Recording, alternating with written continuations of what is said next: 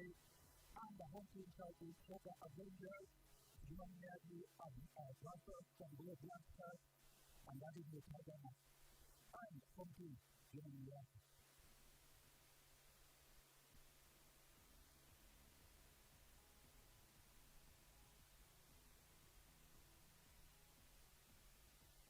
And we have been a player, yes, yes,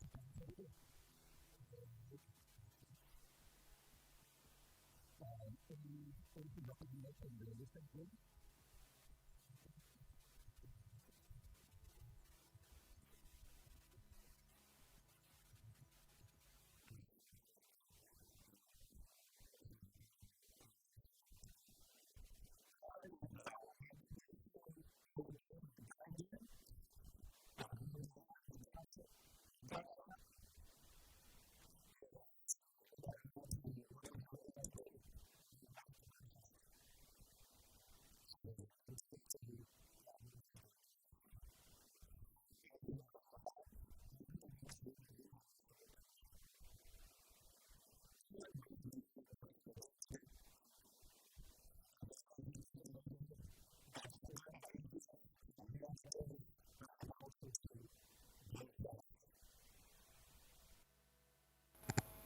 And that is indeed the decision to ball fast. Juma Miyaji, the captain of the Choga Avengers, as you can see there, just getting his mechanics and biomechanics going, getting ready.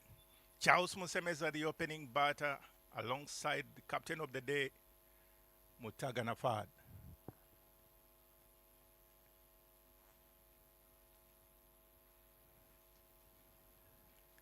It will be quite an interesting day of cricket. The sun is up and out, hot and blazing.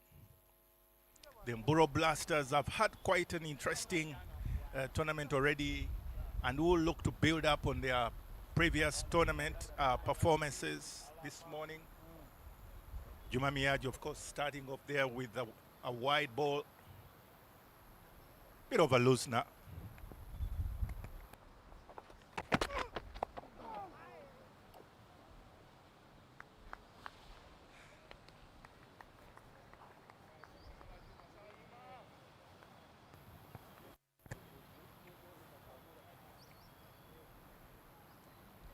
Off the body there, as you can see in that replay. Juma Miyaji coming through with express pace. And Charles Musemeza beaten for pace in that particular moment. But they will take the runs whichever way they come, the Mburo Blasters, because they know that earlier on in the power play, even with the fielding restrictions of only 2 players outside the 30-yard area,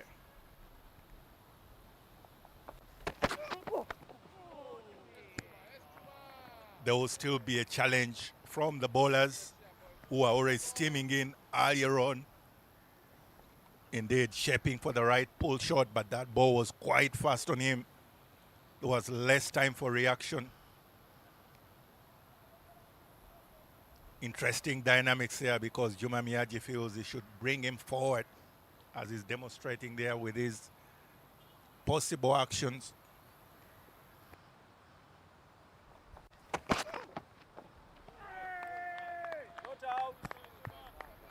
Beaten for pace again. Already some good express pace coming through.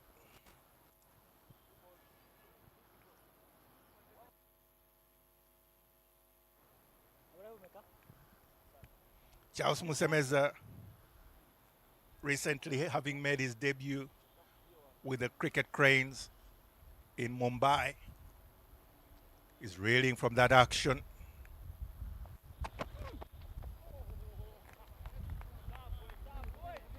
And so, in a sense, that is now his compatriot in Juma Miyaji. He will look to give him a good challenge as an opening batter.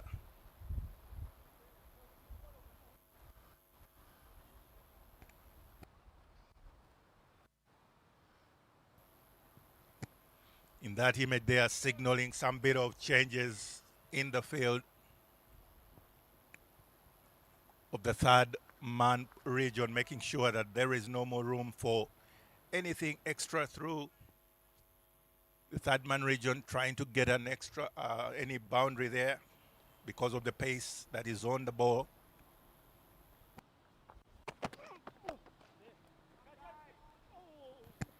Booming drive right through the long off area, mid off, and beating the fielder there at short mid off.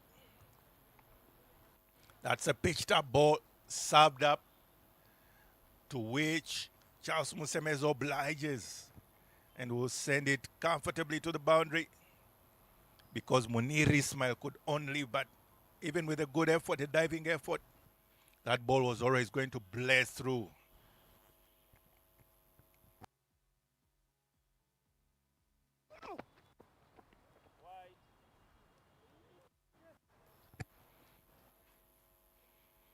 It is still early days. It is just a very fast over. The first over of the power play. And Charles Musemeza with his captain of the day, Fahad Mutagana, facing off to Juma Miyaji's express pace. It's turning out to be quite a contest because there was already a couple of extras in the over and a couple of boundaries. Everything is lighting up for the over, much to the delight of the Mburo Blasters.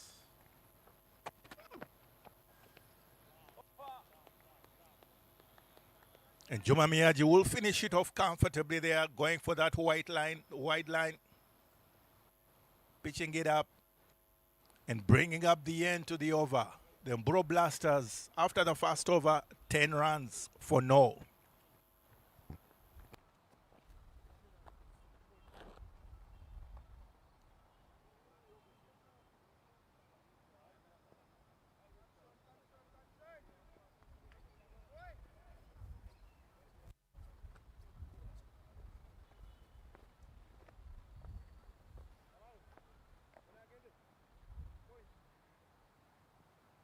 Middle.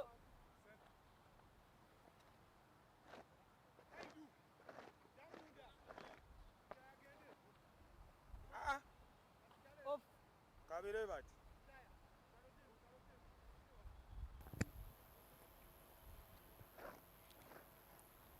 Charles Musemeza and Fahad Mutagana will continue with a good job.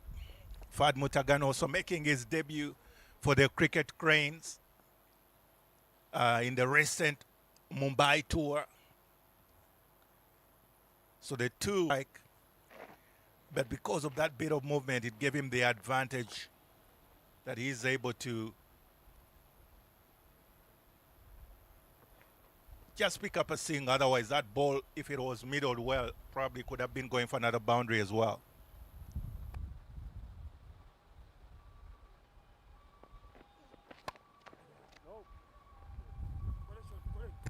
It's another full toss. Richard Agamire yet to find his bearings. As you can see, they are trying to make sure that his fingers have the rightful grip. First ball was full pitched up. Second ball is a full toss. He's certainly still finding his ranges, but everyone knows his ability. That man in your image. He's bowled previously well for Uganda during the Challenge League B tournament.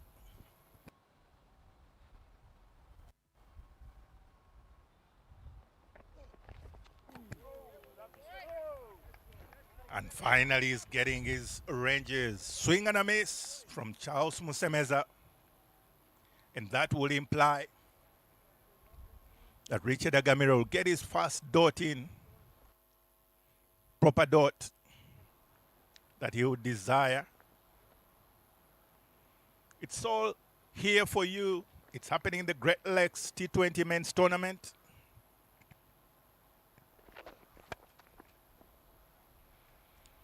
And that's Charles Musemeza indeed at his best. Clean hit, clean as a whistle. Because that is pitched up just within his arc. And he obliges hitting it to the safest place. As you can see there, it's on for the servings, and he obliges straight to the screen. Safest place that you would want to hit that ball, right behind the bowler.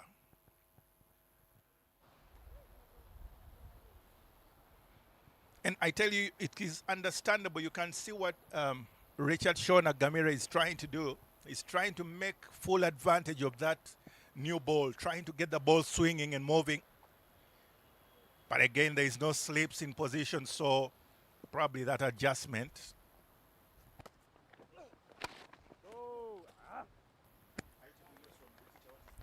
That adjustment means that because the wicketkeeper has come up to the stumps, he will definitely try to pace well his deliveries and make sure that there is no option of giving away any freebies.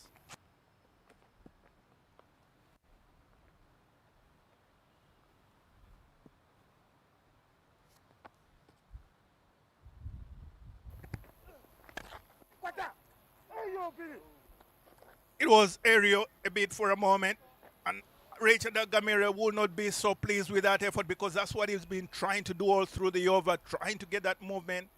It's a dropped catch. Dan Keith Amani, the guilty party. And Charles Musemeza will leave to fight another day.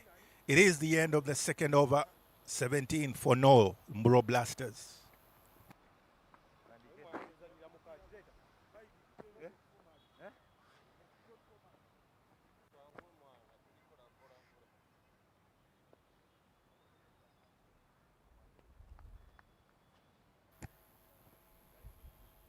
And there will be an immediate change from the Ginger Road end. And I'm not alone in the comms box. Innocent Ndaula, the Prince of Kampala. Welcome, Innocent. Good morning, Mike Ondiko. How have you been? Been very well. Good to see you again. Always a pleasure to have the knowledgeable brains of you here in the comms box. You add wit and notion to the game. And it's always a beautiful cause. But it's a beautiful morning, nevertheless. You're so kind. Well, that man then, the image, Ivan Baidu, they will require a lot from him.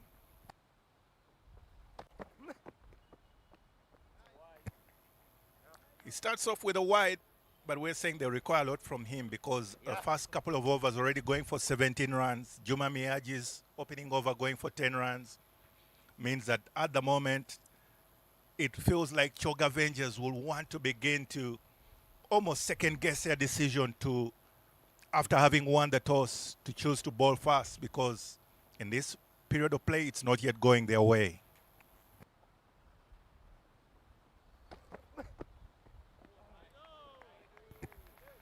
That's beautifully bowled. Right in that corridor of uncertainty, fourth stump region. And of course, left-arm bowler Ivan Baidu just getting that ball to shed away from the right-hand batter. And Fad Mutagana will know better as an opening batter that yes, he has all the opportunities, but also his team requires them to get them off to a good starting flyer.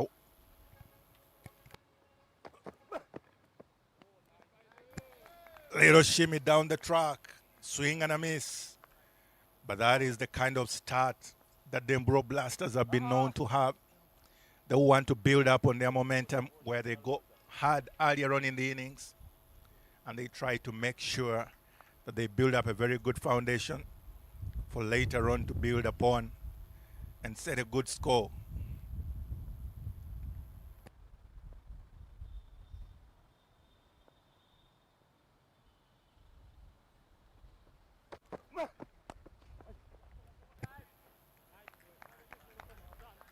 Good effort there from young Gerald Olipa. As you can see in the replay there, still within his follow-through, Ivan Baidu had to take a bit of evasive action. And Gerald Olipa definitely saved the boundary right at the 30-yard mid-on region.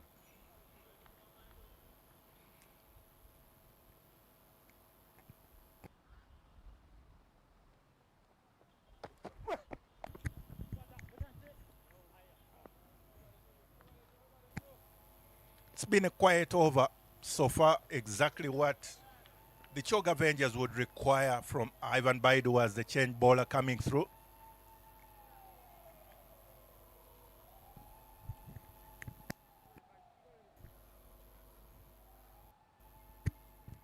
Good tactics display here, of course.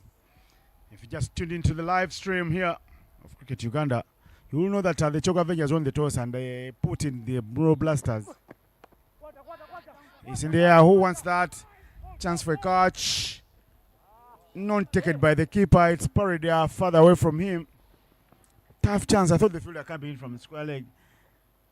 Showed a lot of laziness to leave it for the keeper, Cyrus Kakuru. Man of the match yesterday, Cyrus Kakuru in the National League.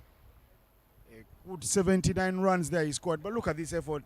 Look at the two fielders. Guilty parties of leaving the keeper to run more than 20 yards.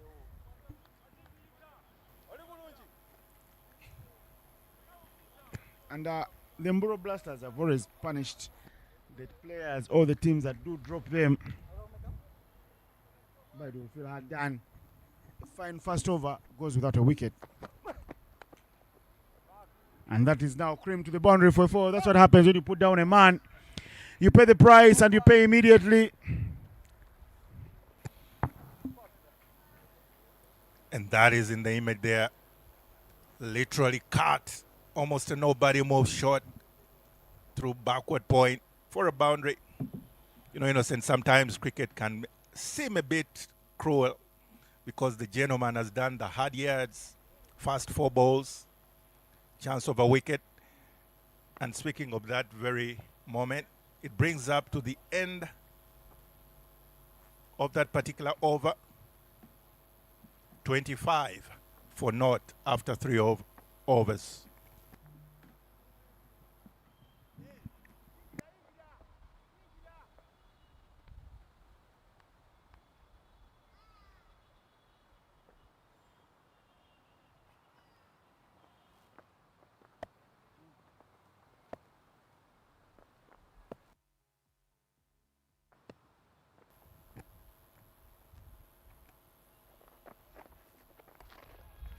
Juma Miyaji having changed ends, choosing to come through the shell end.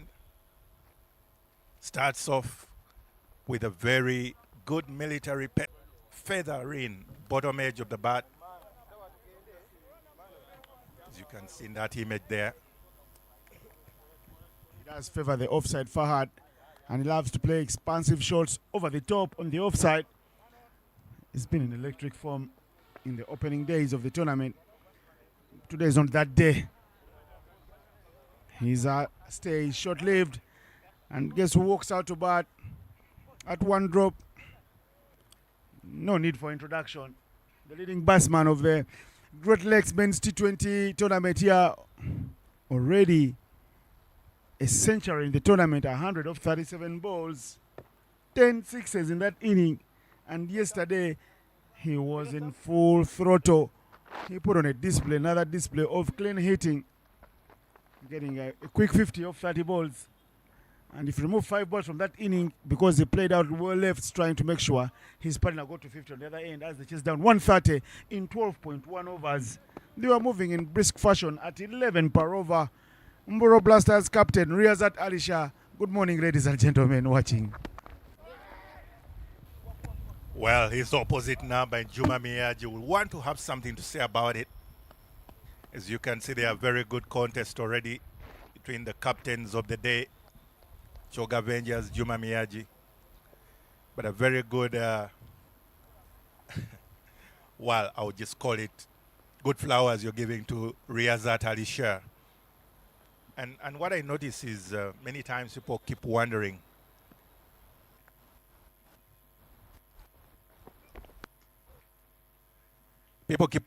whether it is the same Riyazat Alisha of about a couple of years ago, forgetting that in the game of cricket, you never write off a man as long as he's still out there in the middle.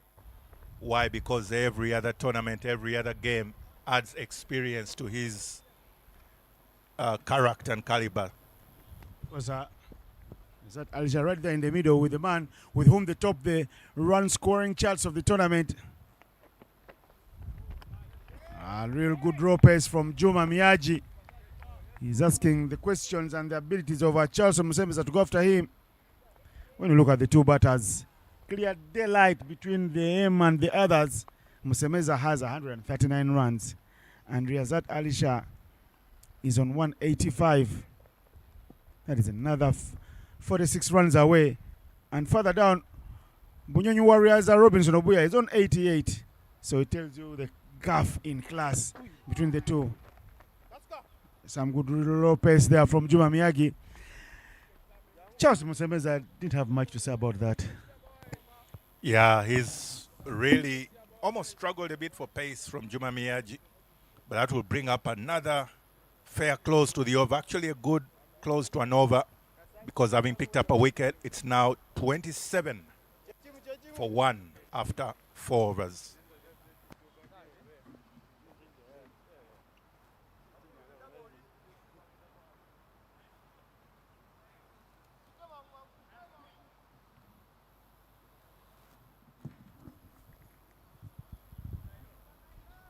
Fine over from Juma.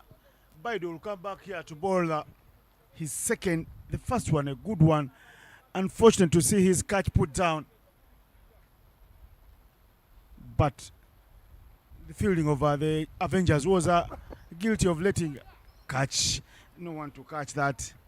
Musembeza will take a liking to that. Anything you stray away from him, he doesn't have to do too much. He just throws his hands at it, finds the placement. Once the placement is right, then all is good, because it's a Monday morning and it's a working day.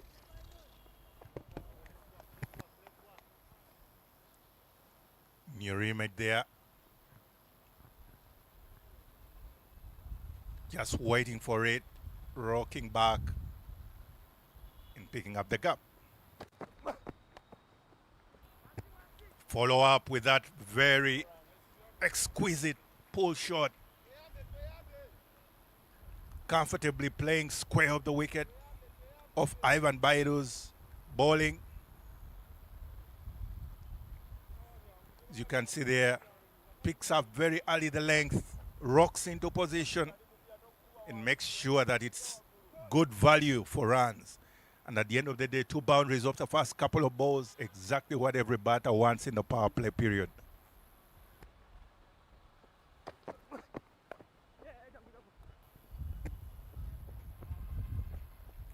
And very intelligent batting, quick single taken after that. It turns out actually into 3 because of an overthrow without adequate backup. It's all going haywire at the moment in this over for Ivan Baidu. He will not be impressed with his colleagues at the moment. In some changes already being run out there in the middle. He wants to see the adjustments to make sure that he gets better protection. So third man will be brought in as deep square leg goes down and long on at the boundary.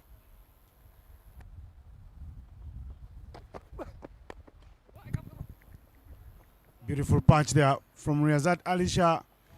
Early on in his innings, he plays a lot on merit, and that's how he goes about business. I was lucky to have the former Cricket Cranes captain in the comments box with me, Davis Karashani, and he was waxing really cool about Riyazat Alisha's potential, and he was saying that Uganda is very lucky to have a man like Riyazat Alisha, a man who knows the game, who dreams the game, and who thinks the game, a man who has it ingrained in him to be a match winner from early on when he came in Uganda as a teenager.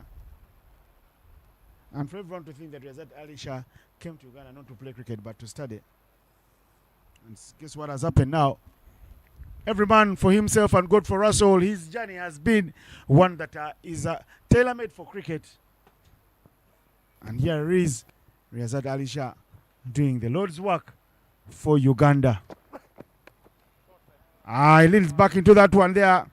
Charles Musembeza punishes Baidu. No real pace on that one. Just little leaning back. And Charles Musembeza's good hands do the rest of the job. They are rocking back again. This time going aerial. Gets a maximum. That's exactly what the two batters out in the middle there are about.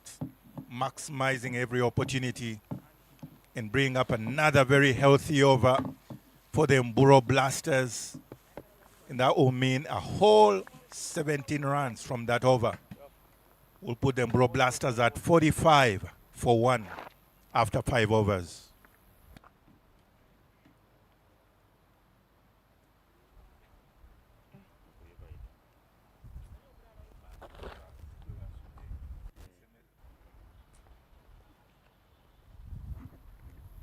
Dropped before the 20s. Musemeza is continuing to make them pay. A second life is always sweet. And you know, sport is always forgiving. You get second chances. And here's one man who's gotten a second chance in life. Richard Agamire. Gone away from the game for a couple of years. But he's come back and he's found some sting in his tail. A dreadlock rasta. You can call him now because he loves also his music. And he has a little music career going on somewhere. But now cricket calls and Sean, like he's called by everybody else, is back into the bowling arena. Lofted over just the bowler's head, not trying to overhit it. And look at the effort on the boundary. Superb stuff to deny Riyazat Ali Shah a boundary. And look at Sean Nagamere there, applauding and acknowledging the effort from the fielders. Calvin Watua putting in an athletic effort. At one point I was afraid there for his landing, whether he would land on his shoulders. But he just sheds off the dust and is back up. I tell you, these lads are strong, Innocent.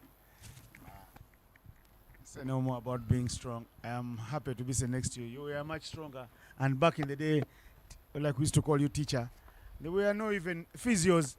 But these days the youngsters are a little very, very, very soft. There are a lot of physios, strength and conditioning coaches. Back then, no one would say I'm injured. With niggles, bruised fingers, half limbs. People were walking into play half fit. And the coaches would say you are either fit or not fit. You cannot be 50%. But now the physios are getting a little dramatic, saying, the player is only 70% fit. What hogwash? Not in your days, teacher. Well, that is what they are about these days. That is Gerald Olipa. What an athletic effort, almost like a basketball dunking. He picks it up, literally snatches it out of the air. This is the fixture that Alisha was talking about yesterday, saying they need to beat the Choga Avengers to go top of the log because the Choga Avengers remain unbeaten. He's unlucky at the toss. And guess what happens now? Richard Agamire. One time, an opening bowler for the Cricket Cranes. One time, an opening bowler for the Cricket Cranes. Very good swing bowler in Suleiman Sharif. And again, he is the latest champion of the National League with Tornado Bees. Very down to you, Sule, yesterday. What a knock, a resilient knock from him to stay on the crease and leave Anas Beg to do the talking as he grinded in ginger and grinded. Not like him. 20 from 45 balls at one time for Suleiman Sharif. But today is a T20 game, different ball game. Let's see what he can do with the captain gone. He starts with fireworks, taking Richard Agabire to the cleaners. He says, what Riyazat Ali Shah can do and what he fails to do today, I will do for him. I tell you, I was just about to say Suleiman Sharif, as you can see in that image there, picks up very early on the length and deposits it down all the way through mid-wicket region, because earlier on he's also been known to be an opening batter, not for the Cricket Cranes, but for his outfit of Wanderers before the previous team.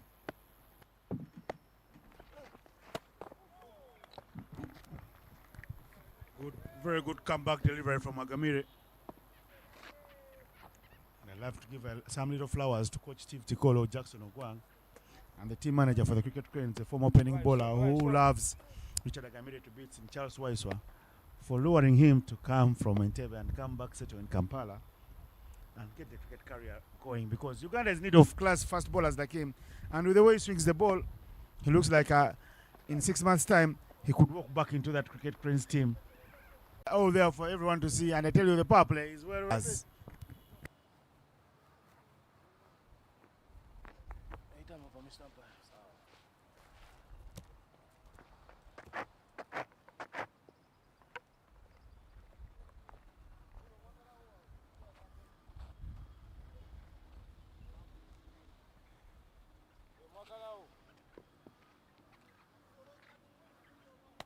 change of border coming right arm over. Shoni, what happened? Sada, okay. What happened? Right. Power play. Jangu. How are you? Good morning.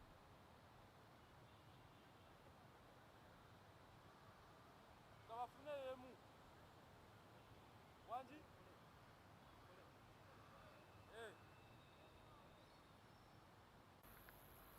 Replacing Richard Agamire.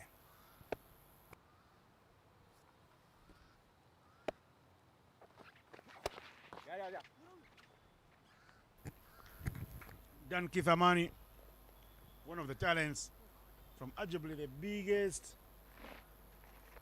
and the biggest, I mean this. Back in the day, it used to be Ginger.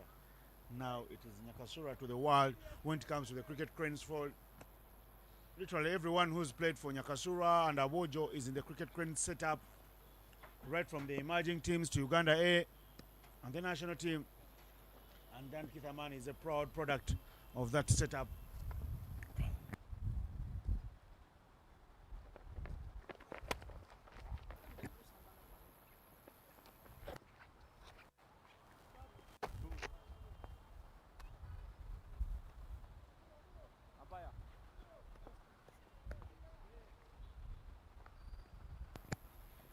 Dan Kithamani with that very interesting characteristic bowling style.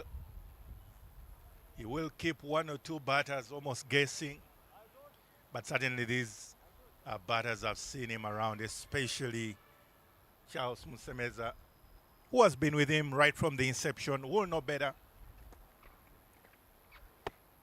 But wait to see how Suleiman Sharif responds, because remember, he likes a good scoring rate.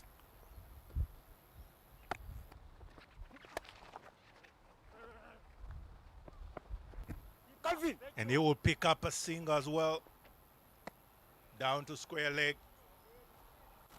Well swept out there. Good patrolling of the boundary by Calvin Watua.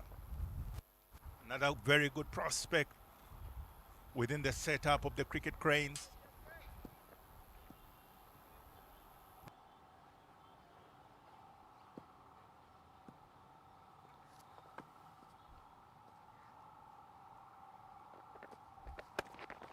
Thank you. But you know, Innocent, you must notice something interesting, because Dan Kithamani coming all the way almost from the 30 yards for his pace. And yet the keeper in Kakuruch, Cyrus, is standing right up at those stumps. A very interesting, almost ironical picture. But it's happening, it's all here at the Great Lakes Men's T20.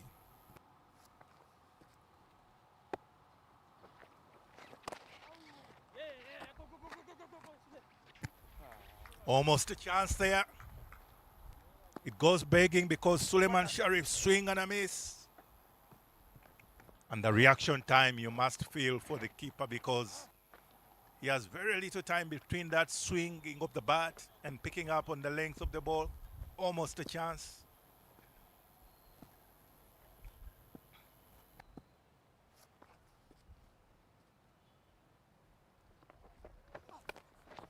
Thank you.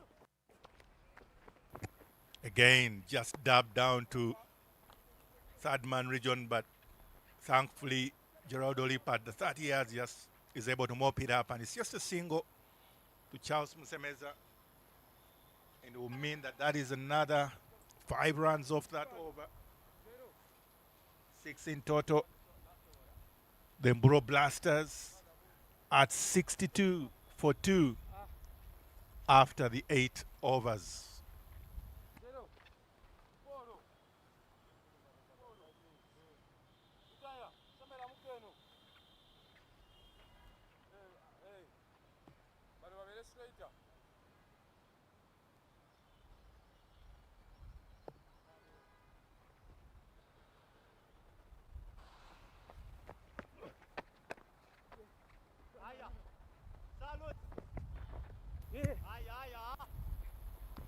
A fine fielding show on the boundary there. Very fine fielding show here. You look at this scorecard, they had a 55, 53 to 55 in the power play. And now the next 2 overs have literally been a little quiet. But they're looking to up the ante. And this is hit down to the sweeper. Luton Fire. Call him Ronald Lutaya. Is there. Msemeza now being looked at by his team as the man to push them on. With full sights and sounds here over the Lugogo bypass. The famous road for every cricketer. Shimmy down the wicket and it's muscled all the way into the Ginger Road. The Lugogo bypass was in your frame, but this is now Ginger Road, the only highway that will take you out of Uganda to Kenya. Flight on offer, and Munir Ismail is punished, rightfully so. Hopefully that bike man is safe. But that has gone all the way almost to the electricity plant there.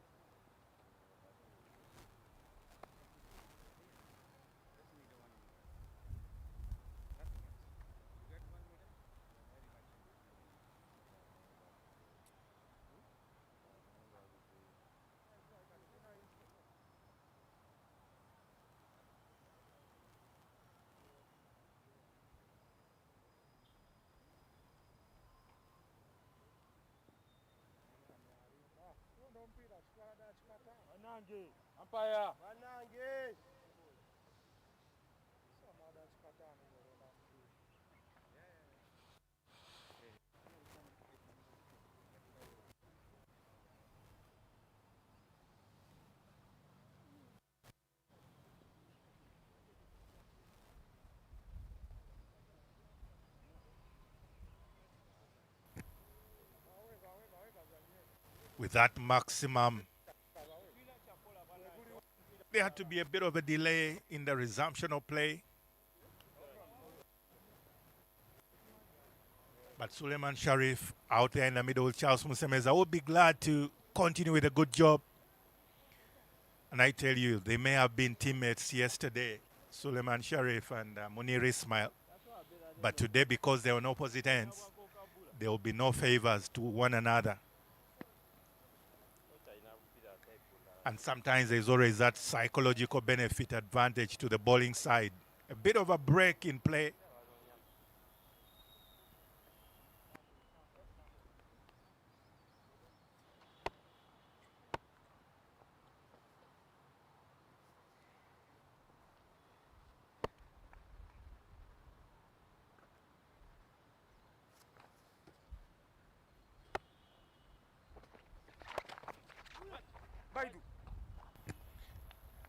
And that will be the continuation from the shell end.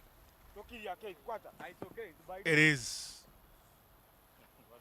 Dan Keith Amani there in your image.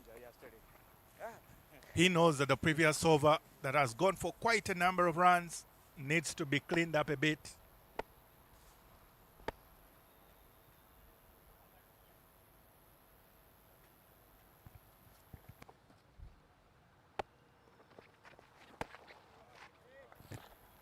Very effectively done there by Dan Keithamani because of the kind of pace that he's delivering those balls at. He can't afford to get into the arc of Suleiman Sharif, who has already showed interests of going over the top. So he has to just ball it just a shade of short of good length.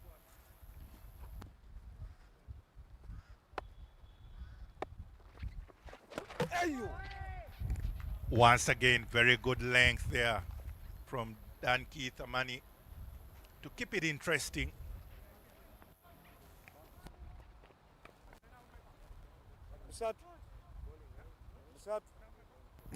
And there will be a bit of that mid-wicket conference. Suleiman Sharif and Charles Musemeza will have to discuss how to go about their business. This time not stand out.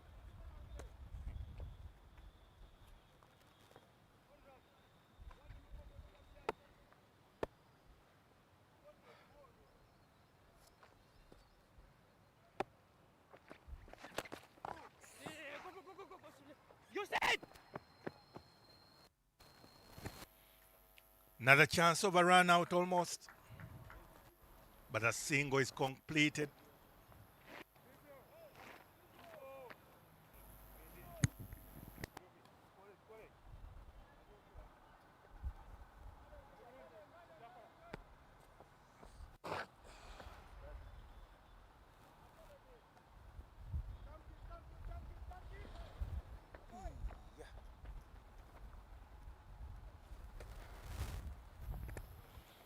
Dan Keithamani is over, trying to make sure that there is a bit of cleaning up, mopping up job in this over.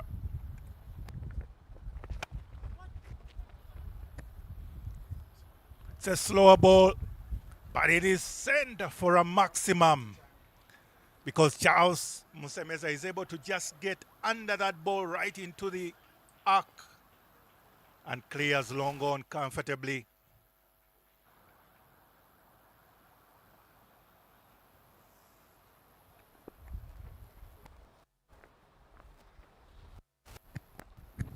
Clean hit for that man, Charlie.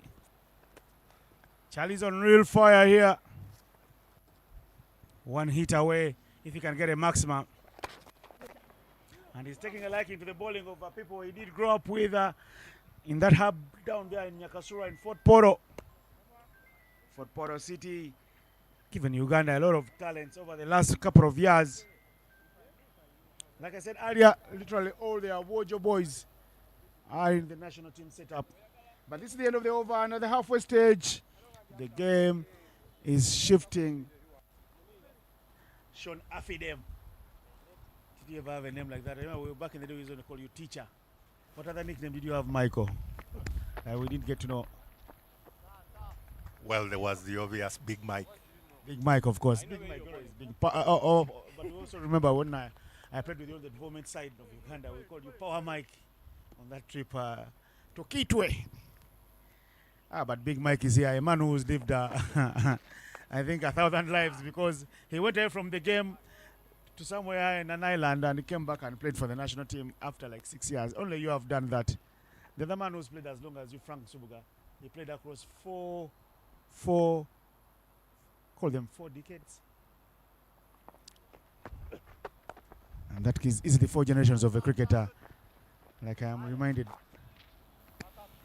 Yeah, you must give credit to people like Frank Subuga, great servant of the game, been there, done that, most importantly made it to the World Cup team.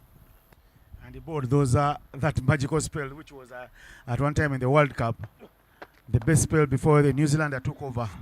That is slapped straight to the side screen, but Juma Miyagi won't be giving away boundaries there. He only gives Suleiman Sharif and Charles Musemeza one. Frank Subuga's spell there in the World Cup.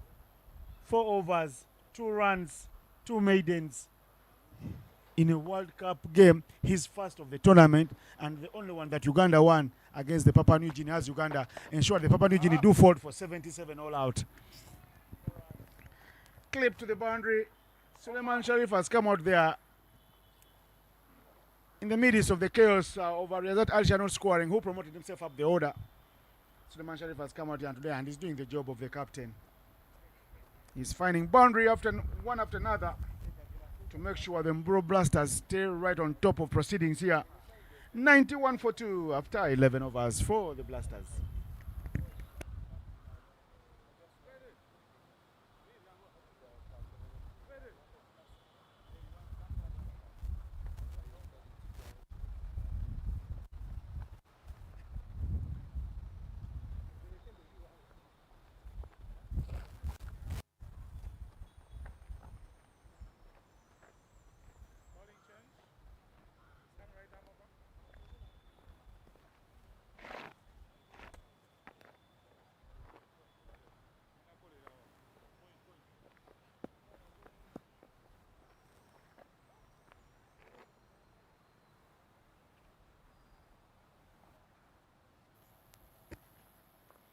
And it will be the change in bowling at the shell end as Gerald Olipa, known for his batting antics. That's what happens. Up front, there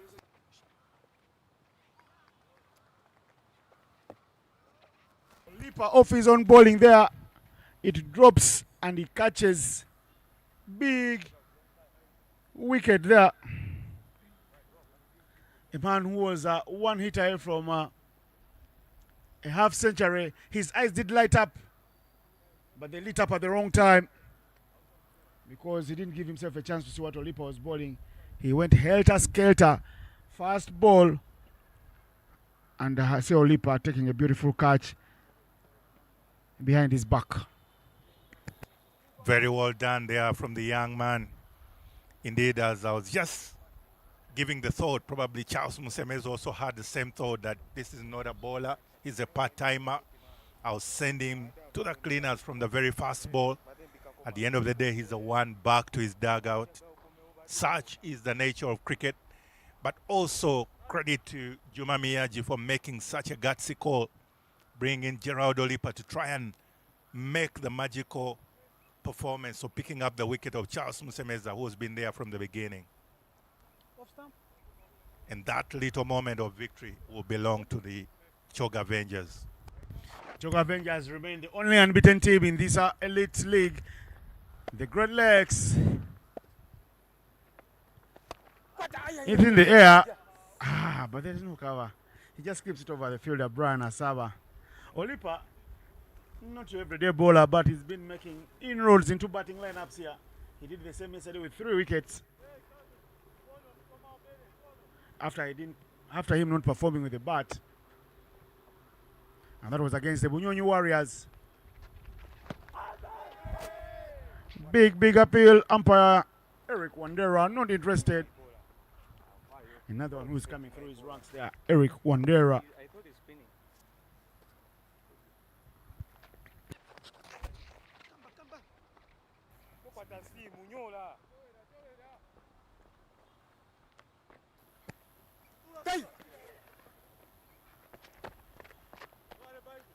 And Gerald Olipa will not feel happy about his performance there, giving away those wides. At the end of the day, costing his side. But most importantly right now is that the Choga Avengers need to regroup further. Having picked up the wicket of Charles Musemeza, it is a great opportunity to try and make further inroads to this runaway side that the Mburo Blasters are. Come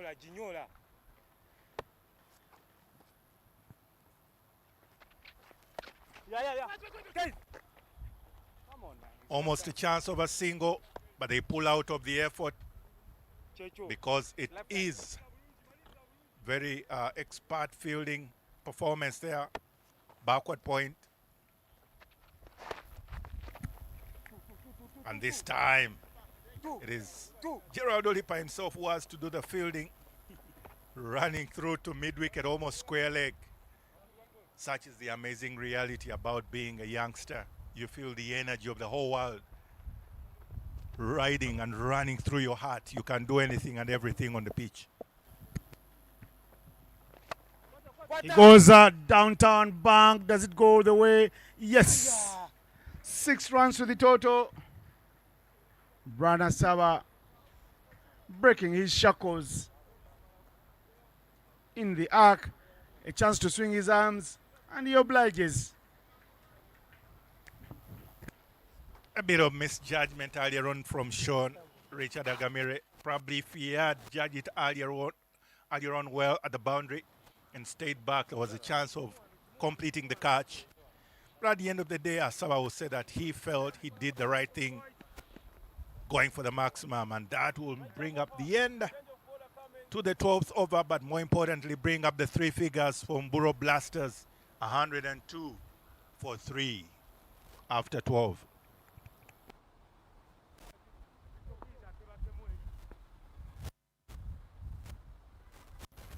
Aziz Tandia again shimmy down the wicket. More runs on board. Aziz Tandia is introduced into the attack. He got a first bite of the cherry yesterday, and he bowled a superb maiden against the Cricket Cranes captain for the Mumbai tour, Fred Achelam.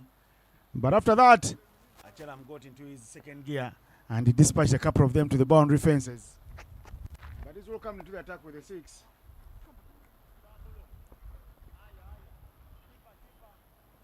Chance throw to the keeper.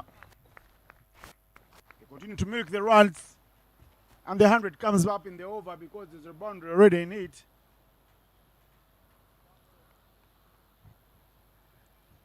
Aziz, nicknamed or called by his mates Aziz the disease, but I prefer to call him Aziz the man.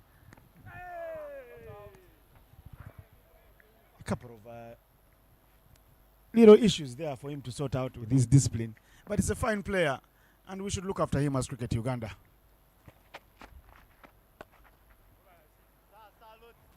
And what they say about youngsters with X factors, they tend to stray away and catch stray bullets. So I think at his age, we need to show him a little more love rather than give him the handoff, if you know little rugby. Well,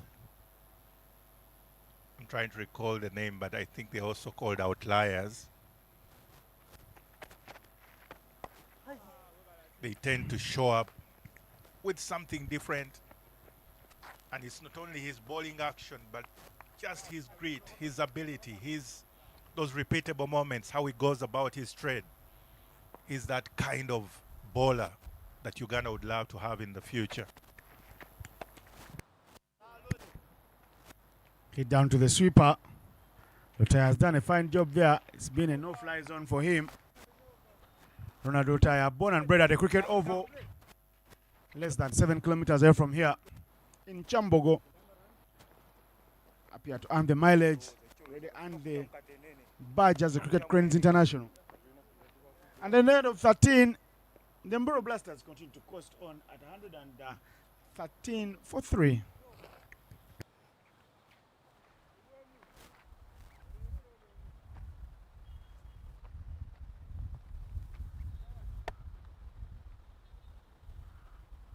Jinyola.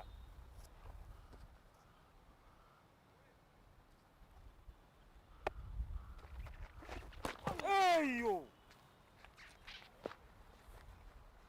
Spinner. Somehow.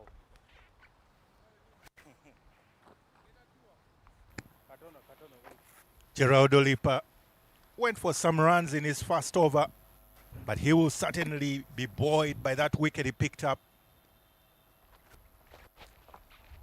Suleiman Sharif, just the long levers coming into play.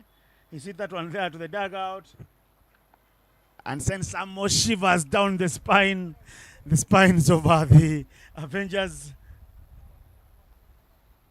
dugout there. Here's Olipa. Tame bowling action. Looks like they don't even hurt a fly.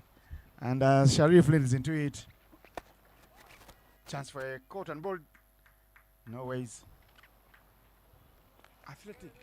And a good bowling, a fielding show from off-his-bone bowling. That's what all coaches desire and demand of spinners. If you're not a good fielder, spare your thoughts of being a spinner. Oh, you may never pick any wicket. Chance for a catch. Quarter is the call. And it's cleanly taken. Robert Owen The 19 international for the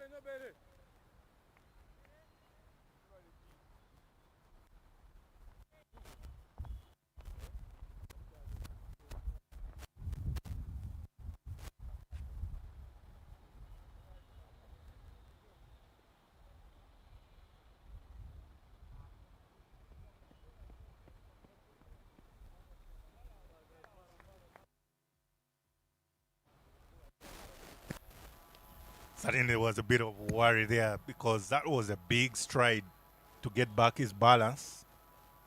But at the end of the day, it's no harm, no foul as the catch is completed comfortably indeed.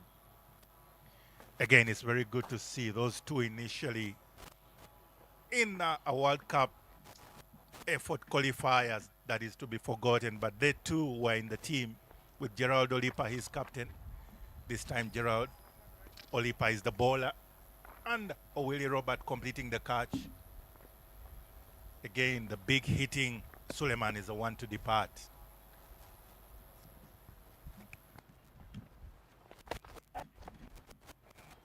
So it feels like Gerald Olipa has the knack for the big hitters only, having dismissed Charles Musemeza and now Suleiman Sharif. They want to beat because today is match number 4 and this is the start of round number 2. The Choke Avengers know if they can beat their main rivals for the log leadership in the Mburo Blasters. They're still right at the top there. For now, the Mburo Blasters are also targeting a victory here, but the things didn't go their way. Like you were at the toss and you saw that Juma Miyagi winning that one and saying, no ways, we know you love to chase. Have a bat fast. Let's see what you can do. End of the over here, the 120 does come up in 14 overs.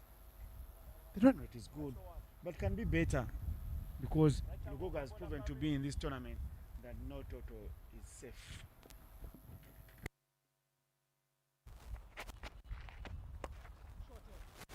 Well, Aziz Tanya there, speaking of Nototo being safe, the Mburo Blasters will continue on right from the onset. A maximum of the fast ball. Edwin Nwagaba will not want to see any sighters. It is a one-way traffic right now for the Mburo Blasters. I think the team ethos is once you get in, make sure you're sending the best message across. Good follow-up there, straight onto the screen. And I tell you, this young man of late, he's also been involved in some coaching. He's the coach of the St. Cornelius Secondary School at the Schools Cricket Week for the girls tournament. But as well in the Mukono community, he's one of the coaches. And I tell you, every youngster would want to learn that shot. Just straight into the screen. Over the bowler, that's exactly where you want to hit that ball. It's always considered the safest place. And after that, he does a sensible thing by picking up a single. Just get off the strike and let the batter who's already been in also have a go.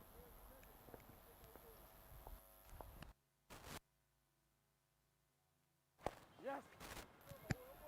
I know, Innocent, earlier on you were saying that Aziz Tanya needs to be really also upheld with some love. I tell you, he needs love right now. Michael Ndiko literally saying the things Aziz Tanya literally needs. Probably a pat on the shoulder just to say, hey, mate, don't worry. It happens to any spinner. But you can still get the wicket and have the last laugh. Because right now, the two batters in the middle seem to have 200 on their sights. Sean Agamile, they are guilty of ball watching and letting the ball come to him for the two batters to pick up a very comfortable single. And that single also meant that it is the whole 13 runs of that over. At the end of the 15th over, it's 133 for 4 Mburo Blasters.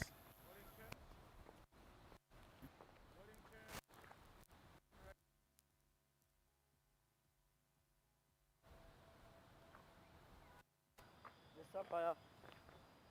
My one.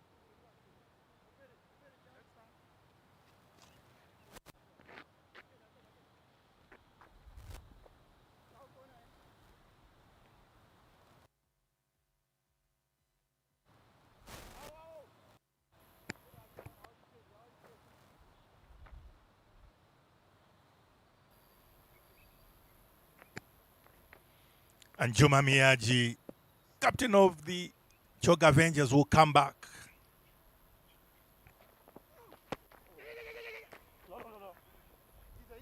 I tell you, beaten for pace. Nuwagaba. It was a quick call over single, and you wonder whether really Asaba Bryan wanted to take the strike, because once he got halfway, he sort of timidly went back to his crease. But very good to see the express pace from Juma Miyaji.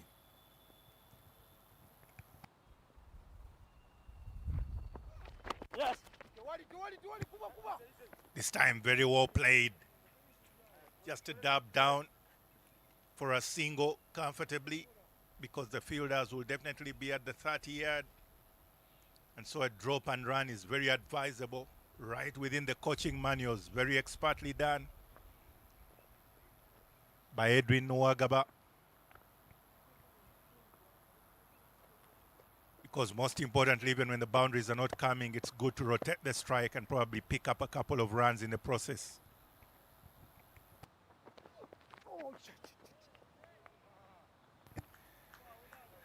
Beaten for pace there. Because it seems that ball just seemed off the seam there, beating the bat of Brian Asaba. And all he could do was just have a look at that ball. Otherwise, it was flying to the wicketkeeper, Cyrus Kakuru.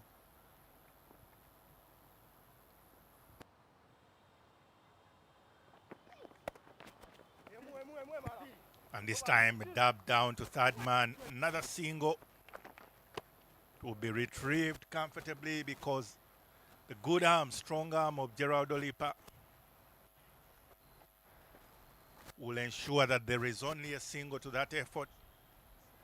And at the moment in this over, a bit of a quiet moment for the Mburo Blasters, who had 13 in the previous over. So far, only the 2 in this over. A couple of balls to finish the over.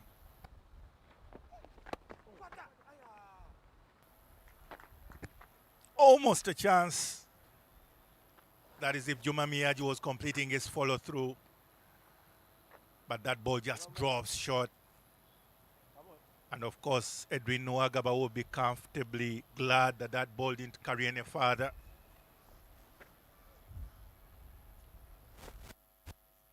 It's good to see Juma Miyaji's energies in this particular period of play. No. It will be another dot ball to bring up the close to the over. Just the 2 runs from the over. And it is the 16th over. Mburo Blasters 135 for 4.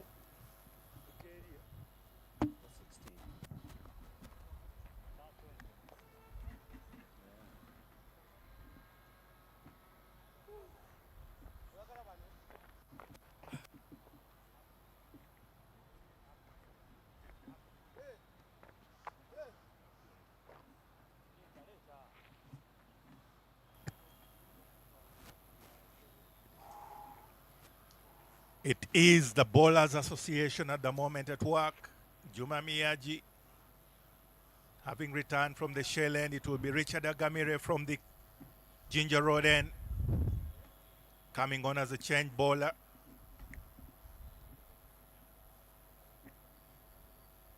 And I'm sure the 2 batters in the middle will be thinking about how to go about this period of play with already 135 on board.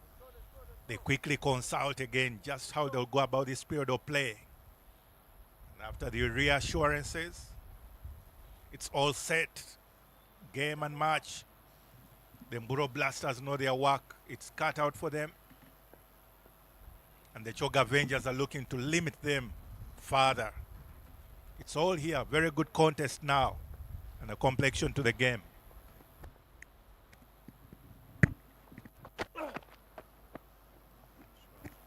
Cheeky, but effective. Brian Asaba had already made up his mind. In the past, it used to be called premeditated, but yes, he gets into position early.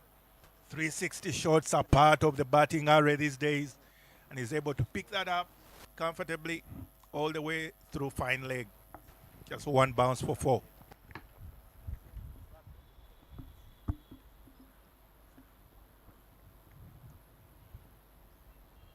That was like 176 set by the Mburo Blasters against the same team, Choke Avengers. Were literally chased down because that game ended up in a super over. As the Choke Avengers did 3 runs in the last over, and the tail end failed to chase it down. Only managing 2-run squad by the bowler Agamire. The bowler right now, Agamire. And he was guilty of playing too well left that final over, as the game was forced into a super over. Tight overboard by a young man there, Hamid Monigwa. And the super over was dominated entirely by Juma Miyaji, who came out to bat and hit Bilal Hassan for 14 runs in that over, and then coming and only conceding 4 runs while bowling to Riyazat Alisha and Charles Musemeza. So this is the big contest of the game, and comes early on a working morning. I don't know. I would like to put you on the spot. What do you think is enough? Well, enough if you're from Mburo Blasters. You definitely look at 175. But if you are the Choke Avengers, you feel enough is only 150. So it's a very good challenge right now. Very well said.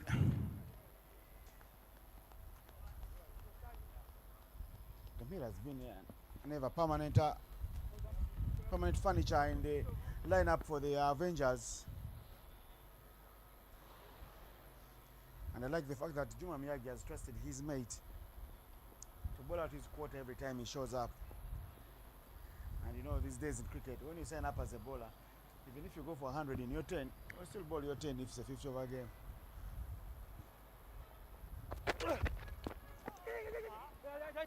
Proverbial saying of horses for courses. And a very good effective run out completed by Cyrus Kakuru. Wicketkeeper, calm, good field at this point in time. Mix up in the run calls there between Nwagaba Edwin and Asaba Brand resulted in Nwagaba Edwin being stranded in no man's land. As you can see there, not even in your frame there, is Nwagaba Edwin. Distraught, disgruntled, and disappointed. Indeed, the Choke Avengers needed that breath of fresh air and just taking a bit of a drink. It's quite hot out there in the middle, I tell you. But it's a perfect day of cricket today. And these two, the two teams that are in the middle, they have everything to play for. And earlier on, you were mentioning that gentleman. He does walk on to bat this time, Bilal Hassan. He's known for his antics because every member of the Bowling Association believes that they are very effective batters at the end of the day. And he would want to hit Richard Agamira at least for a couple of boundaries.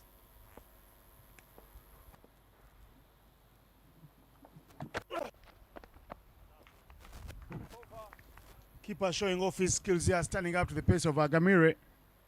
As we come to the end of the 17th over, 140 for 5 for the Mburo Blasters.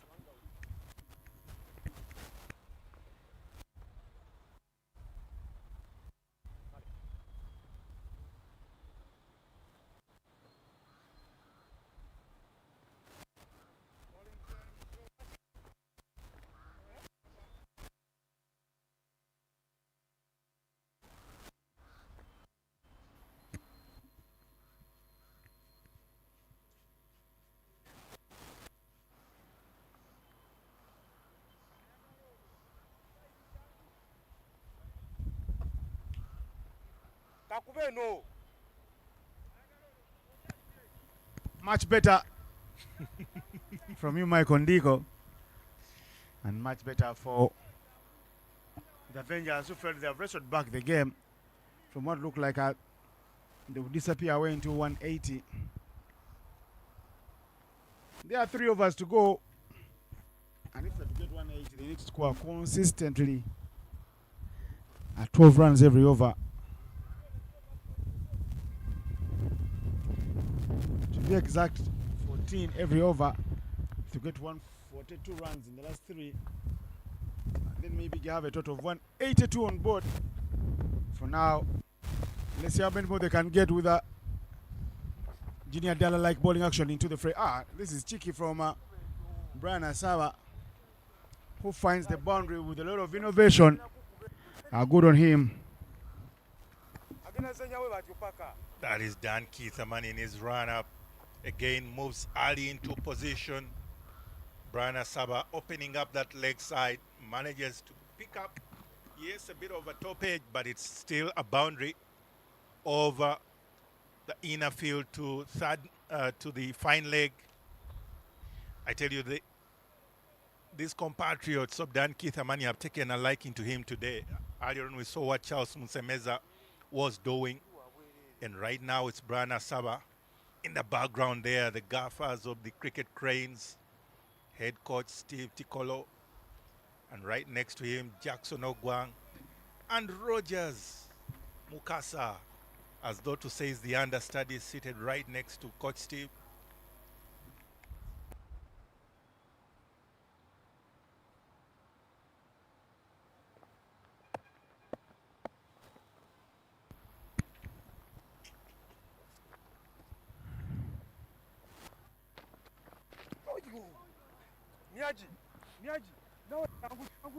Probably trying one too many to open up that leg side.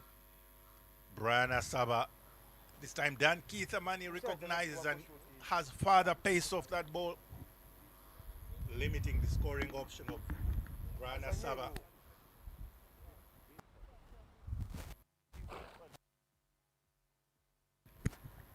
He's got to do well here, Keitherman. His job is to make sure many runs scored in his over. Juma Miyagi will have something to say with one of the last 2 overs.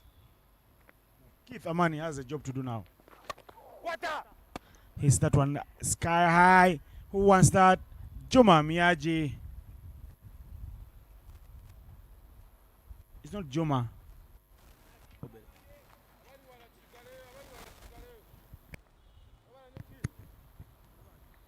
That's how it goes. High up in the air. A lot of height on that one. Juma Miyagi in your full frame there. Completing an easy take. He got underneath it early and he completed the catch.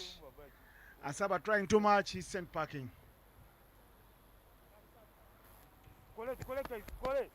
Well, it is that period of play often regarded as death overs for the bowlers, but full aggression for the batters. And probably Brian Asaba thinking it could be as aggressive as possible, much to his detriment in that particular point of play. And that means that right now the target of about 175 was, Innocent, you've been saying 182, which looks really a mammoth score, becomes more and more elusive for the Mburo Blasters, because Obi Yunus will need to play a blinder to get anywhere close to 170. Not your everyday rabbit with a bat in hand, Yunus. He tries to go swinging for the heavens up front of his fast ball. He sees a shade of width and he thinks, this is the one I must be flying. I must go airborne. No connection whatsoever. It's a good delivery. The man who's only gone for 4 runs in this over and picked up a big wicket. 1-4-4 for 6.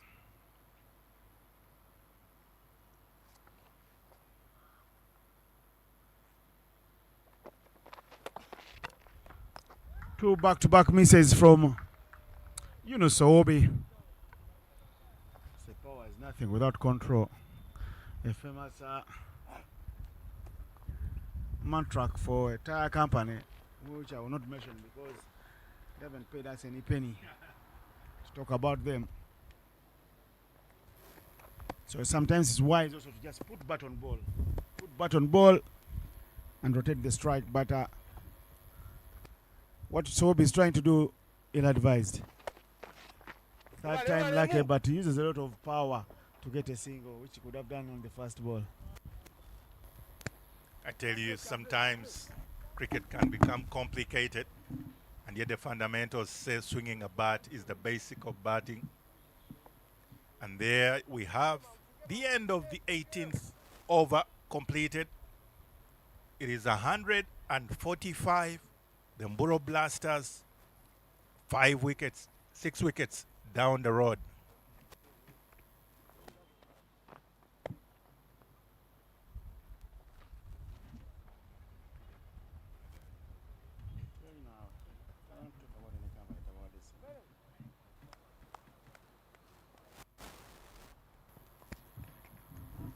It is the penultimate over, and it's given and trusted to that man, Richard Sean Agamire. Will be the man required to bowl easily, arguably the most important over of the game.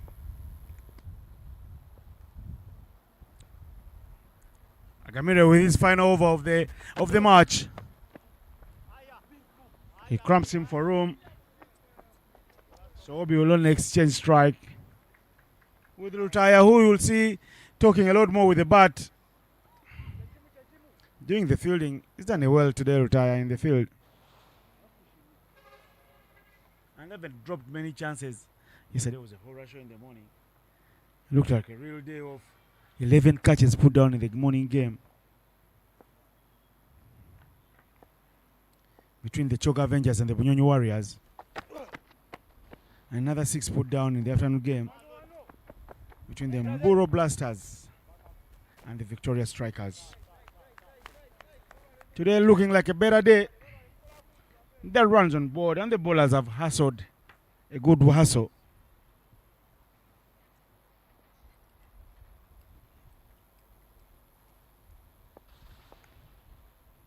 Sean's figures don't speak much of his talent, but he's continuing to get back into. It's in the air. Who wants this? Juma Miyaji. Oh, it doesn't carry.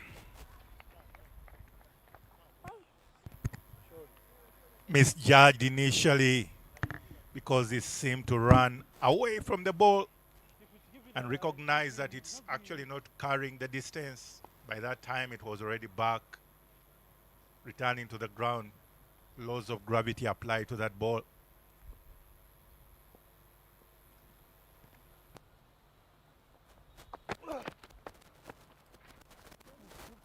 Sean Agamire continuing with a good effort, trying to make sure that he doesn't give away so much and many runs in this particular penultimate over.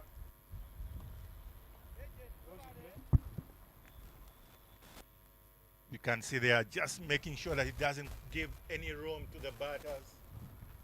How about the effort of Roberto Willie Obele at the boundary? He's put his body on the line for his team. And he's done very well there. The under-19 international for Uganda. Call him a baby cricket crane.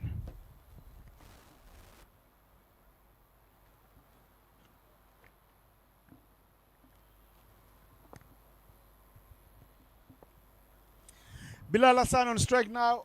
He'll have to play many shots. Just slaps it down the line. They want to. Bilal looking to settle for the second. And there is a fumble. And look at this. Comedy of errors. But it's thrown the wrong end.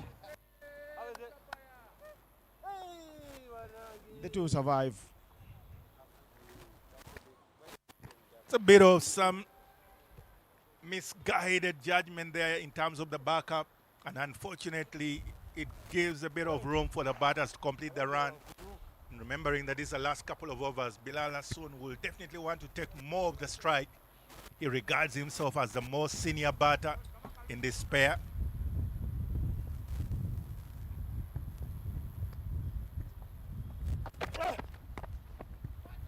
This in the air. What is the call? And that is easily swallowed by Luton Fire. First ever play of the series of the Elite Leagues. When now we played the Waterfalls edition a couple of years ago. It takes a simple catch. And guess who is gone? Bilal Hassan. See you again tomorrow.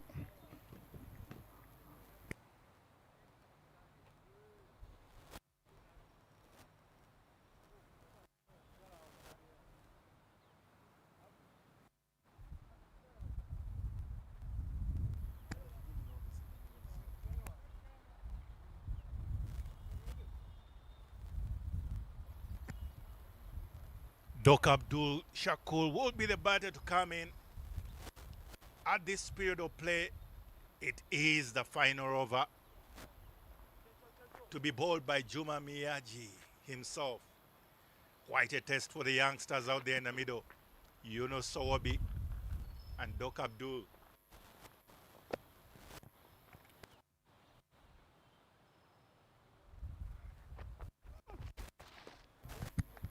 Ropes. Juma Miyagi saving himself for last.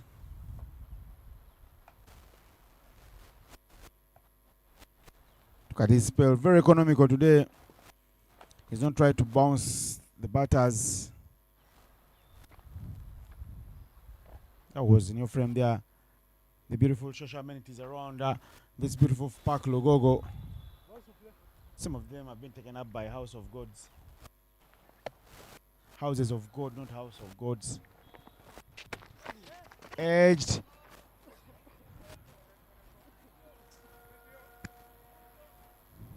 I tell you, that was a bit worrying to me because suddenly, Sowabi was beaten for pace. Maybe a bit of top edge of the bat, but that definitely got the helmet. And why it scared me a bit, Innocent, I tell you, is because he seemed to take his eyes off that ball and turning to almost expose part of his.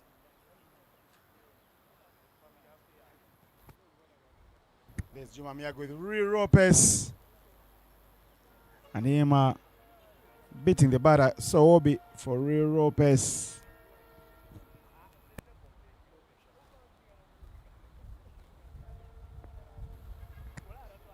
And definitely the concussion test, mandatory test, will have to be conducted. Because I tell you, at almost 140 clicks, that ball getting onto a helmet, probably they will even be checking just to see, as you can see in your image there. But credit to Sowabi not falling onto his stumps for hit wicket. He's still there. And I tell you, these young men are fighters. He really wants to continue on and try to get at as many more runs for his side.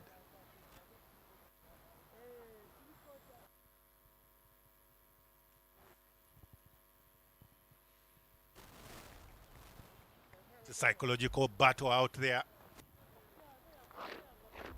And at this point in time, you wonder whether Abdul Shakur will be keen to rescue his mate by taking a quick single.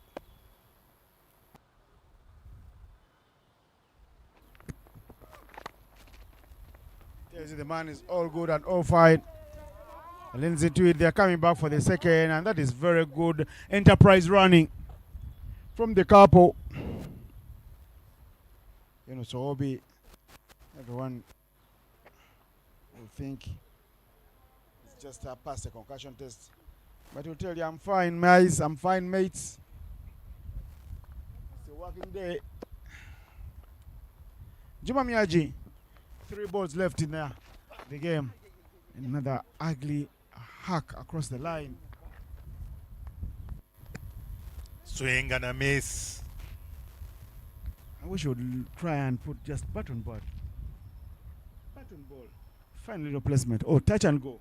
Trust your partner at the other end. He's walking at number 9. It's not a mistake that he's walking at number 9. Oh, it will be a number 11 batter. But trust him that he too can bat, and he too will love to bat. But it's still stuck on 0 from 0, and looks like Sohobi wants to hog out the last two deliveries. Yes, touch and go. That's better from Sohobi. If he done that on the first two deliveries of the game and the previous one, the scoreboard would have been saying 160 maybe. Final ball coming up. Abdul Shakur Doka. One for the future to face. Reminds me of a quick story yesterday of Cooper Connolly not wanting Adam Zampa to face against Bangladesh, but at the end of the day, it is actually Adam Zampa who concluded the innings.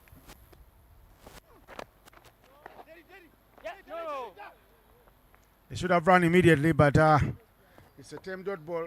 And Juma Miyagi finishes with fine figures of 1 for 15 in 4. He's gone for 3.8 runs every over. Superstar from the skipper of the Choga Avengers, and a fine close out to the innings. They picked out the danger man early. Others, the scoreboard could be telling a different story, but Suleiman Sharif did a good hustle with Charles Musemeza, who fell short of his half century. And this is how the Mburo Blasters finish on 155 for 7. The two teams will walk out, and when we come back in the second innings, you will know that the Choga Avengers will need 156 for victory. This is the match summary loading for you, and you can see how Musemeza actually got the 50. We will get that right in a jiffy. Suleiman Sharif and Brian Asaba being the leading run scorers, and then Olipa 2 for 18, a batsman by tradition, but getting to score, getting to do some work with the ball. And Agamire 2 for 28, still amongst the wickets, and a better economy for him today, going at 7 per over. And the skipper Juma Miyagi, no many wickets, but a fine, tidy, economical spell. 1 for 15 in 4. They end on 155 thanks to 11 extras given to them. And when the Choga Avengers do come back in the second innings, they will need 155 for victory, 156 for victory, at just under 8 runs every over. Catching a bit.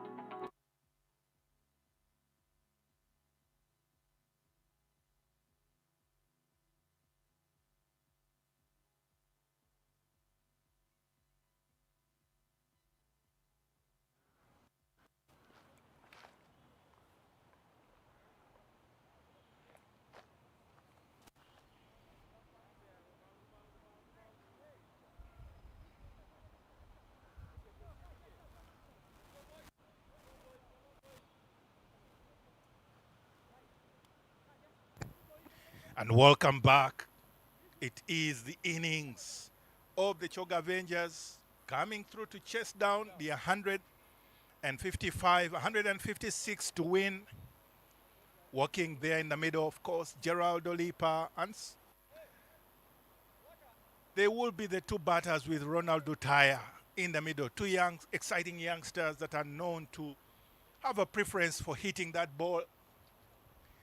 And it will be quite an interesting run chase because they know that already the Mburo Blasters had a very imposing power play of 53 runs for just the one wicket, couple of wickets, and they know that they will need to almost replicate that in their run chase.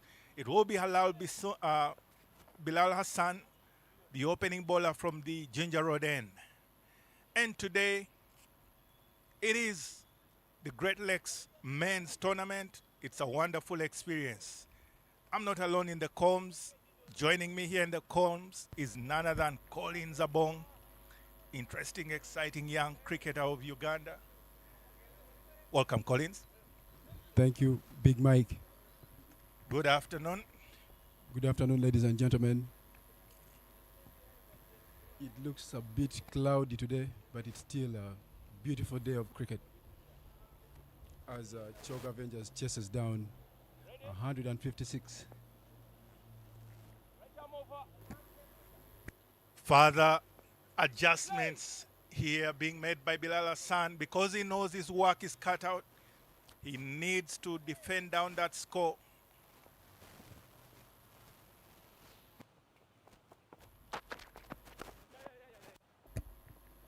Quick single, fast off there. It turns into a couple of runs by Gerald Olipa getting bat on ball. Very good early warning signs from the lanky fellow. Of course, having had his debut earlier on in Namibia, went on to have some couple of good imposing innings right there. It was a very impactful and amazing immersion into international cricket. He's here today in this tournament, the Great Lakes, and he also wants to show that he can actually bat up front as an opening batter. Former captain of the under-19 Baby Cranes. Especially earlier on in the innings, he needs no sighters, anything within his arc. He'll get going, and Bilal Hassan will definitely know much better than to bowl it within his arc. And remember, it's also a bit of a test to the Mburo Blasters as they need to always have to keep adjusting to the left-right combinations. I tell you what. Gone. Balled. He's bowled right up front, the very first ball, because Bilal Hassan knows exactly what to do. That don't put it in his arc, but try and bowl closer to him. And that much to the demise of the youngster. As you can see there in that image, that bit of hint of swing, that ball seeming just altering the direction a bit, and Lutafire allowing it come through his gate. Bilal Hassan, a very seasoned bowler. You cannot just come and try to swing through him. He's definitely going to give you one that is going to come into you through the gate.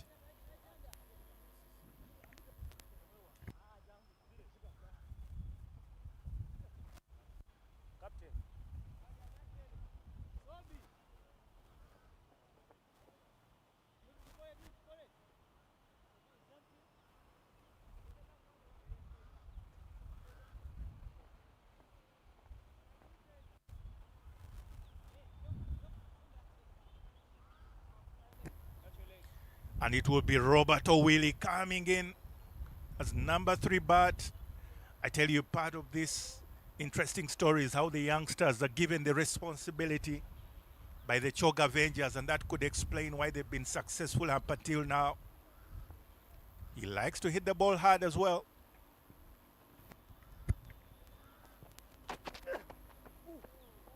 Bilal's teaming in again. Willie.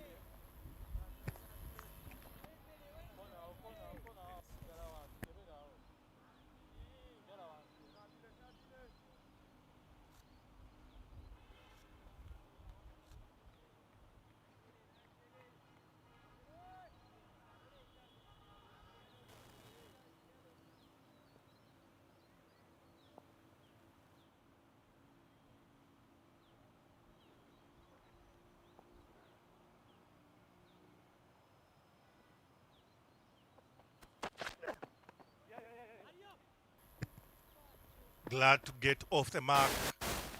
Roberto Willie Obere will gladly want to see his mate in Geraldo Lipa facing more of the bulk of the ball as earlier on, because clearly in this over, he's already taken a liking for Bilal Hassan.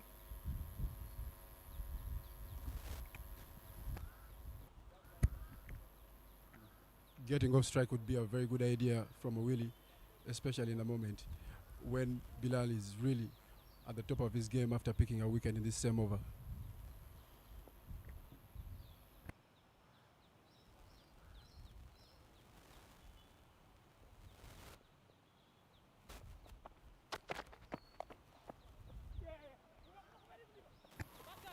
So well hit, backward point. But that youngster there in Munigwa is straight to his left hand and he picks it up early. Seems to be a bit grimacing in pain, but to the joy of his team, the Mburo Blasters, it's just a single because that ball was traveling fast. And that will bring up the end to the first over. It is the Chog Avengers, 4 runs, 1 wicket down in the first over.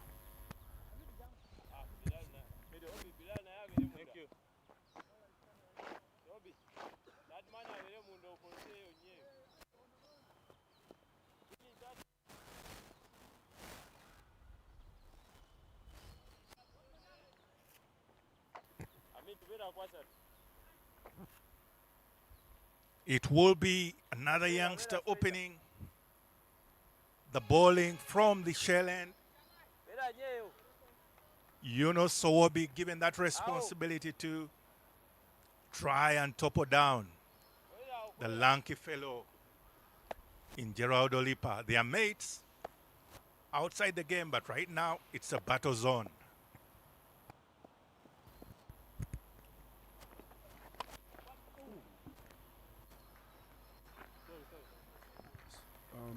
Being a young bowler like Sobi Yunus, choosing early to adjust from trying to steam in and bowl quick, and realizing that using your variations is a better option for you as a bowler is a very good, I feel like it's a good thing that Sobi chose earlier on in his career. It seems to be working for him. Interesting indeed. And yourself, I know, Collins, you've been a pace bowler, an opening bowler before. What do you think could be going through Yunus Sowobi's mind, especially Hassan Bilal has just bowled and a good over the other side? As a bowler, following up after Bilal's very good over, going for 3 runs, is to keep it as tidy as possible, especially in the T20. There they go for a single at point. Keeping it tidy and not giving out any extras would be what Sobi is thinking about in this moment. What kind of areas do you think he's looking to bowl at this time? Will he be looking to attack more? Looking to attack more wouldn't be a bad decision. However, he should be looking at bowling it top of off stump, keeping it tidy. I tell you, that young man will want to know nothing about it.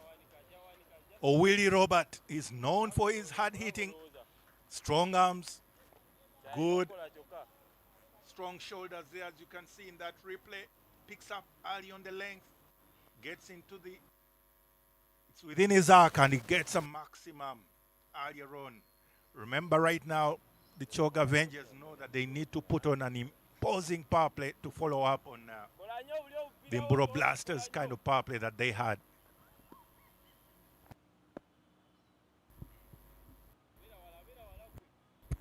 Looks like Willie doesn't care about how tidy Sob is trying to keep it, especially when he balls it right on top of off stump and he still strikes it for 6. And the follow-up there, a bit not the most immaculate sight you would want.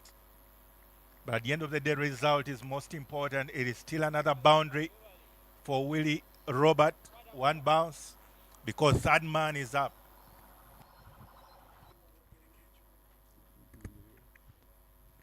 Youngsters like Willie reminds me of people like Zephyr.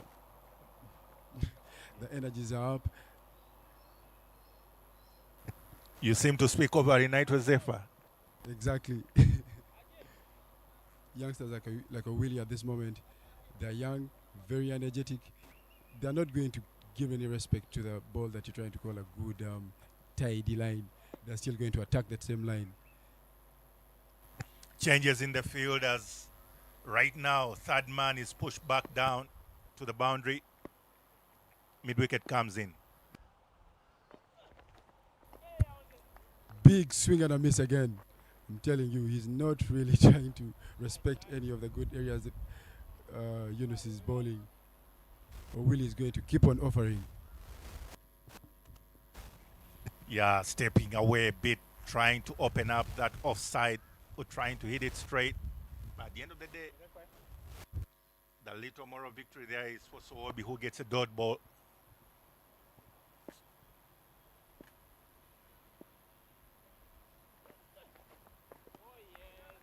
Another swing and a miss. Willie Robert staying much more emphatically leg side of that ball and missing out on making contact because he feels he can fancy himself to take that all the way to shell. And that will bring up the end to the second over. Chog Avengers 16 for 1.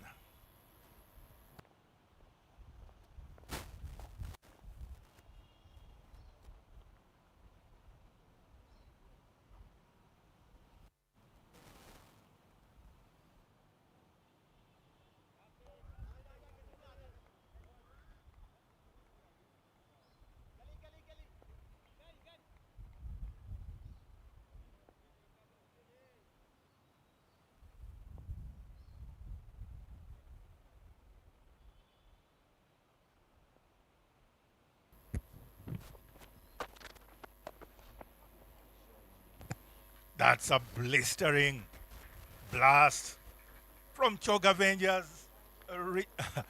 Olipa Gerald there. I tell you, his elder brother is Rogers. I don't know why he sticks to my mind. But as you can see there, picks up very early on the length and makes sure that he stays on top of that ball. Hitting it through mid-off. No chance for Fad Mutagana to stop that. And Bilal Hassan has more work to do.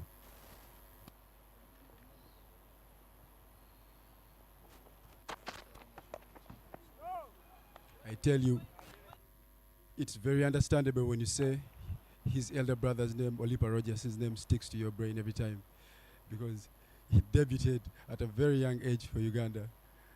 And we all saw what he did. Almost same style of play, easy to get those to hit over covers. So looks like his younger brother. Looks like it runs in the blood. The younger brother gets it easily as well. Very well said indeed, Collins. It's a family affair.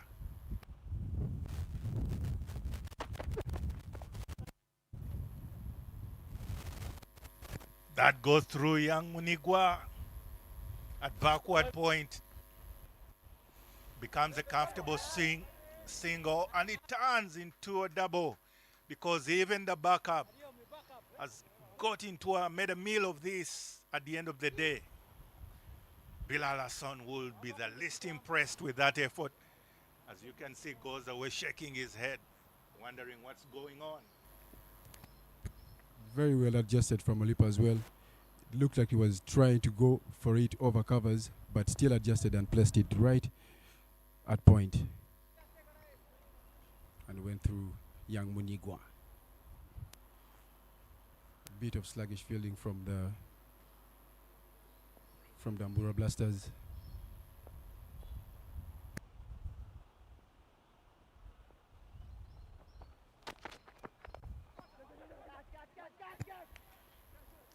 Bit of double sounds there off the bat of young Gerald Olipa. It's still a boundary. You want in that image if it was a bit of gloves and bat as well as the helmet, but I think it, at the end of the day, it just went into right over very fine leg. Much needed boundary in the over. And it's already bringing up 10 runs to the over with a couple of more deliveries left in this over. Indeed, Gerald Olipa is doing the job that he was sent there to do. 15 off 9 at the moment.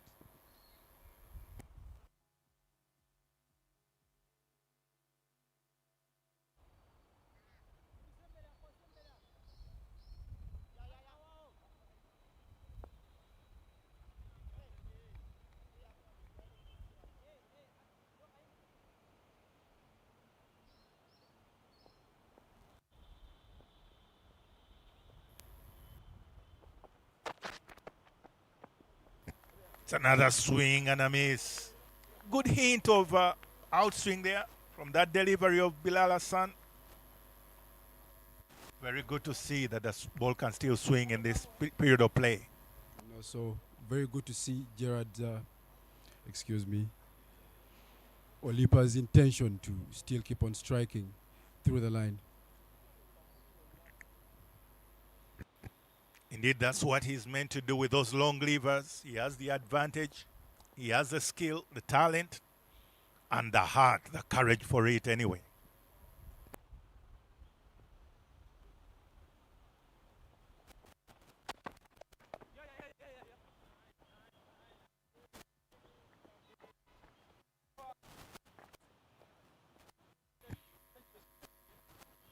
There's always been some questions about his front foot, bringing it a little earlier on. That is the chance of an LB maybe. But he's able to bring back the bat very fast at the same time. And he's able to pick up that most important single in the over. And that will bring up the end to the third over. It is 27 for 1. Chog Avengers. Talking about Olipa bringing that front foot forward, that was very well noticed by you, Mr. Big Mike. Gerald Olipa has been working and grinding hard in the net to correct that movement, especially hitting the ball to on drive. We've been tossing thousands of balls to him. Looks like he's getting it right now. Because indeed, international cricket, it's at times very rigorous and unforgiving. Any slight technical error on your part is always taken full advantage of by the opposition. So it's good to see. I know, Collins, you're always a coach here at Lugogo as well. It's good to see that you're helping the young man to deal with some of those and iron out some of those little creases in his batting arsenal. It is Suleiman Sharif, the change bowler from the shell end. And he's more of a slow bowler this time. He's just a few paces. But the action is more of a seam bowler, though he's coming from a short run-up. And Gerald Olipa quick to pounce onto that for a single, emphatically to the boundary.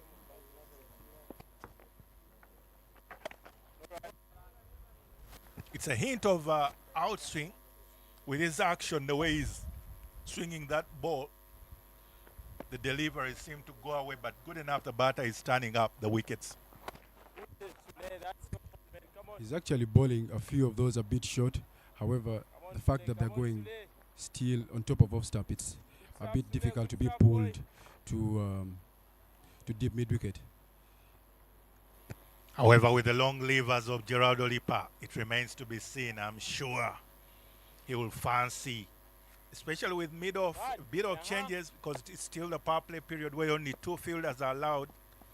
Changes, mid-off coming in.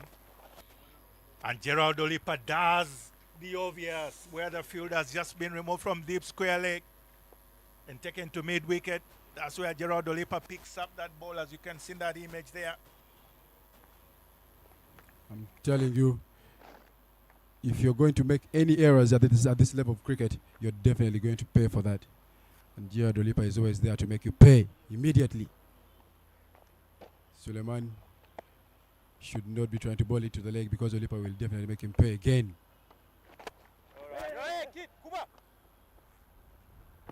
However, the balls that he's bowling is a bit of short.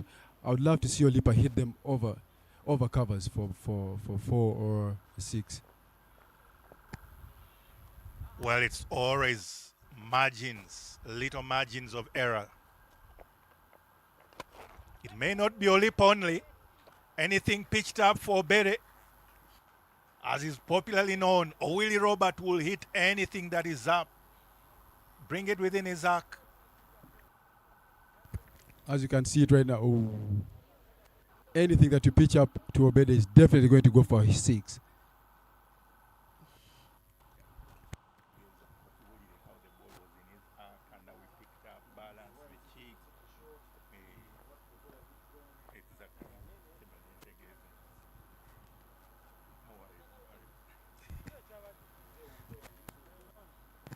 And with that, it has brought up the end to the 4th over. Chog Avengers 40 for 1. You know, there's always excitement, but when you come back, you're not supporting them. You're inside of you.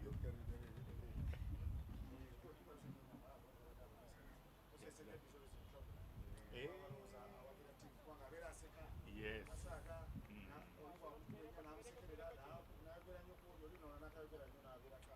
Exactly.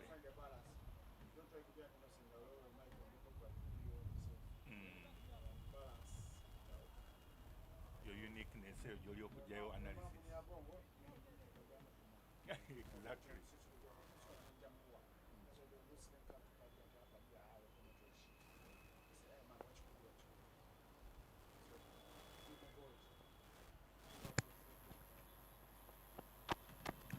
It is Yunus Sowobi that will be coming from the Ginger Road end.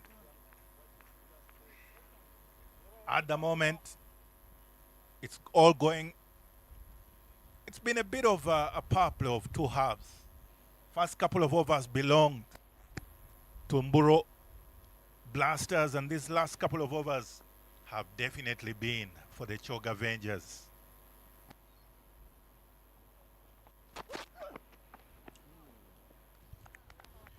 Would love to see how Gerard Olipa adjusts from playing spin to playing the cutters coming from Sohobi. Sohobi himself is a technical bowler, like I said in the beginning. You don't have to just come and swing at him. You'll have to watch it through and through.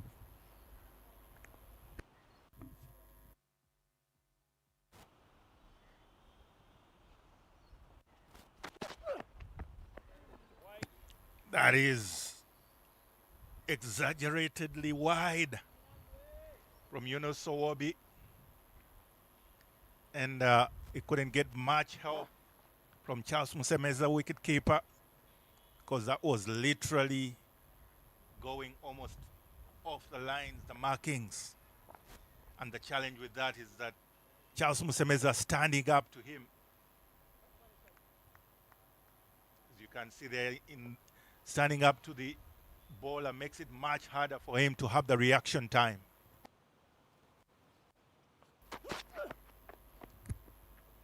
At the 4th over, I would not expect the ball to be swinging that wide.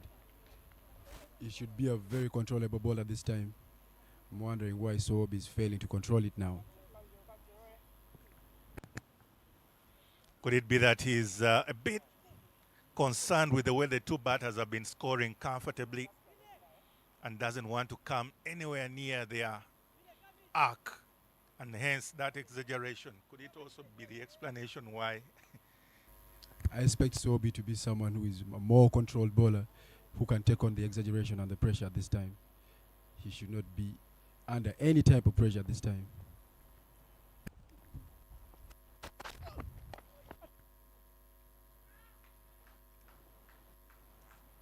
Going through the fielder. And that will not be impressive to Yunusobi. One bounce goes past Bilal Hassoun, almost going through right. He's get there. And Yunusobi having string together some bit of dot balls, that is not a welcome sight.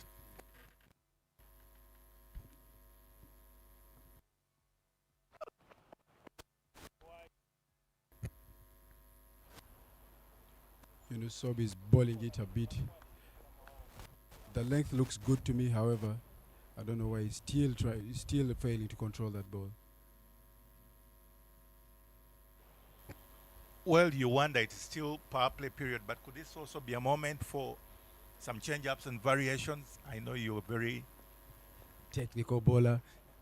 Don't be shy to say it, Mr. Big Mike. from the horse's mouth. No, you wonder. Sometimes there are some rules that in T20 you don't want so much to begin with the variations in during the power play period. But at times, if it is the only go-to for a bowler, what happens? Especially now when the batters seem to be favoring pace. Anything coming on is going off the bat and flying all the way for either maximum or a boundary. Don't you think it's a time to try out the variations? It is definitely a good time to try out the variations, especially as they are his weapons in his arsenal. He's a very good bowler when it comes to using his variations. This should be the right time to do it.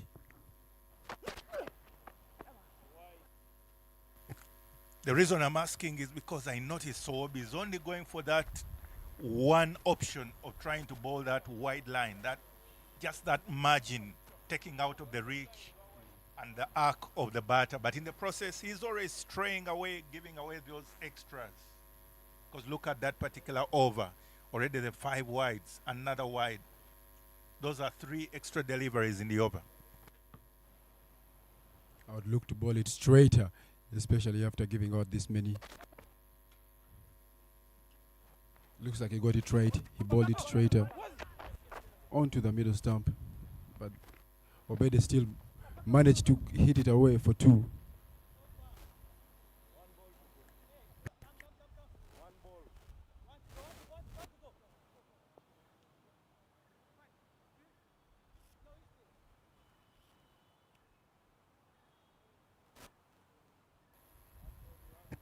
Those 2 young men in the middle, they are enjoying themselves.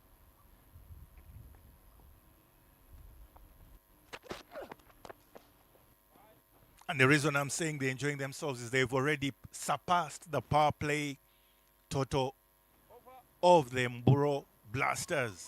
So the Chog Avengers are right within the range in this run chase as they come.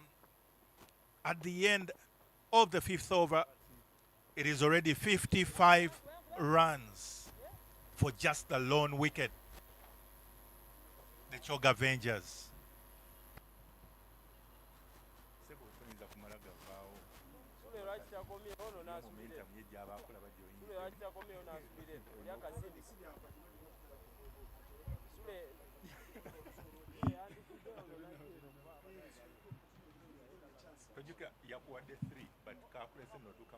Now you go with the momentum.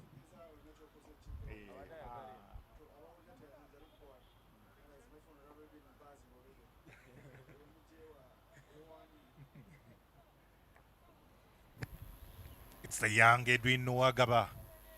Of course, Collins, earlier on you did mention Zefari Naitwe.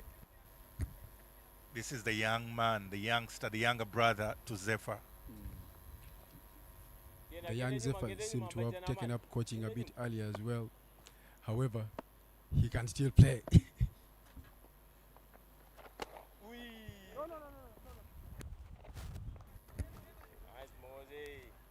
He's a. I think you also took up coaching at an earlier age, in my opinion. Some of us took up coaching more like after playing effectively, but you're already a coach as well. Isn't it a good thing to coach while playing? It is a very good thing to coach while playing. Our generation, talking about our generation, I'm meaning guys like me, myself, Bakosi Derek, who is coaching, who's a coach player right now, and many of the national team players right now were all given the opportunity to do a coaching course. So many of us right now are qualified coaches, which is a good thing because it gives you a different perspective from just playing the game. However, from the other side of the rope. Speaking about the dual role, what does it mean in terms of responsibility for a young man who is still playing but also to be a coach? What impact does it have on you personally? It gives you a bigger perspective. It gives you the other side of the game that you might not see as a player only. When you get to coach, you get to talk about these challenges that the players are going through. However, you also get to meet the same challenges as a player. So it really broadens your perspective. Very well said indeed. Again, Asawa, 30. Are you a Guma?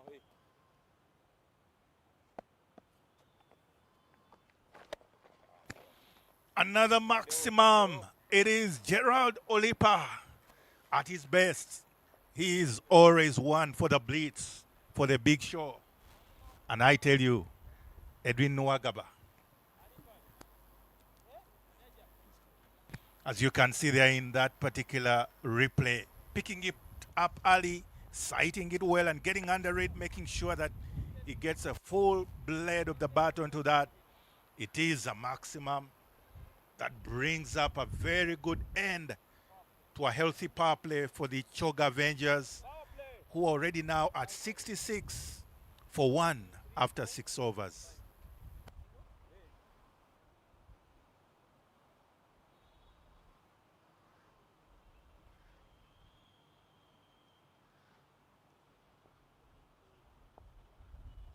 It will be changing bowling. Yunus Sowabi being replaced by Suleiman Sharif at the Ginger Road end. 1. And right now he seems to be opting a bit of some leg spin action. In the first over that he bowled, he was sort of seaming that ball. Now it is the 7th over. He seems to be bowling a bit of leg spin action.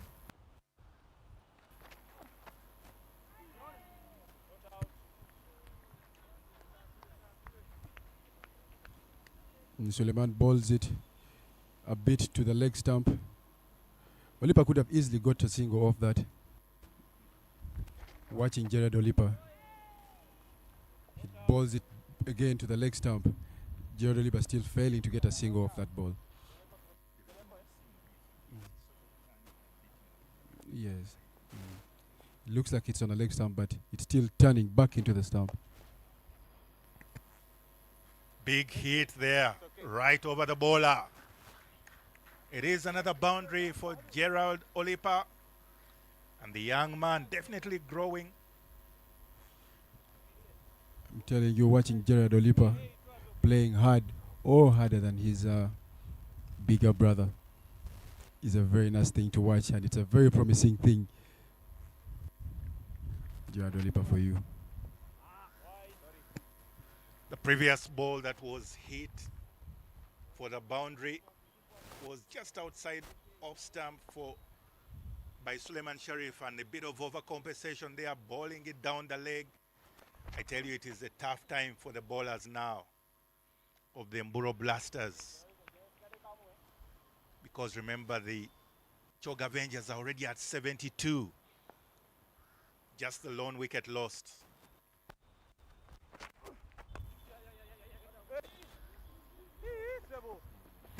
It's a very good drive through to extra cover, and good, intelligent, athletic running by the two. You can't miss that beautiful masterpiece fielding from the captain himself, Mutagana. Telling you, if you see Mutagana on the road, dressed up in his khaki jeans, you might mistake him to not be a sportsman at all. However, when he switches and you see him on the ground, he's a very athletic gentleman right there. It is 75-1 at the end of the 7th over. Chog Avengers.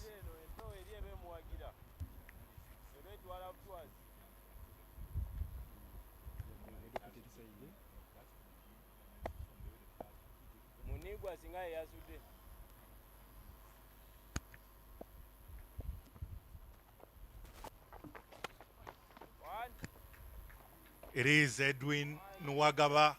And a bit of a comedy there, right at the boundary, allowing that ball to go right through. Watch how he comfortably cuts that through point, and that looks very shaky from Bilal Hassan. Historically, best bowlers are known to be a bit shaky fielders at the rope. However, Bilal Hassan lives up to that. Collins, I would want to take you up on that. You're a pace bowler yourself. It's a chance of a wicket, and it is picked up. Gerald Olipa, most importantly, that wicket just too shy away from his half century. Perishes to Suleiman Sharif off the bowling of Nwagaba. Look at that. On a good day, usually Gerard Olipa clears that over the boundary easily, but looks like he didn't get much power on it and leaves it in the hands of Suleiman Sharif, a very seasoned player. Team Hado there, much to the delight of the Mburo Blasters, because they needed to break that partnership. Having picked up the early wicket in just the first over, it meant that this particular partnership had already put up over 70, almost 68 runs on, and they therefore needed so much to have a break in that partnership. Kakuru Saras walks on at number 3. At number 4. Kakuru Saras has been struggling a bit, but looks like he's starting to find his rhythm again. Let's see how it goes for him today. I think you must also give some credit to Edwin Nwagaba, knowing very well what Gerald Olipa is and what he's capable of. He was still able to continue asking the questions. And again, another chance goes begging of cutting off that particular boundary. It is a boundary Cyrus Kakuru brought into the groove that you were talking about. I'm telling you, he definitely is in the groove. Look at that. Cyrus Kakuru getting into position and striking that ball correctly, right in the middle of long off and long on and at Kaukwana.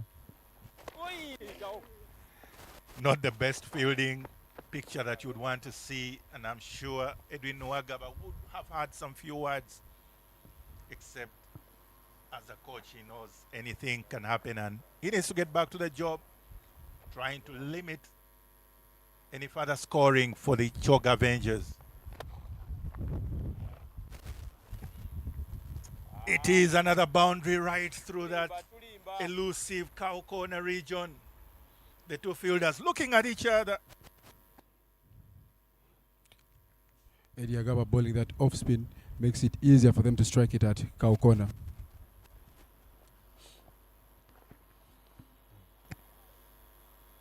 You know, these young men hold themselves to very high standards, and they feel that he should have been able to cut off that boundary, just like the previous one.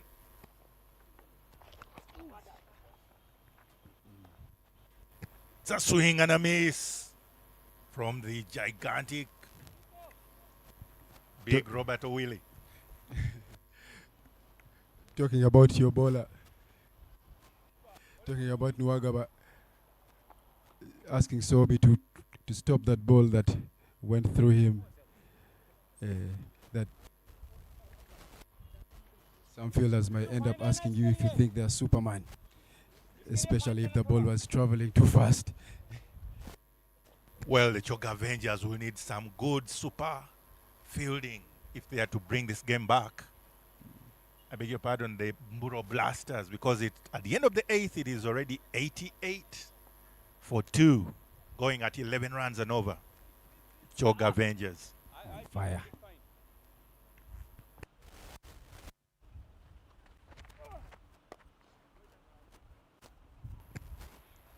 Suleiman Sharif will continue from the Ginger Road end with his leg spin action.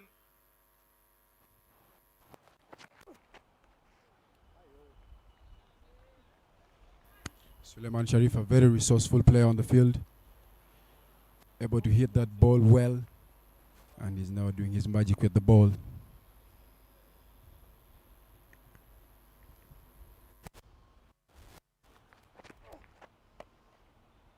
One. That is emphatically pulled away to mid-wicket region by Cyrus Kakuru. And it seems Suleiman Sharif has opted to inject some bit of pace in his leg spin action, so it's at times just looking like a bit of seam bowling.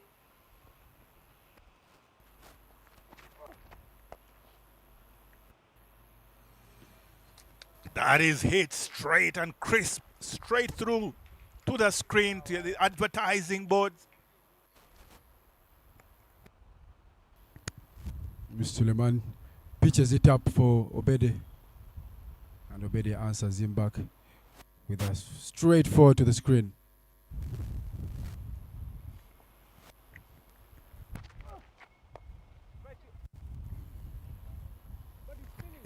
Good follow-up boundary there through extra coverage on Owili Robert Obere, the man for the moment, scoring at a healthy almost 150% scoring rate.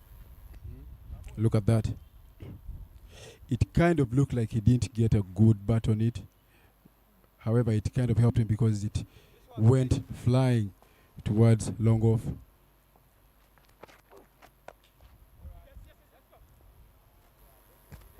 Obede, such a strong young man for his age. Well, nature has gifted him with his muscles that are serving to the interest of the Choga Avengers. Already at 98-2 after 9 overs. I know. It is okay. But it was spin. If not spin, I'd understand it. If not spin, it will go there.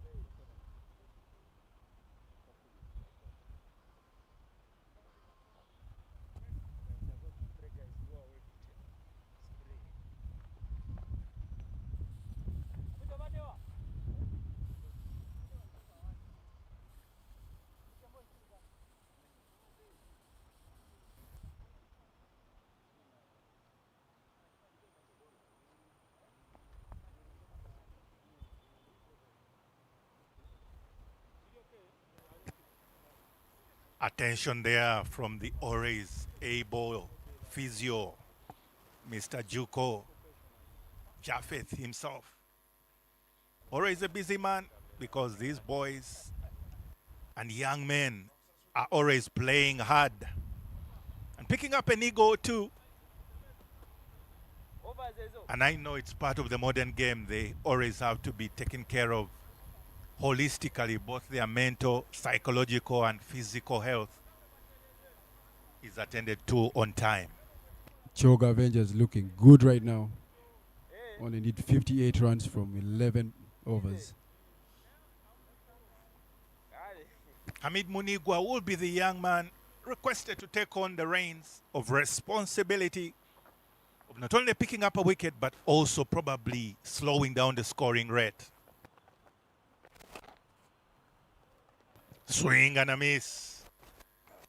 Probably from a technical point of view, Collins, the way Owili Robert keeps swinging away, first of all, in his facing, he exposes all his stumps.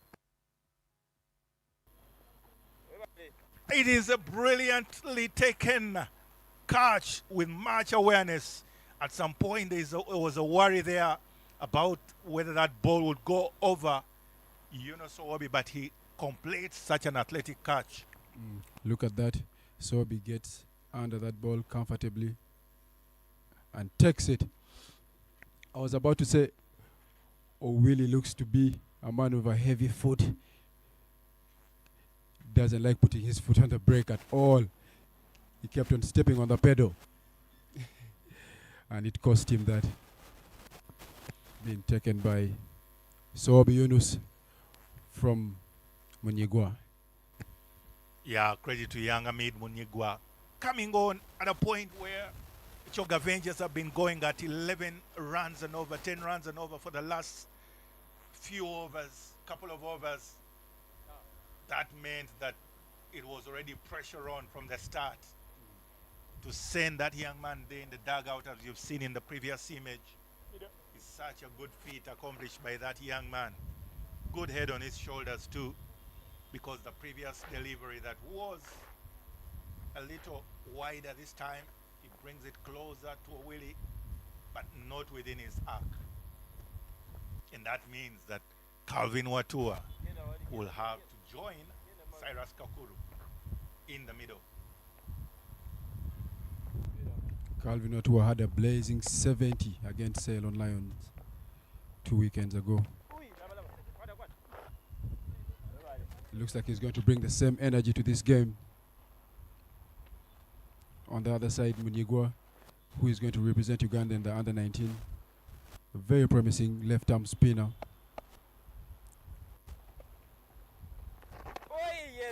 And him being one of the senior players on the team, we expect a lot from him right now.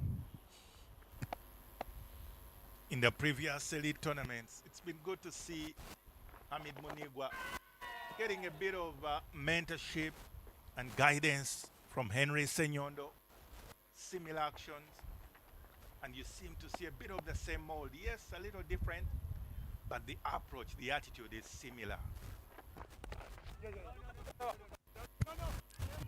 It was very well placed by Kakuru. However, Calvin says no to that. He feels like they are comfortable to not risk any runs at this moment, which is a good decision. So he stays on strike. And credit to the young man again. Just the lone run in that over, and most importantly, the wicket, means that the Choga Avengers are yet to reach three figures at 99 for 3 after the 10 overs.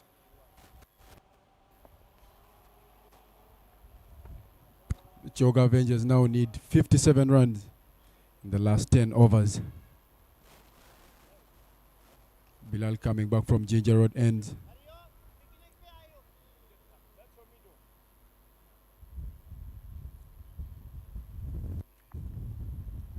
Calvin Watua himself looks like someone who enjoys playing that pace. As a batsman yourself, Big Mike, what do you think about this moment right now? You had to sneak that one in. We are talking of the bowlers, but Calvin Watua has had a good last couple of games in the National League. He's yet to find his rightful footing in this tournament, the Great Lakes T20 men's T20 tournament. But what a better time than now when his side already has a good platform. Very well said.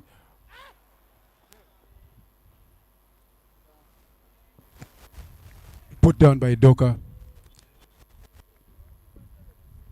That was a dolly catch that shouldn't have been put down by Doka.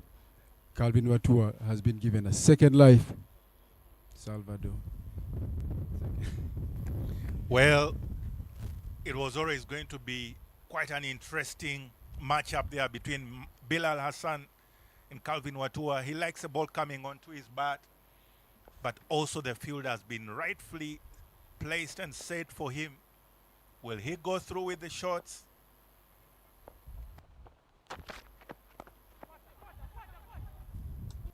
This time he goes through with a shot, half-hearted, and just manages to send it down. The young man that has had your call this time. It's very rare when you give a batsman a chance And they throw it away again. Look at that. Calvin Matua given the same ball, and he plays it to the same player, Doka, who this time says, no, I'm not putting you down. I'm not giving you another chance. Well taken by Doka. Yeah, it's never an easy walk back down to the dugout. Sorry, it's a lonesome look. But in that particular shot, he seemed to choke the shot out of himself. He didn't really give it the full swing of the bat. The arms weren't fully flexed. And at the end of the day, just catching practice to young Doc Abdul. It's interesting that he played the same shot twice with the same mid.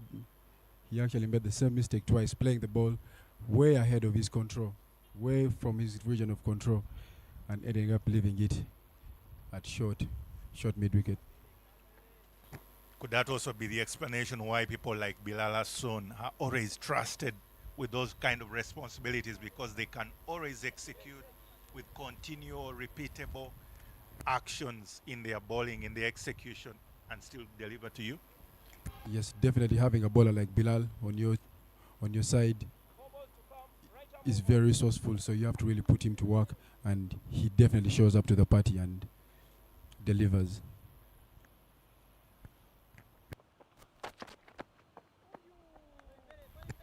And fast off there to the captain, Juma Miyaji.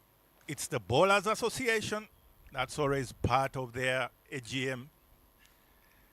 Whenever you come in, I will bounce to you just like you did to me. Juma himself, who is a bowler, can actually also bat. Let's see if Juma Miyaji is going to take them home. Well, it doesn't take away his belonging to the association as well. That's correct, Big Mike.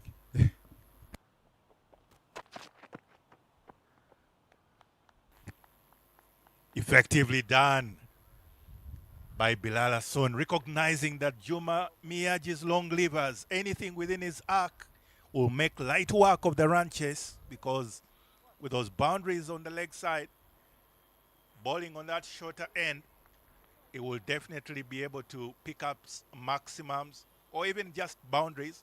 So Bilal Hassan not allowing him the opportunity by keeping that in his higher regions, not comfortable for him to swing through.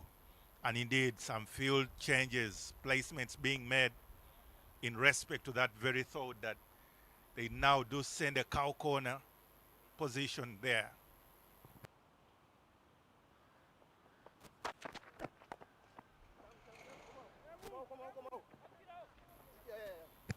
It's another couple of runs, because young Doka Abdul had to make some ground, almost 20 meters, just to cover that position.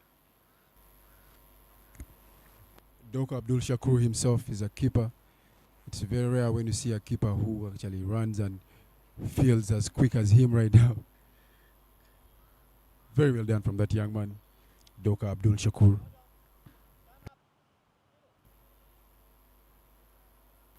It also brought up the three figures for the Chog Avengers, now at 101 for 4.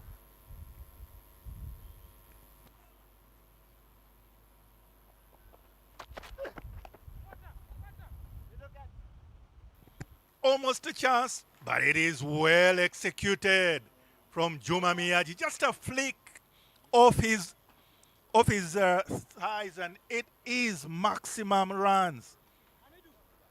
He literally flicked it off his pads, and it was all the way for a maximum. Of course, the advantage being that that is the shorter side of the pitch today, particular strip being used. And that maximum definitely turns around the game in the favor of the Choga Avengers. Now 107 for 4 after 11 overs. Juma Miyaji taking matters into his own hands.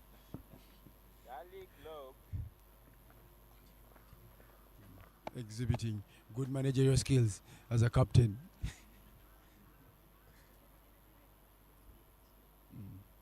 Doka coming back from Shell End.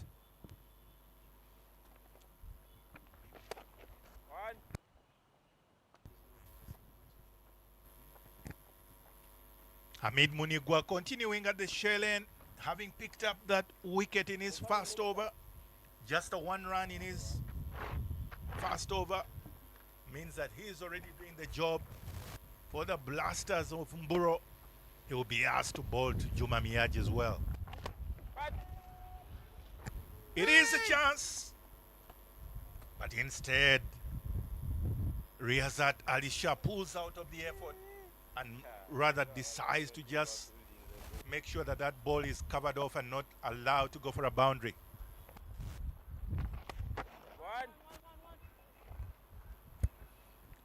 As an all-rounder myself, seeing a batsman trusting a bowler, giving him the single to keep him on strike as well, is very, very, very encouraging. And very well said, Colin. But Juma Miyaji, I tell you, his flagship, and it's a boundary. A bit of a misfield there, uncharacteristic indeed of Mr. Riyazat Ali Shah. that is very un-Riyazat Ali Shah. However, we have to give credit that Juma Miyaji struck that ball correctly.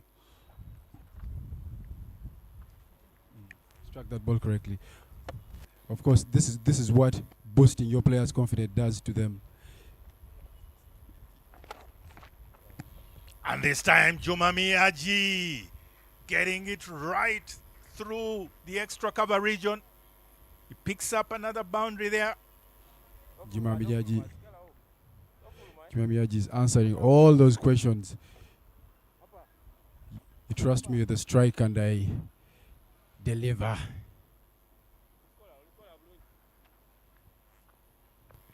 So you're hitting a couple of sixes yourself, Collins here. An interesting game as part of your coaching routines.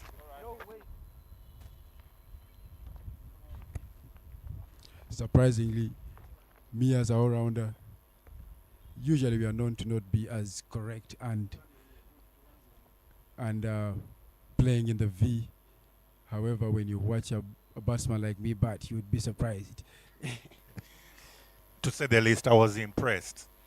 And so please carry on. I still feel you're young enough to always knock on the doors of even the cricket cranes. It is 118 for 4 after the 12 overs. Chog Avengers.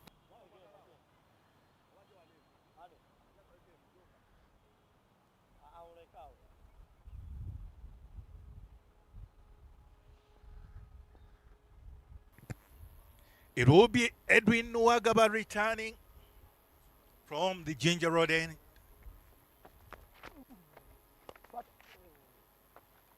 And I tell you, this ball is being hit emphatically by Cyrus Kakuru. He can bat indeed. Of course, he's hit his century before in the qualifiers leading up to the team qualifying for the Under-19 World Cup in 2022. In 2021, when they were in Kigali, scored that blistering century. So he's a batter. He can bat.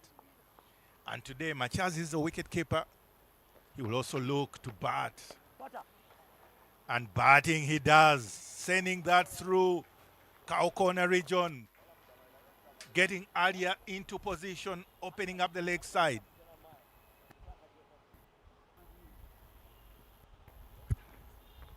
Cyrus Kakuru seems to be very comfortable rocking back and placing that into the gap.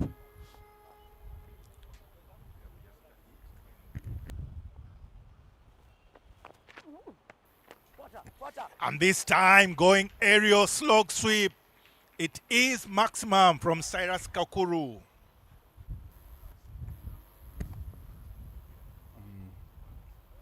Cyrus Kakuru.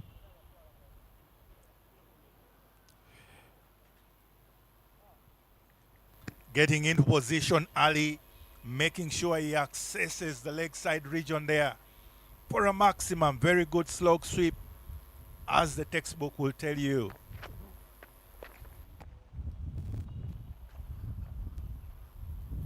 More pressure on young Edwin Nwagaba.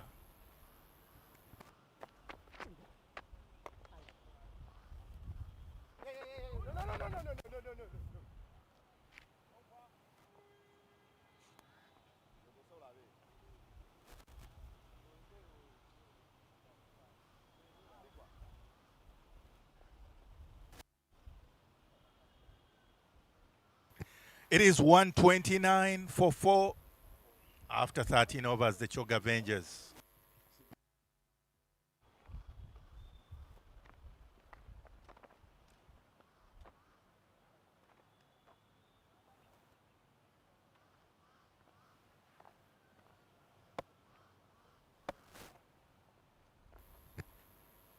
Hamid Munigwa will continue from the shell end.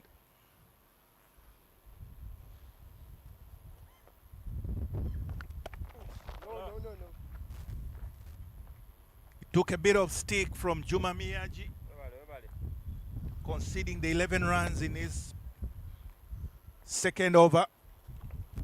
But he's entrusted with the responsibility of the third over. And I tell you, Juma Miyaji is not getting his foot off the gas. It is a maximum right over the screen. And young Hamid Munigwa will know better. Because Juma Miyaji, with all his experience, courage, poise, and class, will rise to the occasion at such moments. And I tell you, with me here, Innocent Ndaula will join me in this interesting moment of the game. Welcome back, Innocent. I'm very happy to be back. I was so happy. You didn't give enough flowers to Colin Zabong as he left the comms dugout. A very good player, and he said, I am happy to have shared with him a dugout both at Ceylon Lions and at Charity, where we won a couple of beautiful games and had a lot of camaraderie amongst the young players. And I was happy to be a player mentor in Charity, played along with Abong. I remember we won a couple of games, me and him. Of course, me batting much lower than the youngsters who were the big muscles. But fine player, good also, military medium bowler. I thought he still has some game in him, but him deciding to come and join us in the comms box means he's turning off the lights as a player and turning on the lights as a commentator. But what a shift he's put in for his opening spell as a commentator. I felt he's done way better than many of us ever did as commentators. Shout out to you, Collins. Good stuff. Couldn't agree more. And it's only could be said perfectly well by you, Innocent. Hamid Munigwa under the pump with Juma Miyagi's blade catching fire, but he miscues one. Will it be swallowed?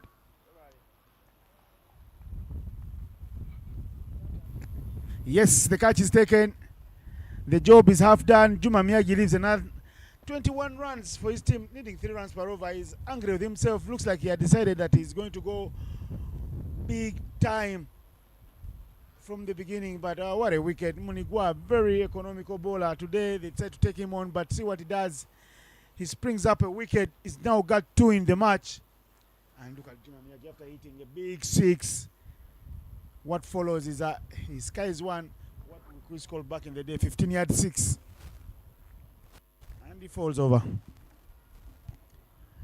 Young Edwin Nwagaba completing the catch.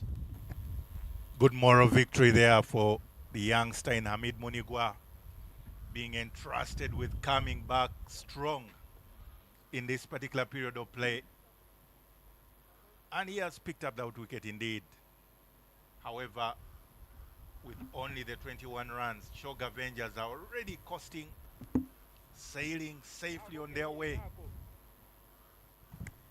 Remaining the only unbeaten team. They've done the job in quick time. Rezat Ali Shah was looking to 200 runs because they know enough is never enough at Lugogo. Not the biggest of grounds.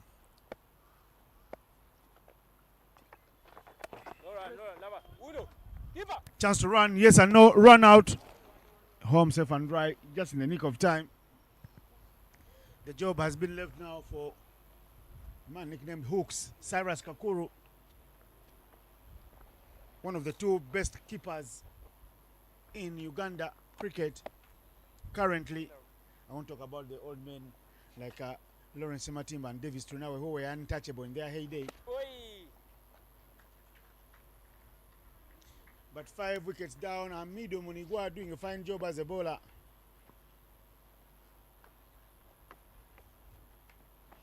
The scoreboard will be put right. It's 5 wickets down, not 4, and Juma Miyagi is already gone with the wind. Getting the singles now in. Way to go, way to go. That's how you win a game, by playing smart cricket. Shot number 15.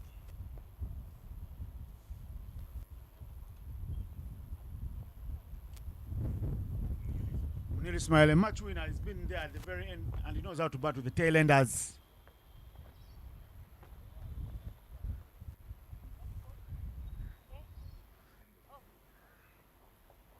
End of the over now.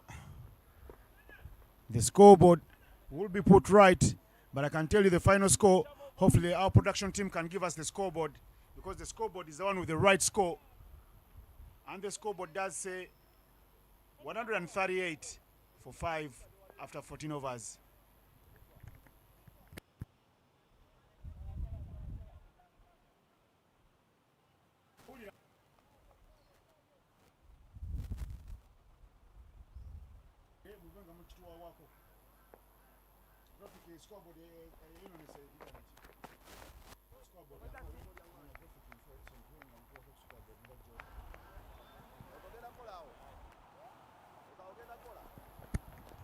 The graphic will be put right.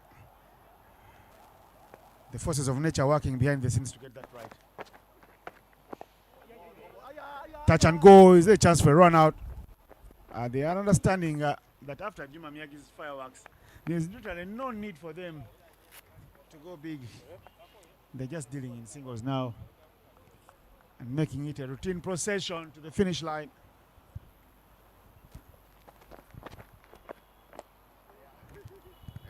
An ugly hack across the line is lucky to get one.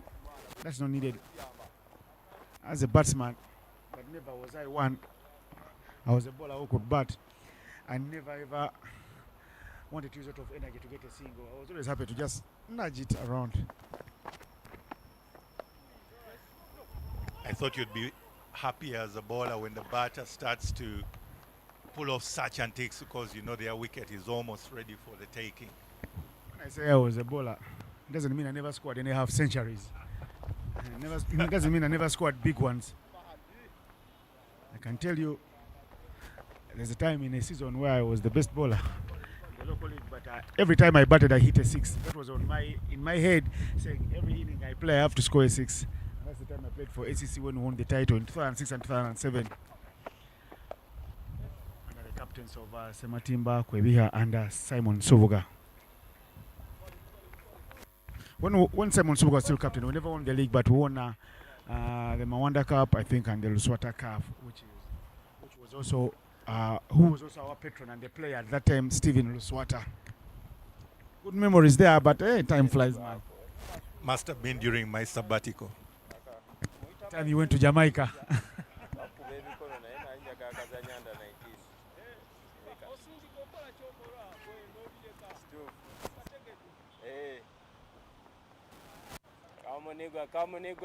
It is 142 for 5. And that would now be 15.1, 143. And why that figure is very significant, because yes, only the 13 runs left in a whole 29 balls.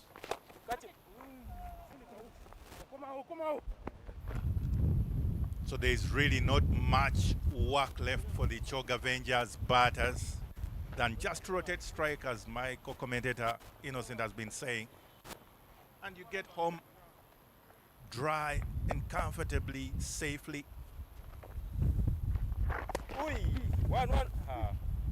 The job continues of rotating strike, and that's very effectively done by Cyrus Kakuru, nudging it just by the 30 yards, picking up 2 runs, turning the single into a 2 comfortably, implying that They're even making lighter work of the final moments of the run chase. And this time he goes wide of mid off. It is another boundary. Cyrus Kakuru. He notices that ball coming towards him and just gives himself that room, making sure that he's opening up the offside, getting it wider of Riyazat Ali Sher. A quiet session there for the Mburo Blasters, the men who've been on fire chasing down stiff targets. And what I can tell you from this show from them, it's been very quiet, so quiet that even Riyazat Ali Shah hasn't given himself the ball.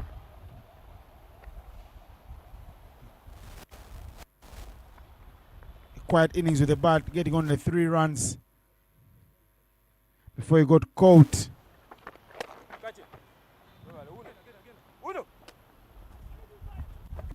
Yes.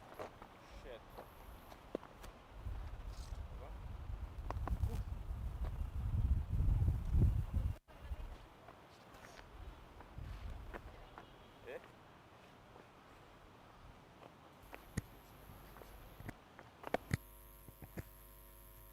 Just 3 runs left. Come, And according to the umpire there, it's about the height, but that's very well, effectively done by Hamid Munigwa. I know Innocent, as a left-arm bowler, you must have been impressed by that delivery. A couple of youngsters have impressed me, and I don't know why even Ali Balidawa is missing out on this franchise league. Another bowler who would excite, but Hamid Munigwa has made sure his hand is up and he does perform to his expectation. It is the end of the 16th over. 153 for 5.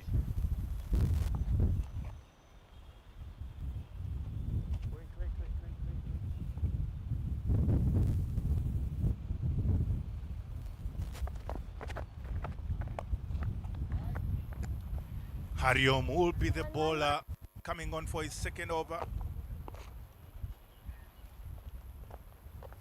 And is the young man meant to try and limit the Choke Avengers from closing it out in his over? An impossible task, if you ask me. Because the right thing is being done by both Cyrus Kakuru and Munir Ismail, just picking up the singles. Currently with the scores now at level, it means that it's just a single run left to win the game.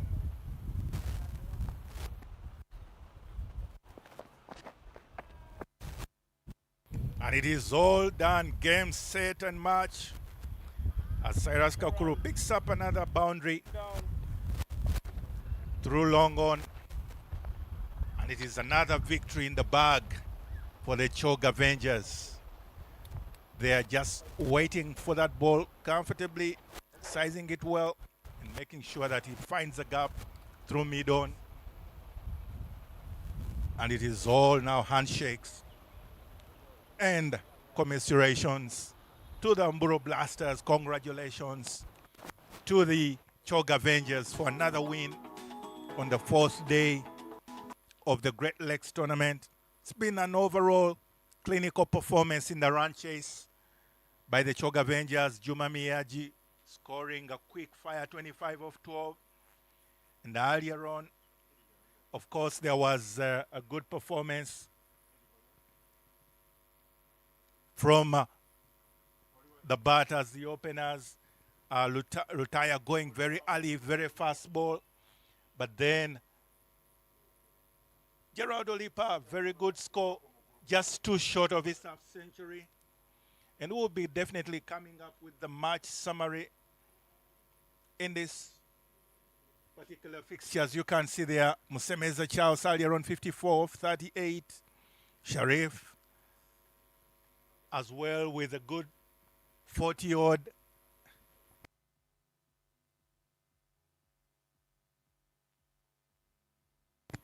Asabab. And for the Chog Avengers, Gerald Olipa 48 of 27, Owili 36 of 23, Miyaji Juma 31 of 13, Bilal Asun, the bowler of 2 wickets picked up in his 3 overs, as well as Munigwa, 2 wickets picked up for his allotted 4 overs, going for 31, and Nuwagaba Edwin as well, 35 for 1 in his 3 overs. Overall, that was the performance from the Chog Avengers that enabled them once again to mark victory in the 17th over, 16.3 overs. Very healthy scoring rate, and they will definitely be up high there in their net run rate because of the run chase and the way they go about their business. And from now, we'll be joined by my colleague Innocent at the post-match presentations. Thank you for joining us, and see you in the afternoon.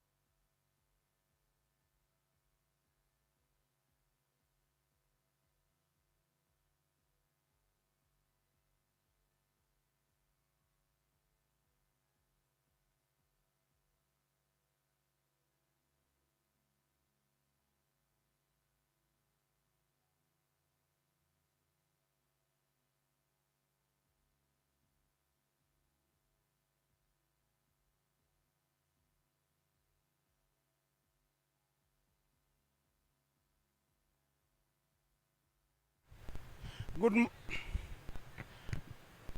afternoon, ladies and gentlemen. Welcome to the post-match presentation on match day number 4. And this is game number 7, a beautiful cricket game played between the Choga Avengers and the Mburo Blasters, the two teams that were leading the log. And this one, the Mburo Blasters, were looking to come and wrestle down the Choga Avengers and pick victory and go top of the log. Choga Avengers not accepting that. First things first, I'll tell you what, it was a good game. They set 150. The Choga Avengers bowlers working in good tandem to make sure they don't get so many, because scores on Lugogo Oval have looked like never will they be enough when the team batting second comes down to chess.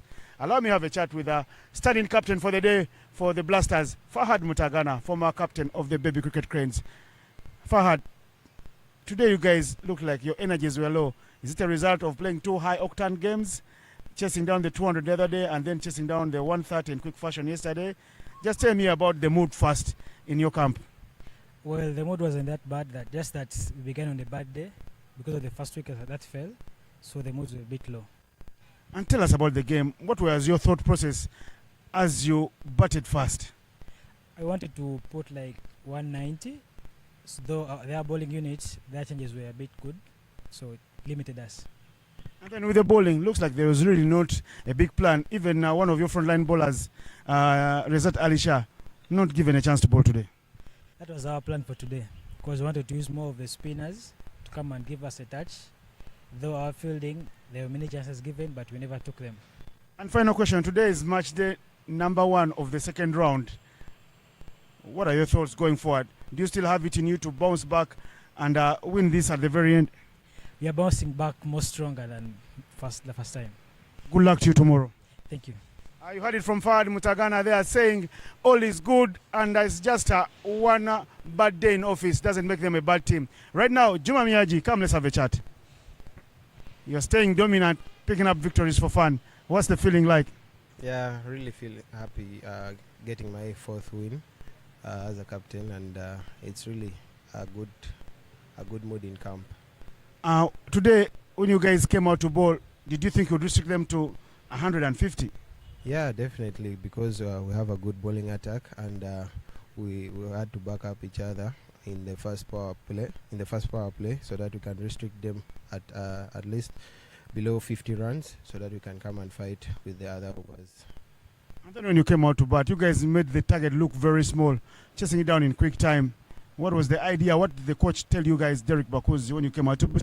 I think regardless of losing the wickets, we had to still stay positive and go whenever there's a loose ball, we have to go for it, and we had to play fearless cricket. Thank you very much and enjoy your rest as we see you tomorrow for game number 5. Cheers. You heard it from Juma Miyaji there, vice captain of the Cricket Cranes and captaining the Choga Avengers, saying they're happy with number 4 in the back, and they're hoping it will be Mambo number 5 for them when they come out to play tomorrow. I'll tell you about the top performers today, a couple of them including Charles Musemeza, who got a half century for the Mburo Blasters. But the player of the match is someone with the ball, 2 for 18, and with the bat, 45 of 27 deliveries. To give out this award, first, please come through Mr. Michael Ndiko, former opening batter for the Cricket Cranes, and now riding the horse as a commentator. Gerard Olipa, congratulations to you as player of the match. Some money for you. You can go and refresh and turn out better tomorrow. Thank you, Michael. Very good knock. But first things first, you've not been performing with the bat as everyone would have anticipated. But with the ball, you've been doing some magic. First, tell us about your bowling. For me, it's all about the plan of the team, bowling to the field and making the batters play to the field you've set. And really, it's been great from the captain, giving me the confidence, giving me the ball, and putting all the trust in me through the tournament. And finally today, you get a biggie again. You left a lot in the tank, I know, holding out when the 50 was there for the taking. Yeah, it's a great feeling to get some runs in the tournament. Yeah, I think I'll build on that, but I could have taken the team through the line, but I'll build on that and come back in the next game stronger. Promise the world, what should we expect of Lolipa in the coming games? I think it's a team game. I won't give myself more credit. I don't know how to talk about myself, but hopefully it goes well through the tournament. Thank you very much and enjoy your play of match award. Thank you. I heard it from Yango Lipa, hailing from a cricketing family, also one of the young new batters of the cricket cranes. He says he doesn't know how to praise himself. He prefers to do the talking with the bat. He's the player of the match.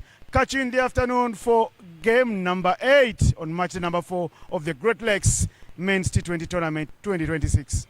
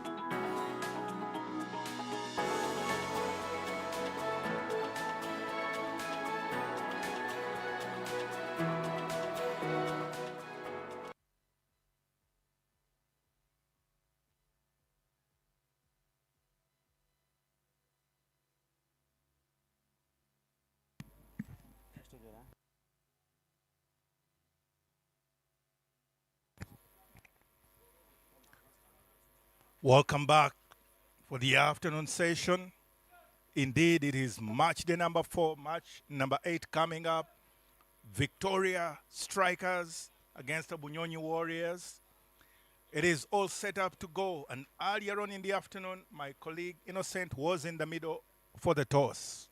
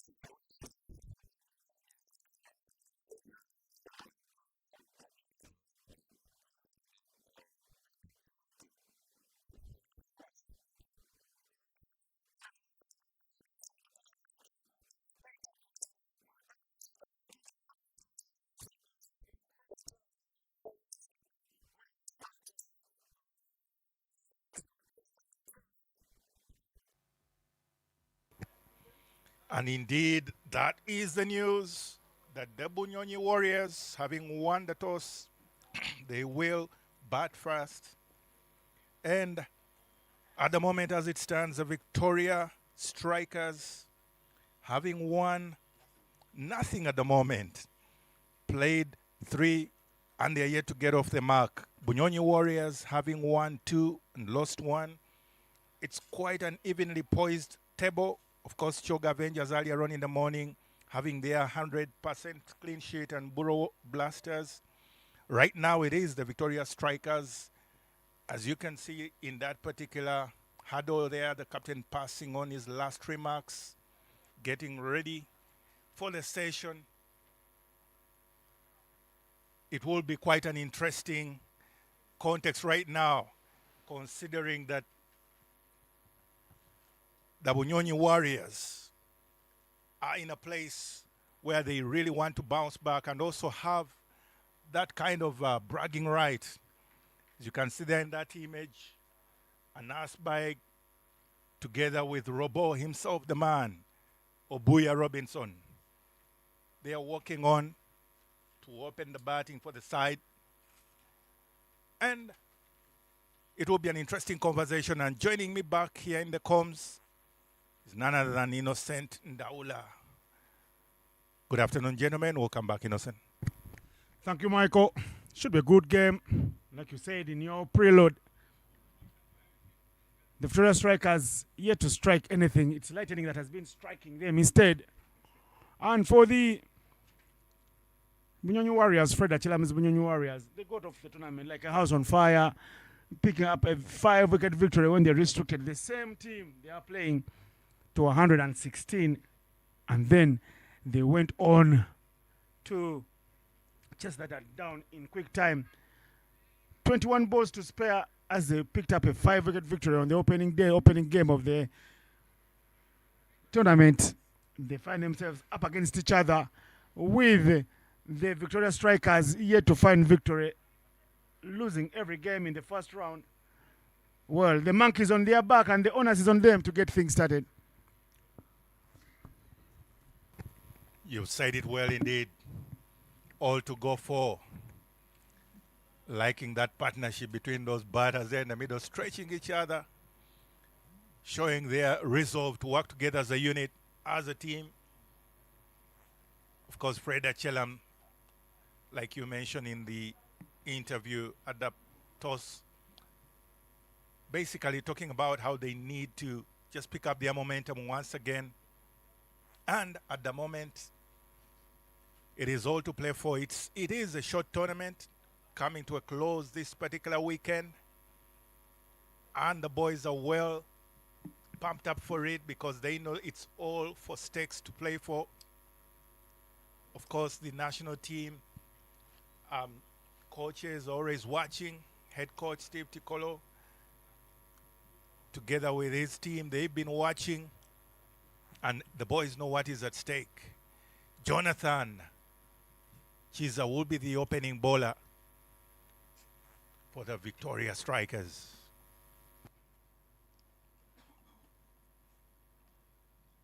And immediately Robinson Obuya expressing himself, showing his resolve that he wants to bring his best foot forward.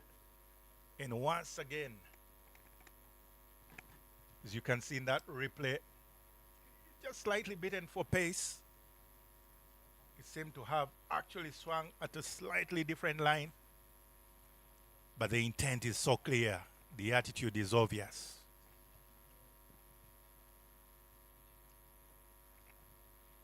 A little nudge down for a single. Drop and run. And Nasbaig has been in good form, scoring effectively up front. And so right now, all that remains to be seen is how he will actually come through.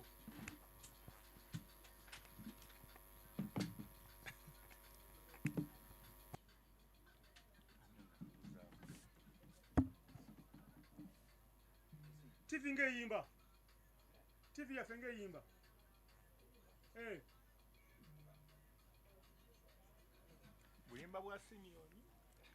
Simeoni atademo muziki.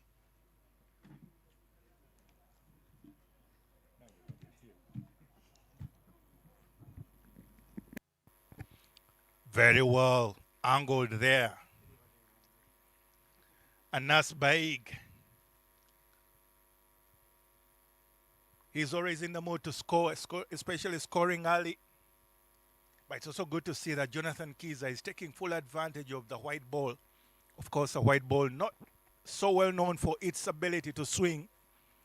But some bowlers, in their wily ways, they've managed to swing that ball, especially up front in the first probably couple of overs, 4 overs or so maximum. Nasbaig instead getting it square, comfortable boundary. Width on offer. Jonathan Kiza guilty there, dropping that a little short and inviting Anas Baig, who doesn't need a second invitation. He will pick up his first boundary. It's all indeed to play for because right now, the Victoria Strikers know that the pressure is on their backs. Expectation is high.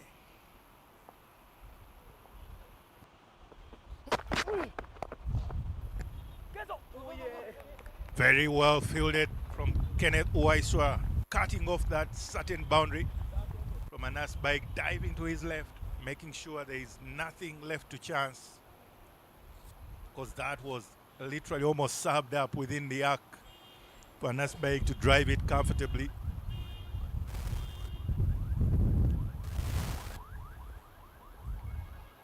It's Robinson Obuya now.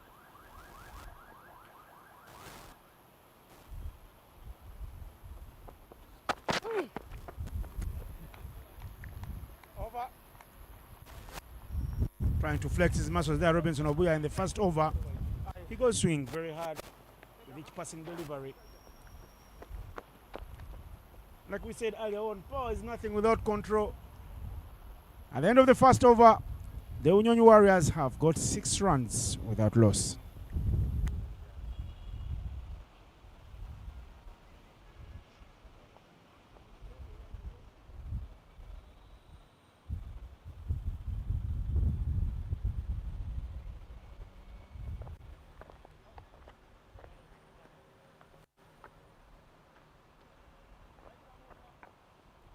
Next one, please.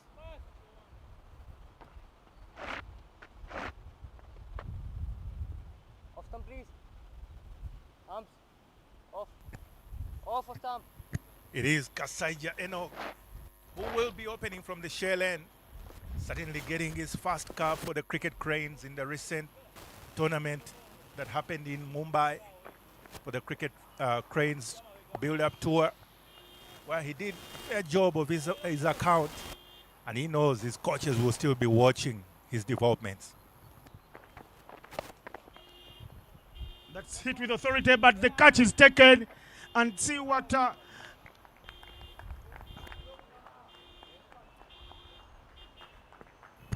Pius Oloka yesterday took a magnificent catch that went viral on the Cricket Uganda socials. And today he snaps up another on the boundary ropes. Superb control from him to make sure when he felt like he was stepping on the rope to give it a little flight. And then he completes a good catch. The latest champion in Ugandan cricket, Anas Baig with Tornado Bees, has got to take a walk because he played a very brave shot, very good shot, Brandon Lara-like. But look what Pius Oloka does. A scream of a catch yesterday, and he says, that was not a flash in the pan. I can do it. And I tell you what, KE, like he's got by his mates, Enoch Kasaija, gets very lucky because there's a very fine fielder in Pius Oloka on the boundary. Amazing cricket performance is happening this afternoon already. It's all a highlights moment in one ball, in one action. All to play for at this Great Lakes Men's T20 Challenge.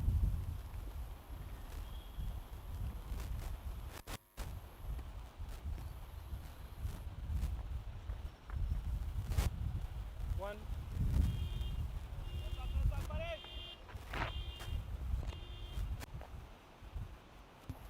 Paul Molongo.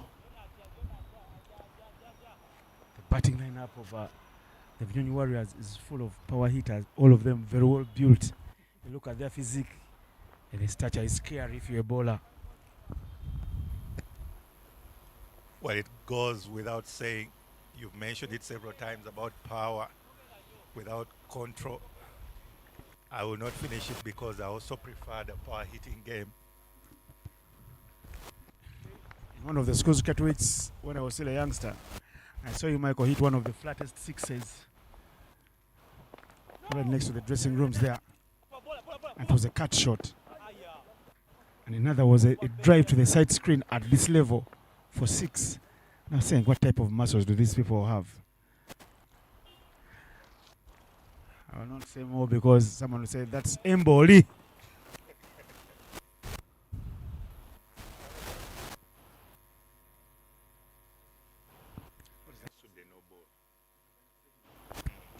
Free hit time. A good chance for Robinson Obuya to break his shackles because he's still looking for his first boundary.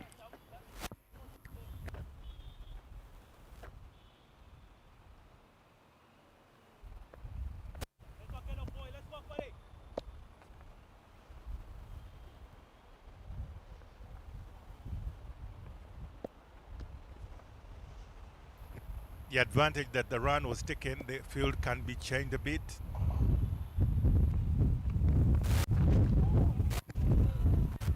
And much as it's a very well executed ball from Kasaija Enoch, it is another no ball.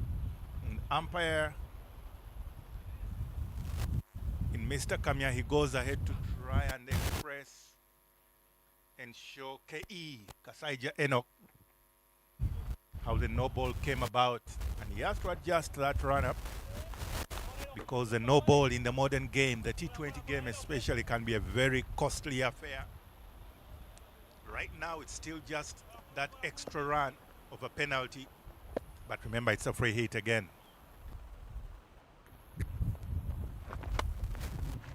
Free hit. Is it that one? Very, very high in the skies. They miss out on a chance for a run out. Because Kenneth Weiss ran across, the fielder didn't think that was his chance. So Kenneth Weiss is asking more of the abilities of his players, and they've been that type of fieldsmen throughout the 3 games they played thus far before this game. Almost literally trying to leave the responsibility of fielding to others. But what power from that shot. He almost touched heaven.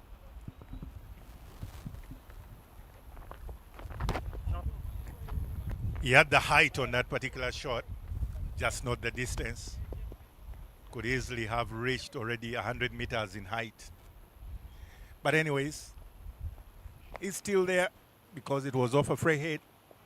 Of course, on a free hit, you can still be run out as a dismiss, so that's why the second run was taken in haste to make sure they both make their ends. And KE has to continue the tough work. And this time it's well executed. Straying down to the leg, to the pads of Robinson Obuya, who obliges and just glides that off his pads for another boundary.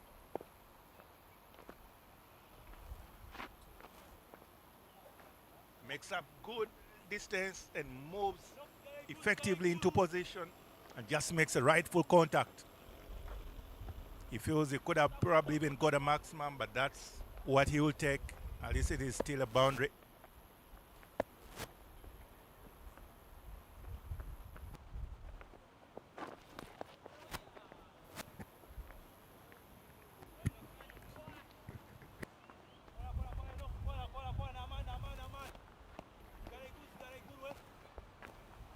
Robinson Obuya in the mood to go hard. As the saying used to be, that go hard or go home. Definitely not the kind of advice that the Bunyonyi Warriors would like. He needs to do it smartly. Of course, from the talk of their captain, saying that they'll have to be the enforcers. Continue with the aggression even if they lose the wickets, because it's all about runs that T20 is dealing. It's also foolhardy if you come and lose wickets in clusters. Then you'll have to defend. So sometimes you have to find a mix. If you're not getting it in the middle of the bat, how about you go back to the conventional way and get the singles in and wait for the loose ball that you can dispatch all one that's in your zone. We'll come back to those stories and more. 15 for 1 after 2 for Bunyonyi Warriors.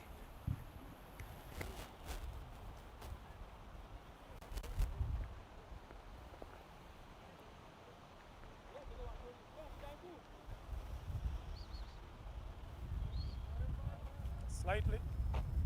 That's okay. That's the center.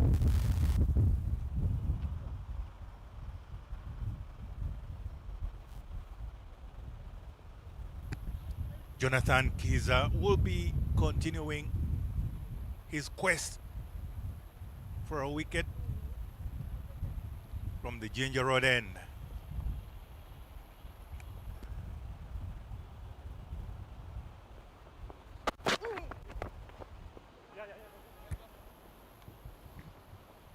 Happy to rotate strike right there. Round the wicket, sir. Kids are doing well. Round the wicket. They came into the team yesterday. Staying on over.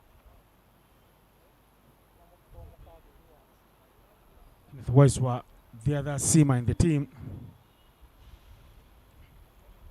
The batsmen have taken a liking to his bowling in this tournament.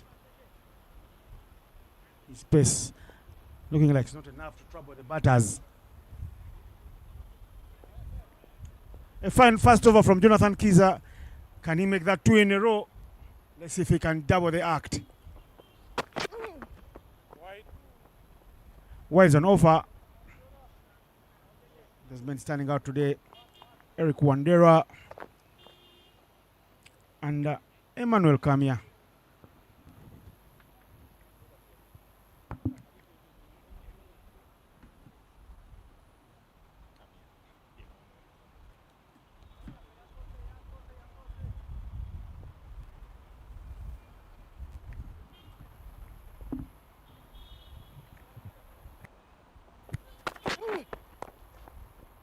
hit with conviction.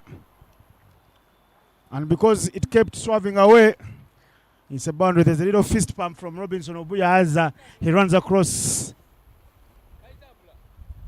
He says, yes, I'm finding my mojo. And it's always nice for batsmen to find their rhythm early on. Or less, it's going to be a long innings of struggles.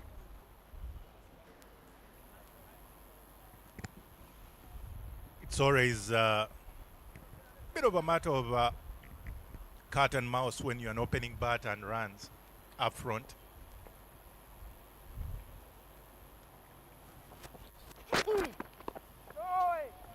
Why I'm calling it cat and mouse is because sometimes it can just be that elusive result in terms of effort compared to outcomes.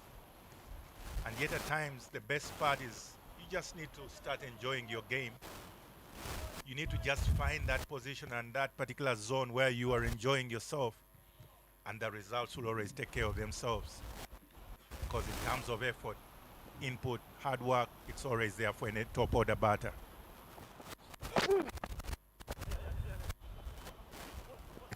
Cerrito, just a nudge down, drop and run.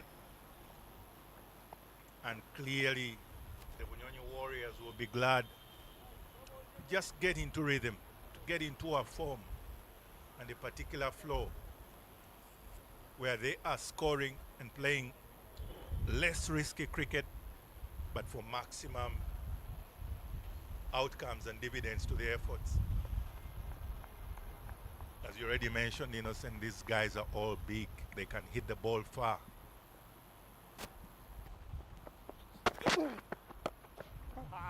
Speaking of hitting it far, he decides to send it to the farthest end of the pitch, all the way to Ginger Road. Paul Mulongo. It's a maximum. Indeed, that was sitting up there because Chiza Jonathan dropped it a little short. And as a result, Paul Mulongo was able to sight it early.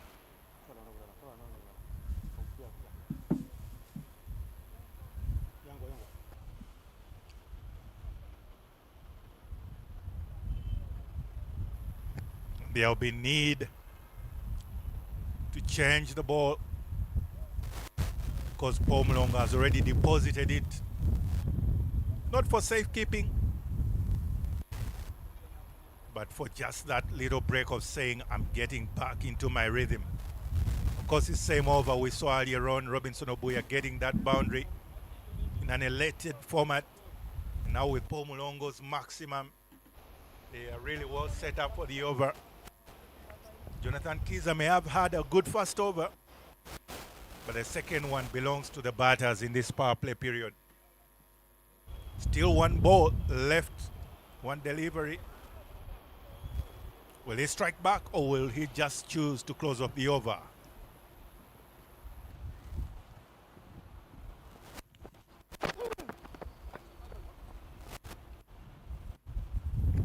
It is a bit of a mixed bag at the end of the day as that lands on Paul Mulongo's gloves. Bring up the end to the third over. Bunyonyi Warriors 28 for 1.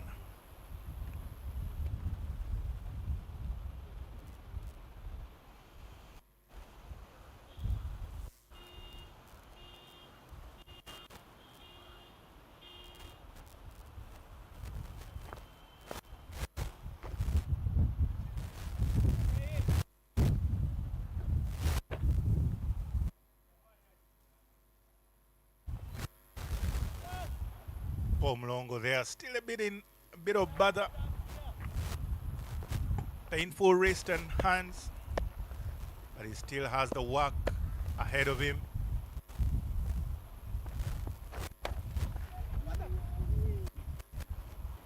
As Kasaija Enoch continues from the shell end, bit of a topish edge, but the result is still desirable.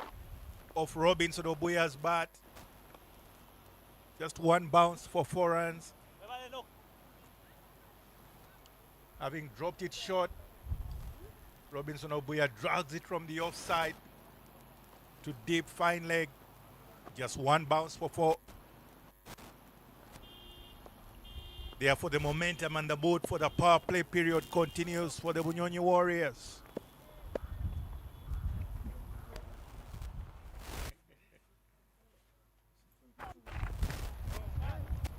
Again, it's high up in the air. And it is.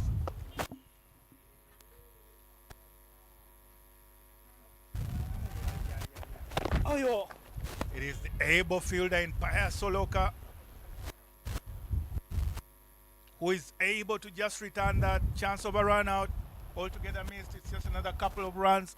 And the reason why is because that was a no ball delivery from Kasaija Eno. Certainly he will have to do something about those illegal deliveries, especially the no balls.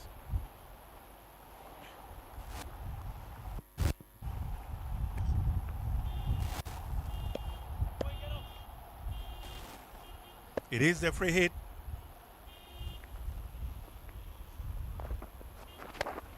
And Robinson Obuya gets another maximum through mid-wicket region. And I tell you, as it's all happening in the middle, as you can see there in the replay, picking up very early on the length, he makes sure that it goes for a maximum. And indeed, at the same time, Collins here, Abong, joining me in the comms. How did you like that particular maximum, Collins?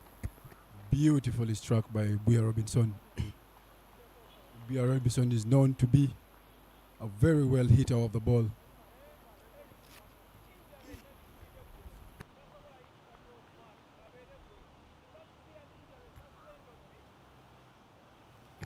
That is one way of treating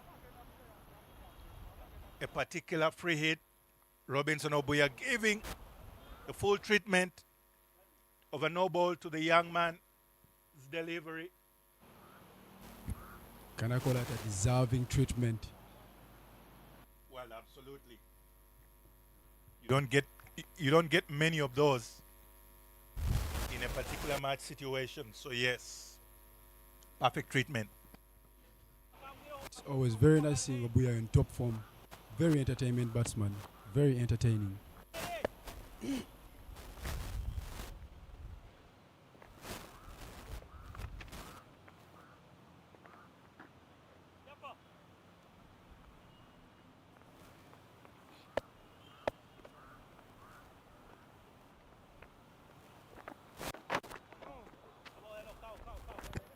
He continues on, just observing and letting that ball come to him, while at the same time remaining positive in his approach to the game. Robinson Obuya, bit of a big challenge to young Kasaija Enoch, but that is what the higher levels of cricket are about.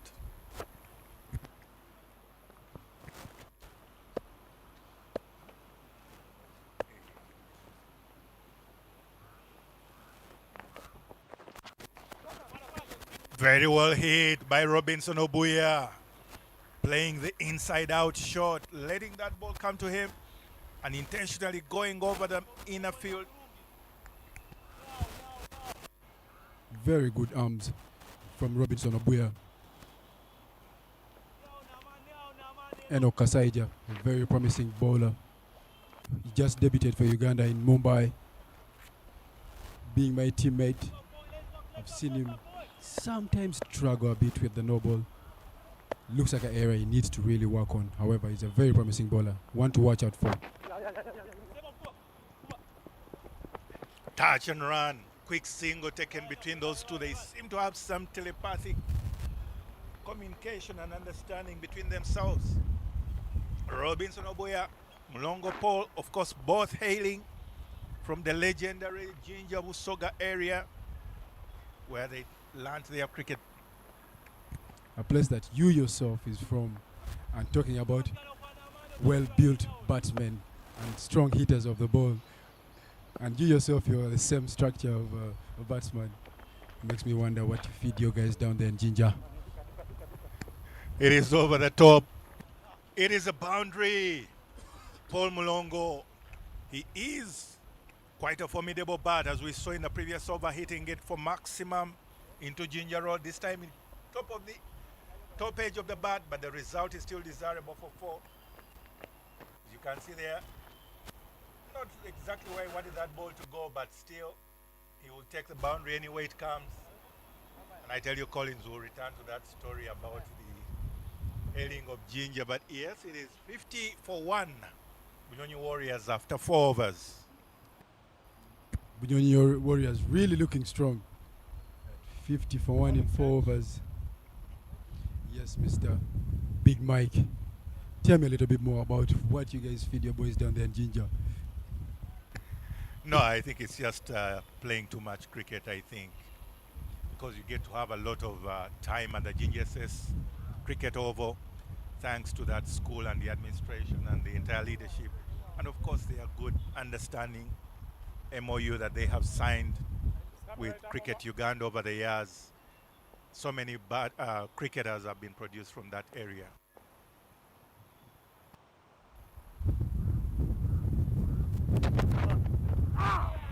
But I tell you, there is another cricketer right from here in the central region. It is none other than Kitega Christopher, picking up the wicket of Robinson Obuya, fast off, fast ball. And there we look at it again on the screen.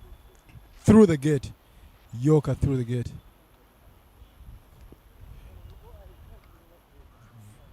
Let's see the movement of that ball swinging outside and coming back into the stumps.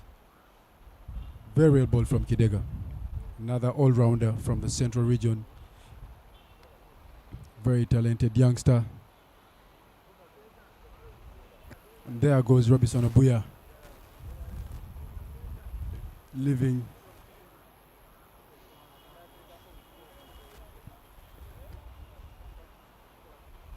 I tell you, as a batter, it's never nice to be squared up like that.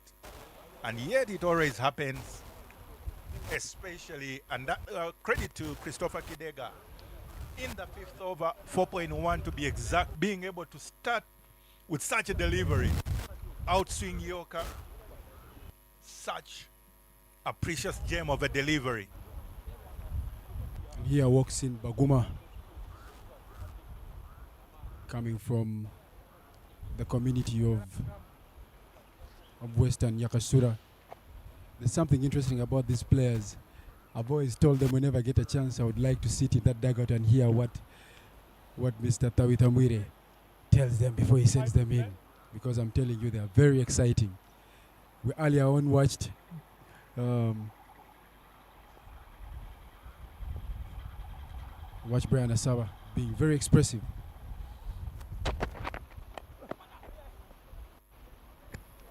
Just a touch and go. It is a single. And at the end of the day, it is Christopher Kidega doing the job. A bit of a light-hearted and yet very serious job. I just like his walk and how he goes about his business. He doesn't seem to be taking himself so seriously, yet he always strikes. Is it a secret of you pace bowlers? I actually wanted to ask you this. How do you feel about bowling slower bowlers with variations earlier on compared to having pace bowlers like Miyagi coming in earlier on, especially in a T20 setup like this one? Well, it depends on what the particular interest of the side and the team is. Because at the end of the day, each team has its own game plan and approach, and that always determines how they go about their trade. But I'm a strong believer of every bowler trusting or doing their skill set, expression, and executing on according to what they believe they are best at. Very well said, Mike. Very well said. For example, there are times when variations are the go-to option in bowling. Mulongo seeing that ball as big as a football.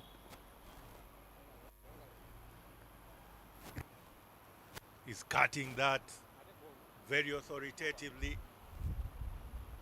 Sort of like the gentleman that you may have seen passing by their coach. Rogers Mukasa in his day, he was a great cut and puller of the ball. And I tell you, sometimes some of these things just rub off.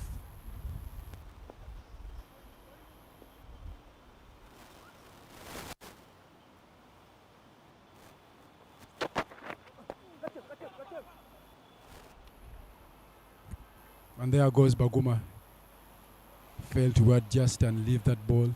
Ended up leaving it at point.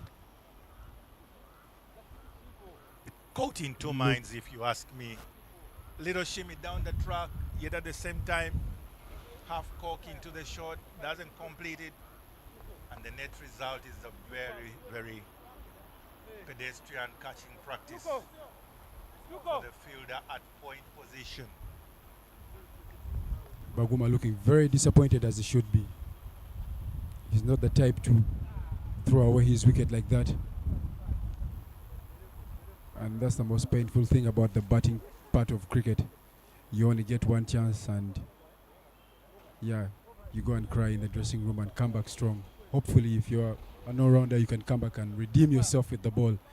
Luckily, Baguma is an all-rounder who can still come back and redeem himself with the ball. It would be nice to watch him come back strong. I tell you, it was a dream power play period for the Bunyonyi Warriors at 50 for 1 after 4 overs. But the next 5 balls have been so dramatic that they find themselves stranded at 54 for 3 at 4.5 overs. At this point, it looked like they would have been somewhere around 65. But because of those quick fall of wickets, they are down to just 54. And that's the beautiful thing about cricket, how the pressure swings both ways at any point.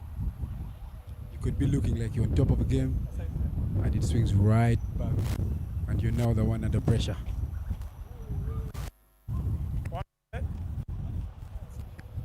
Fred Achelam was the replacement batter, the captain of the side of Bunyonyi Warriors, coming in as early as the power play period of 4.5 overs. And now he will have the task of having to bat for his Bunyonyi Warriors outfit for longer periods.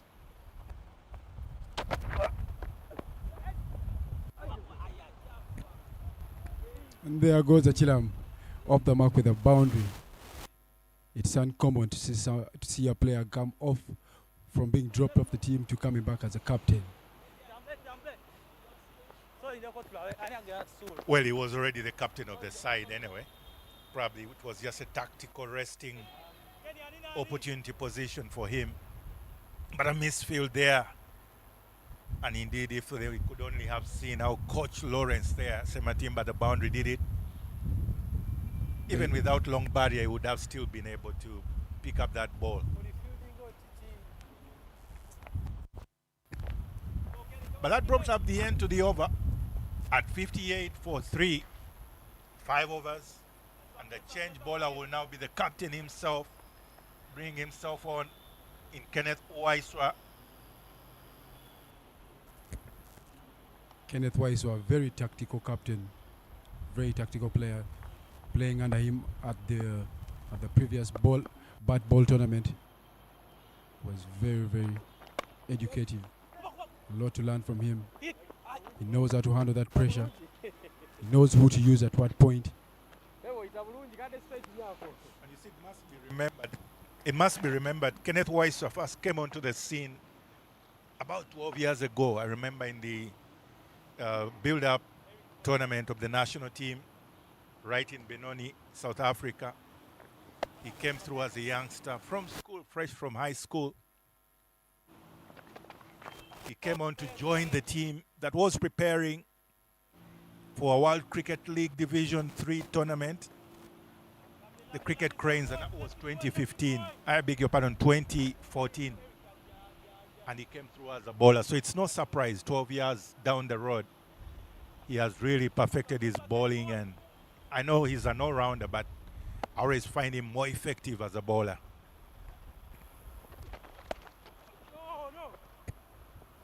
Kenneth Waiswa, representing a generation that was brought up by Mr. Mugarula from Jinja. Very proud person whenever Mr. Mugarula talks about Kenneth Waiswa. And I like the fact that they still keep that contact with their coaches from their grassroots. It's a very beautiful thing to watch. It's a family. Yeah, speaking of family, there has always to be that seamless, basically, formation between the development and moving on to high performance and the higher levels of cricket. There has to be always that pathway and a follow through that is seamless and very harmonious, because without which then you have an inverted pyramid. There has to be more of the grassroots to feed up into the top. And thankfully, we even have such tournaments now.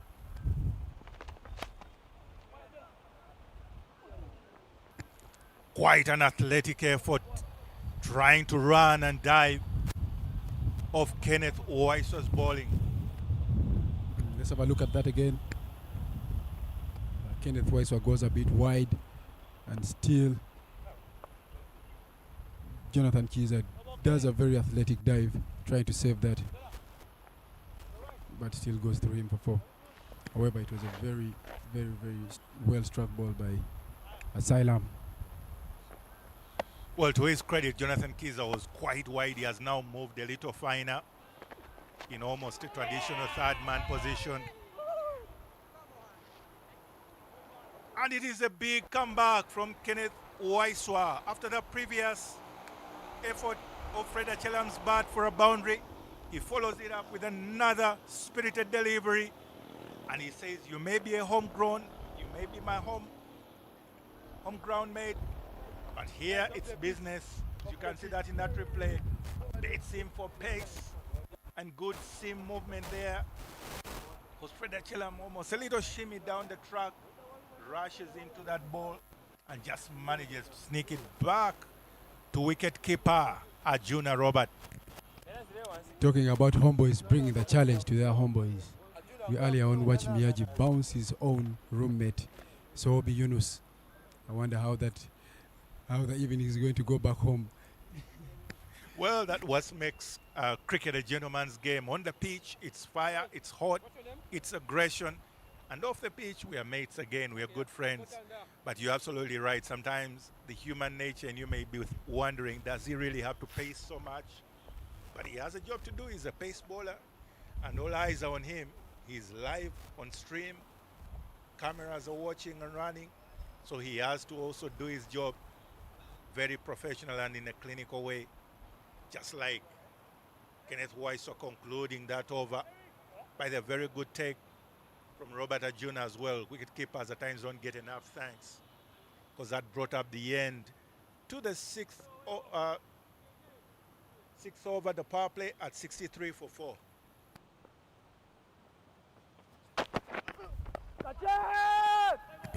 It's up in the air. It's up in the air. Well taken by Simon Sesazi. Mulongo goes like that.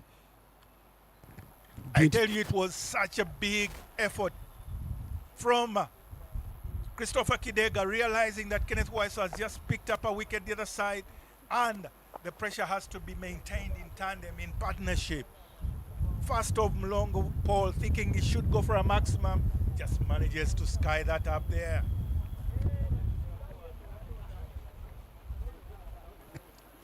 Very well judged. It took a while in the air, but Simon Sesazi, with all his experience, just allowing that down his throat, swallowed up.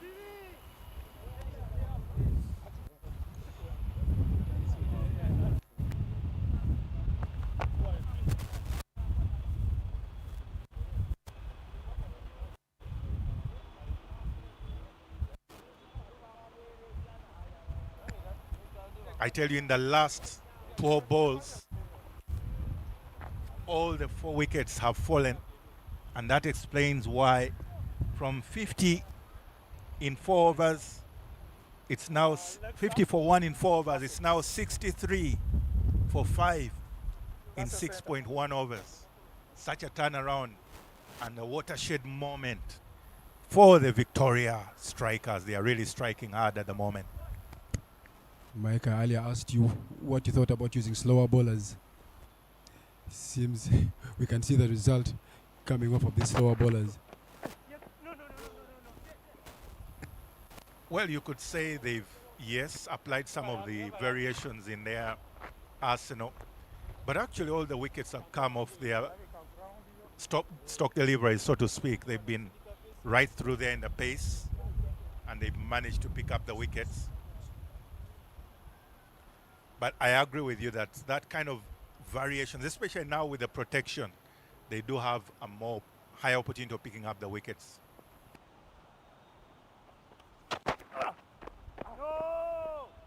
Again, pace off. You've called it. I think you're in tandem.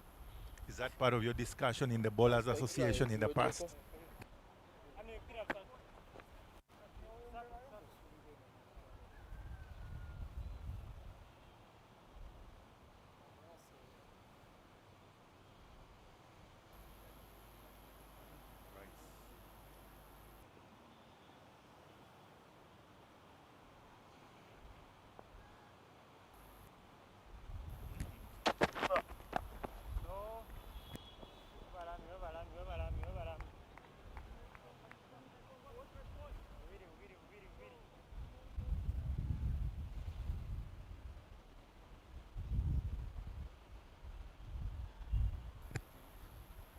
Ochaya Mill joining Nero Jonathan in the middle. Two youngsters being asked to anchor the Bunyonyi Warriors batting. It's only 6.4 overs. Amir will have to dig very, very deep to come to the party, especially facing Yankee Dega, who is a well-seasoned player, especially against him. It's going to take him to dig a little deeper to get something off that. You know, in the last 17 balls, Bunyonyi Warriors have managed only 13 runs and unfortunately lost 4 wickets. Call that 14 runs and the whole 4 wickets. And that explains why their particular batting efforts have literally gone haywire in this period of time. They seem to be a bit stranded, lost at sea, and they need a different captain because their captain is already back in the dugout to guide them back into fair weather. Will that be Nero Jonathan?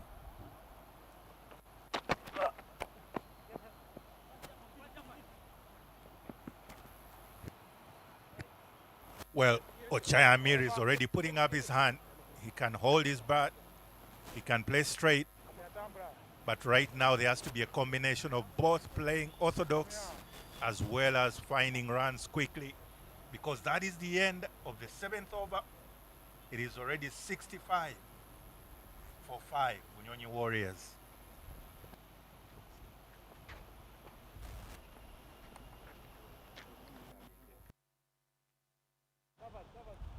My one. Next up.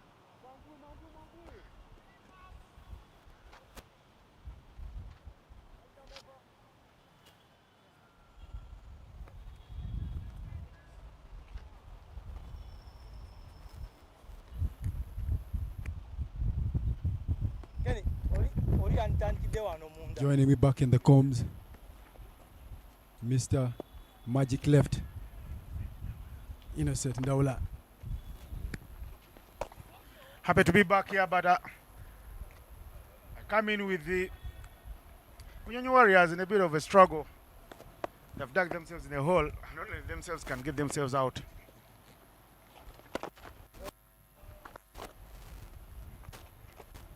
And that's the beauty of this game. Bunyonyi Warriors were looking very solid in the beginning. They must have gotten too excited.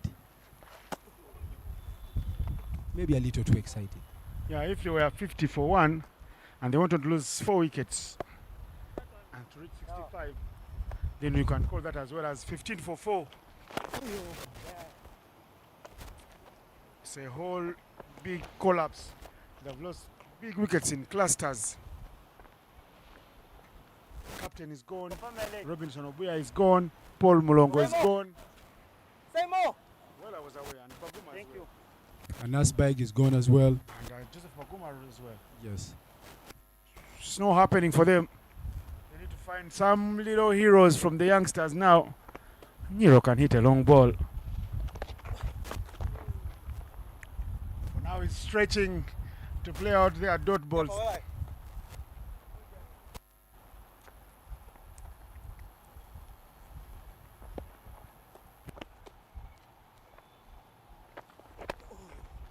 Back foot punch there.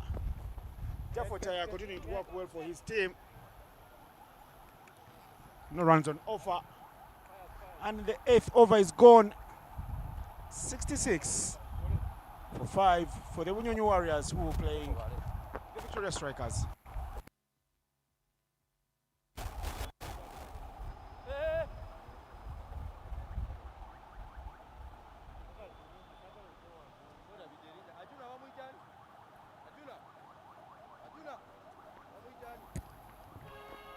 Pius Oloka coming back. Bowling change. It's coming right arm over. Pius Oloka is also a very, very technical bowler. Yeah, I like how he bowls a mixed bag. Rolls his hands over the ball, cuts some of the balls. And it's picked up their 2 big wickets already. Eh? Well stopped by Fortunate Arjuna. Pass just starting to ball. The one with the wickets was Kidega.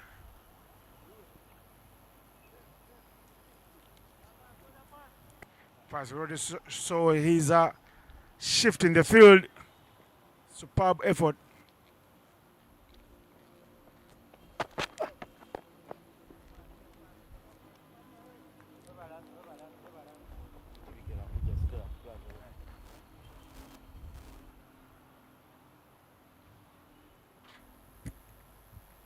If I'm being honest, having to face Pius Oloka at this time, and also knowing that Kenneth Wester still has 3 more overs to go, makes it a bit very difficult for these. In the air. Taken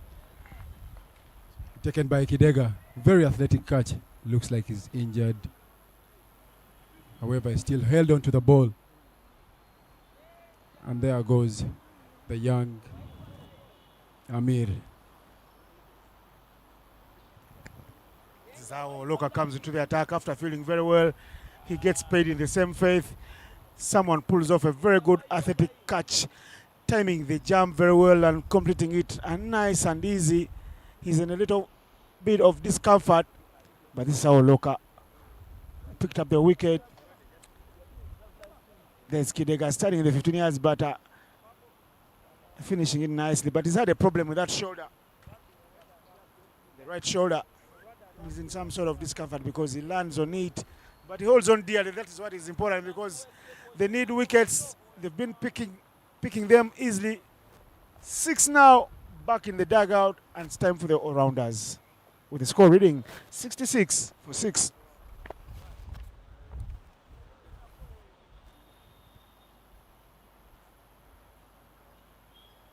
Center. Sorry, that's your leg. That's your off. Off start.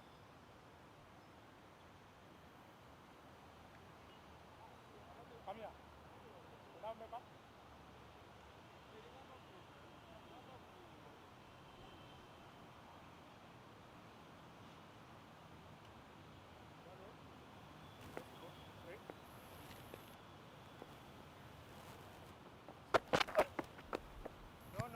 Touch and go.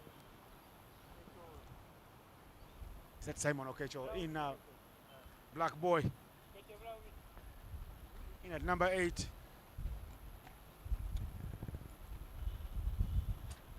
Things have unraveled here quickly for the Bunyonyi Warriors. What looked like 200 that their skipper was talking about at the toss. It's looking like they will struggle to make the 3 coveted figures now. Unless someone puts up their hand. This is actually Simon Okecho's opportunity to put up his hand. He's a very talented batsman and bowler. I wouldn't be surprised if he stays in there and leads them to their three-figure score. Oloka is bowling a mixed bag. It will be tough to. Chance for run out. They share the stumps. Misses by a few inches. It was a chance of a run out. However, did you see how well struck that ball was by Simon?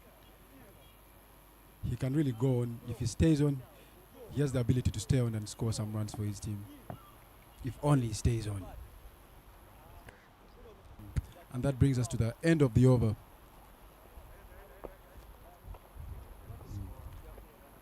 Bunyonyi Warriors stays at 67 for 6 in the 9th over after 9 overs.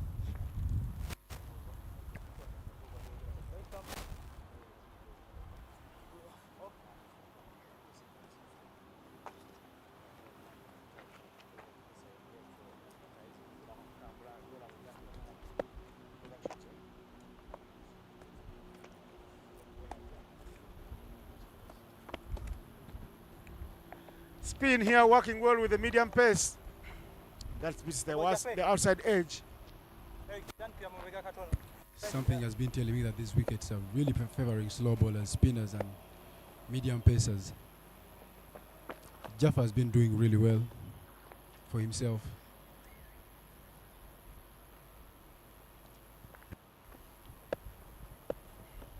Simon Okecho there, trying to see where the wind is blowing. There's hardly any.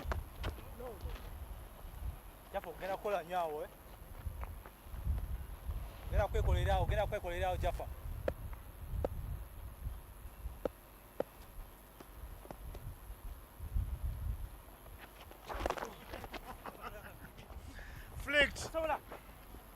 What?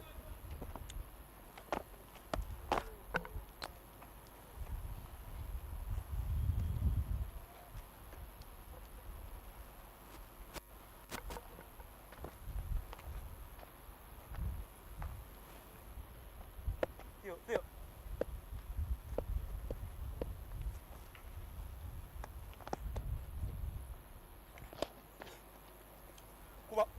Chance for run out.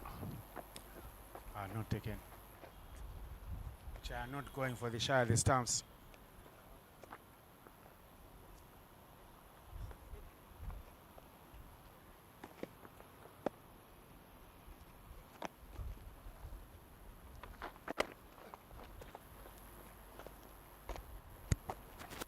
Beautiful back foot punch straight to long off.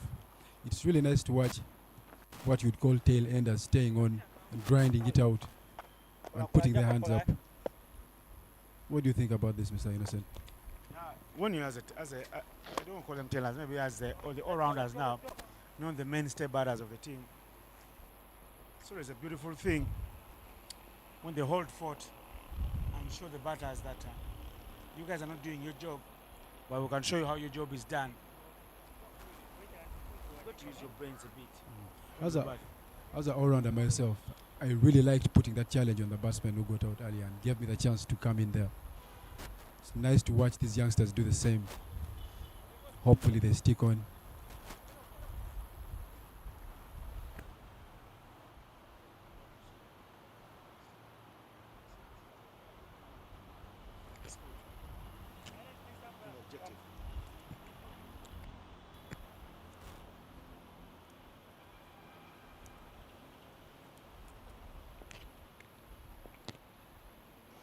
Oloka Pius and a wicket in his last over. He comes back for his second over. Kenneth Weiss was juggled around his bowling arsenal very well. And it has worked the magic. From having 50 runs for one, seeing how they have crawled to reach 70, losing 5 wickets along the way.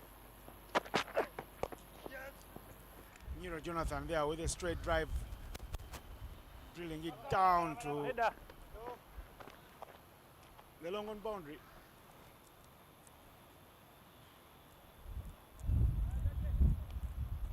Also, I like how The medium pacers and the spinners have restored back the game for the victorious strikers. After the haywire times when Kasai Jainok and Jonathan Kiza opened the bowling and were all over the place.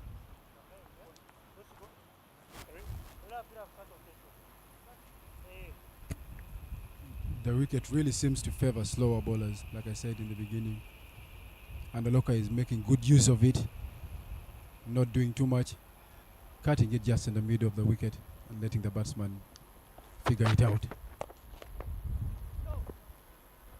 Hit straight back to Oloka. Could have been a caught and ball chance. He's not happy with himself because he's such a very good fielder that he would like to snap up everything in his way.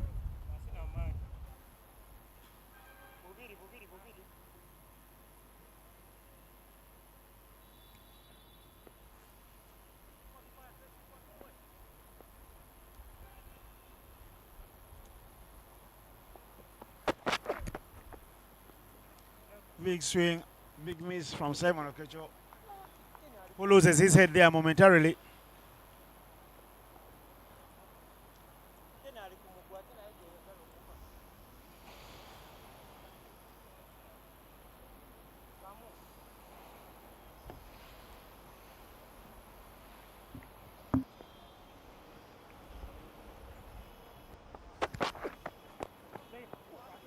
Tickled onto the onside there, chance to run. Okay, so gets one to the total.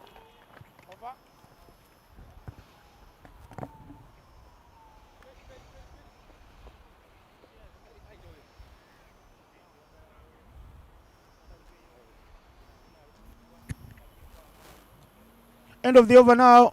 11 overs gone. 73 for 6 for the Bunyonyi Warriors.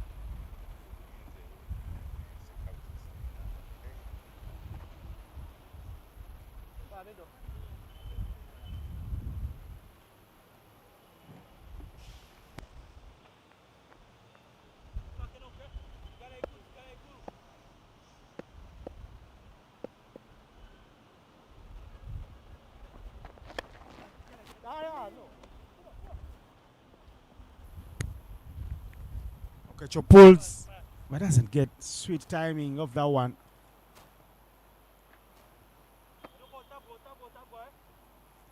Lucas fine figures of 1 for 3, but coming back is a man who was hit all over the park. Simon Okecho will take a break. I beg your pardon. Collins Obong. Again, he smokes this one. Where does it go? All the way into Copper Chimney. Is very lucky he won't be hurting anyone because the evening is still young. No real patrons out there. But that is hit. And look at that. And leaning into it, Simon Okecho, black boy, aka Mr. Googly. Shows you he can hold his bat. And he's taken on the quickest bowler in the Victoria Strikers bowling lineup.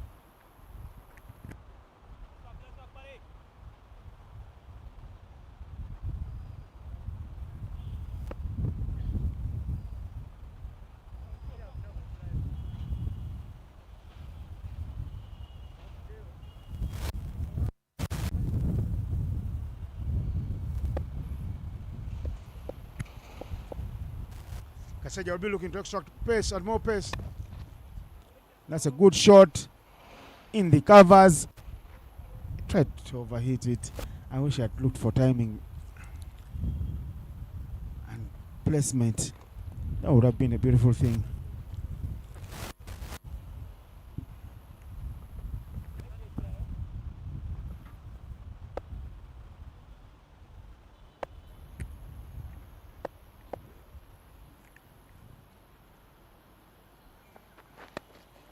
onto his legs. Where is it clipped? Onto the onside. Chance for one. They won't take on the arm of Oloka. The backup is good, but the keeper is shambles.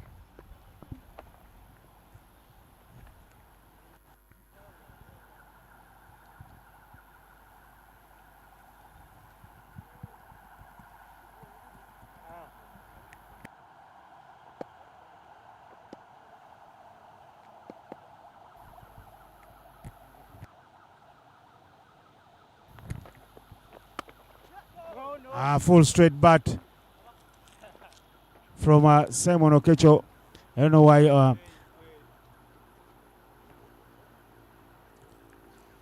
Kidega is falling over.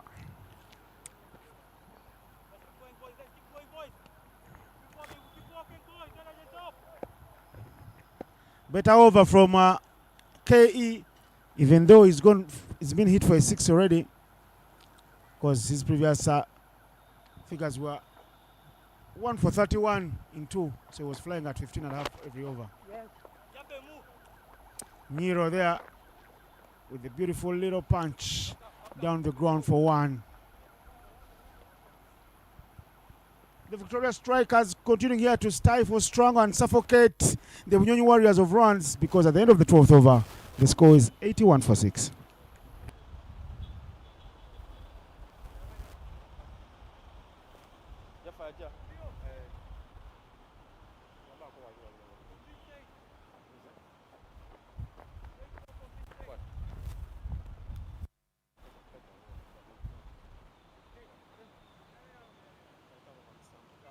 Bowling change.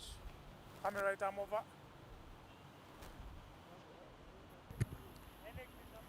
Colin Zabong is off the mic duties.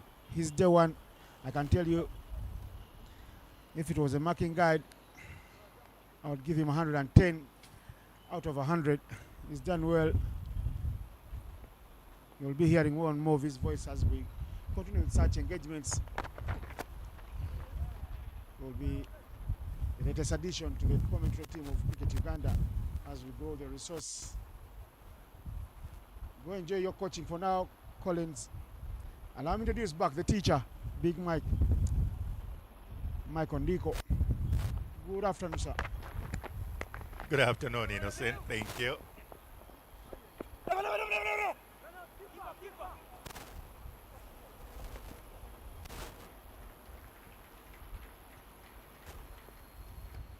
Taken 2 after the misfield.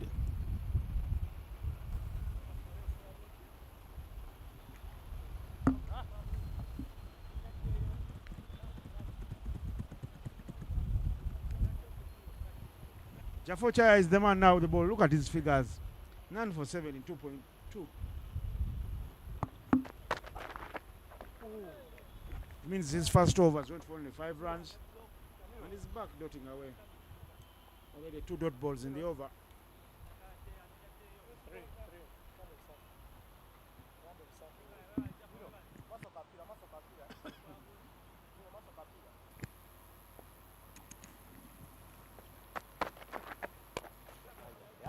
Little whip from Jonathan Miro, he's a rich because he's a lanky fellow.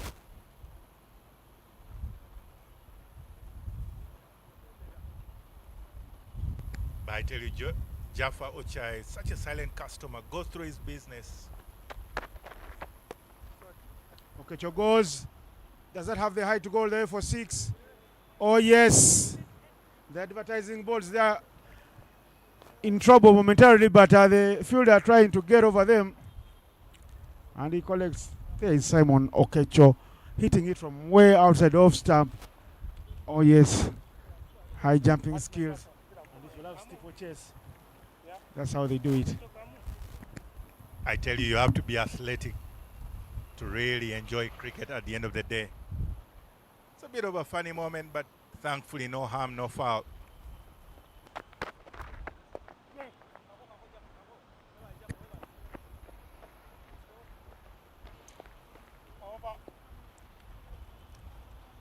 The 90 does come up in the over. 91 for 6. The Bunyonyi Warriors are staying alive.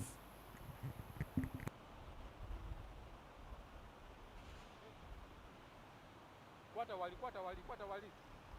Japa. I'm fire. Let's go.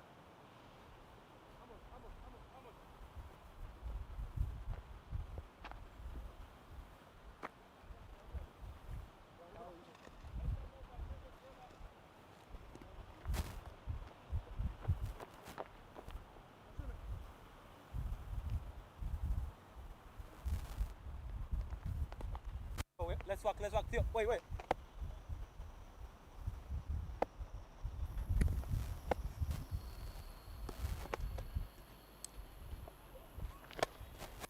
Okecho goes downtown this time. And it's the one bounce for 4. It's too close. Okecho giving his team a chance to believe. There he goes in his hitting arc. And he flashes hard at it. Simon Okecho, an opening batter in his day with the under-19 outfit almost a decade ago.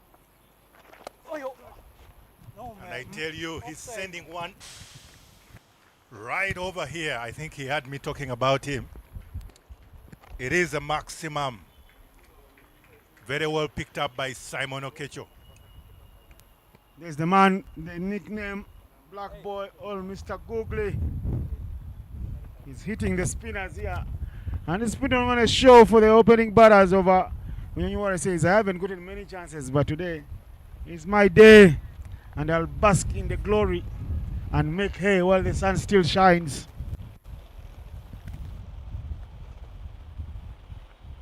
Think, man, think. Wait.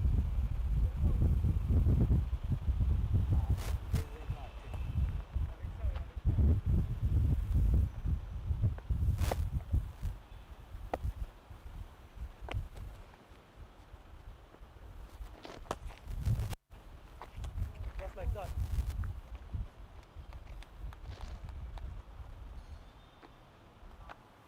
Kenny.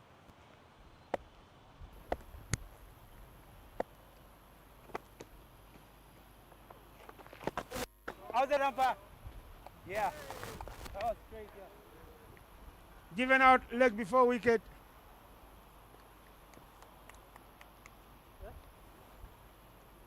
I guess the run of play had a sharp turn on it.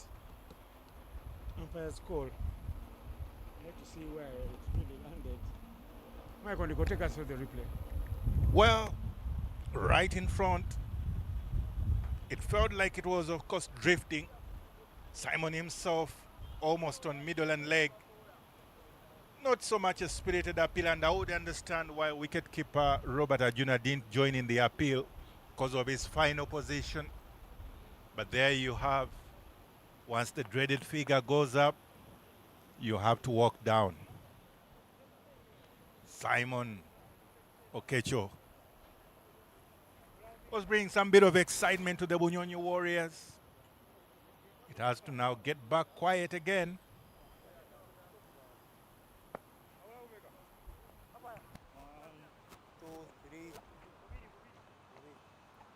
Eno, tuka mangu. Please, gwesevo.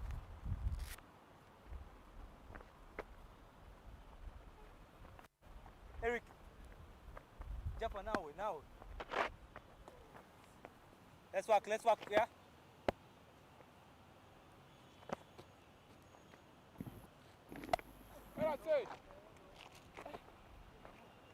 Hey.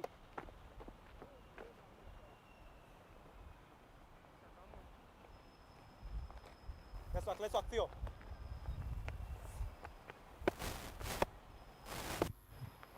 From Rwanda, Hakwizayare Mie, Theoneste. 1 for 10 already from the 4 deliveries is bowled. Picking up the wicket over Simon.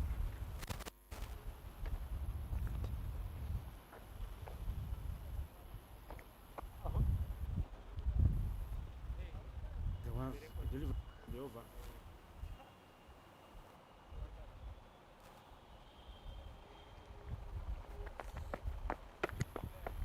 Bowling change.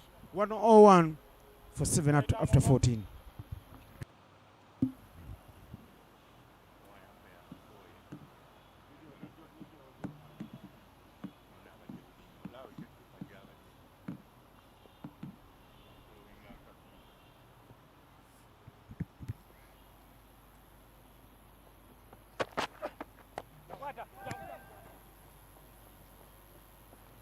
Big hit towards long off, but it is well covered. That boundary being patrolled by none other than the captain himself, Kenneth Uwaiswa, off the bowling of Paya Soloka.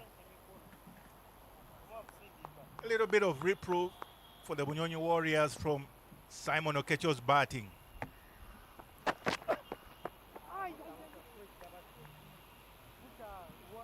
But with Musa Majid now in as batter number 9, it's like the writing is on the wall. Just a couple of deliveries and the batting depth of Bunyonyi Warriors is complete. Hence, right now, they have to really dig deep to try and put up an imposing total. Interesting variations there from Paya Soloka. Although it's adjudged as a wide, so it will have to be redone, that particular delivery. But his slower ball is quite deceptive, the way he delivers it.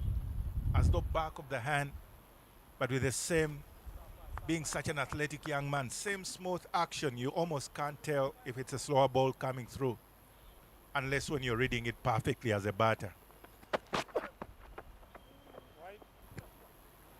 Same again. Unfortunately, same result. One wide on the offside, the following one, the leg side, probably overcompensating. But at least the consistency is the way he's able to execute his slower ball. So beguiling to the batter. And with Oloka Pius's reach, definitely doesn't want to bowl anything within his arc, or else it's a maximum. He's bowled, clean bowled, the one that is full pace on. Great Yorker from Paya Soloka.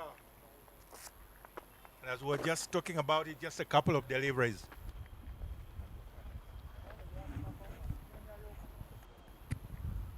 Full and straight, dipping in on the lanky band, board in that blind zone for the batter.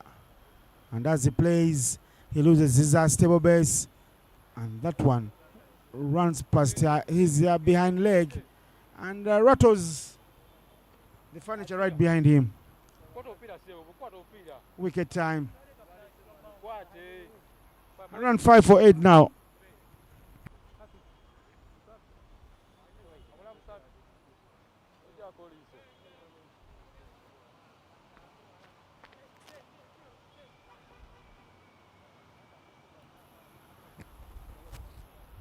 And because of the extras, there is still 3 whole deliveries left in this over. So Paya Soloka can consider it as an advantage that he has an opportunity to actually pick up another wicket.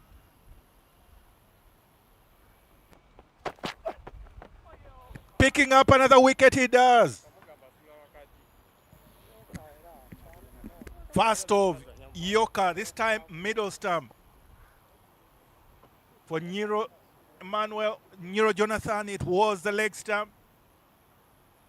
For Kasim, it is the middle stump. You almost wonder whether next will be attempted off stump. It will be very important to see what he bowls next. Paya Soloka. Look at his figures. Figures made in heaven. 3 for 7 in 2.4. And Gurjivan Singh will be the man to walk out as number 11 for Bunyonyi Warriors. And will also be the man who will face the hat-trick ball from Paya Soloka.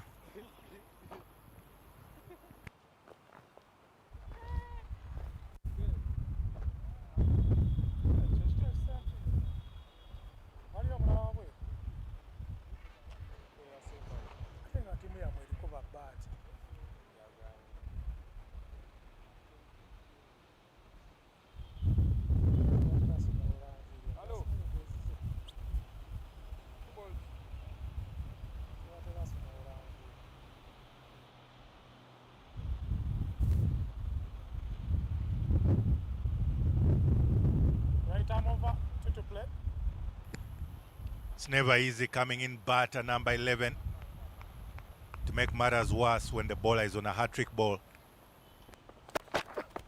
Go. But Gurjivan Singh says, I'm no rabbit with a bat.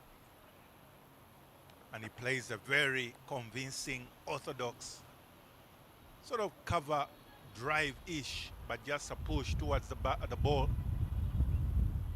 He seemed not to have been so comfortable already in his mold, so he has to adjust his helmet and get back ready to face.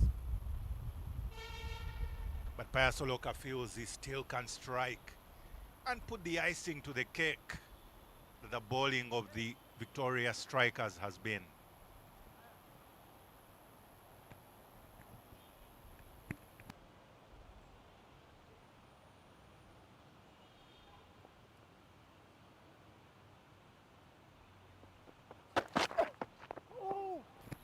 It's an inside edge, almost a chance.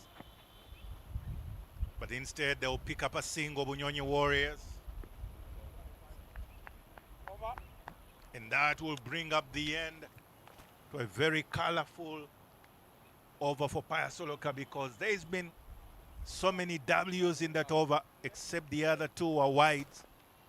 But the other two are the wickets, much more preferred. The total will be 106 for 9 after the 15 overs.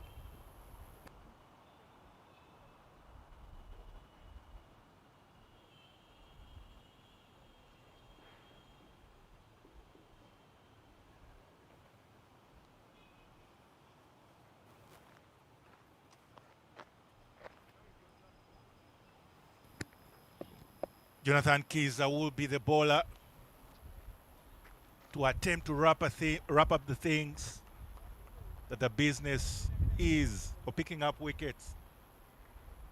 Coming in at Shellen, Gurjivan Singh, the batter to face.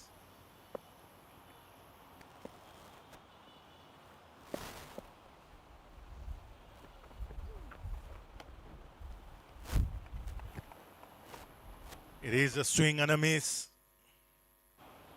Musa Majid has been motioning and shadowing, showing that he really wants to be on the strike. But he has to wait for his turn, because at the moment they are yet to rotate the strike for him to get that opportunity, because he fancies himself as a batter as well, so sort of like an all-rounder. And finally they do take up that single.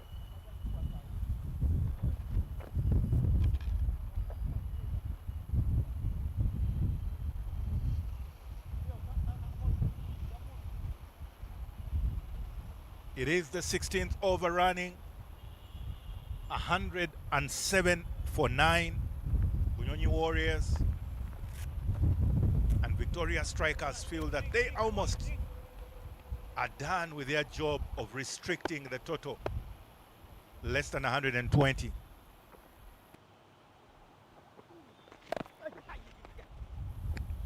It's always interesting when you are the non-strikers end. The saying is that you find that you feel it's easier to strike that ball until you get into the striker's end.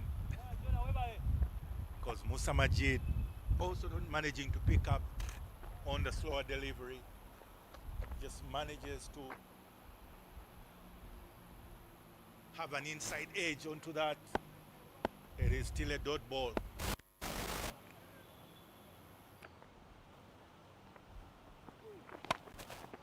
And this time he does get the full maximum,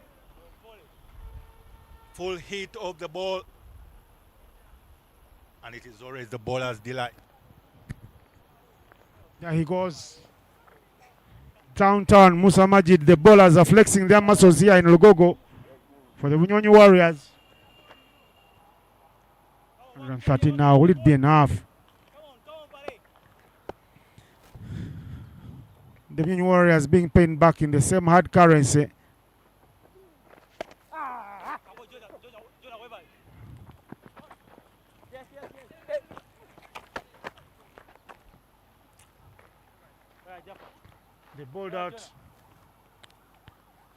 The Choga Avengers 416 on match day 1, game 1. And today they are for 9 for reaching the same target.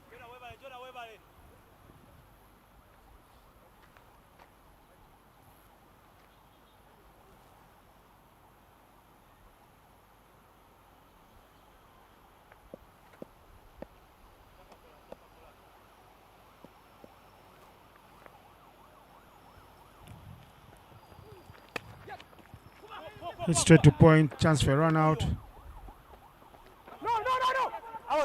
The throw is not good. But there won't be a second one taken. Guljivan Singh and Musa Majid holding well there after it looked like they had set off. After 16, the score is 115 for 9.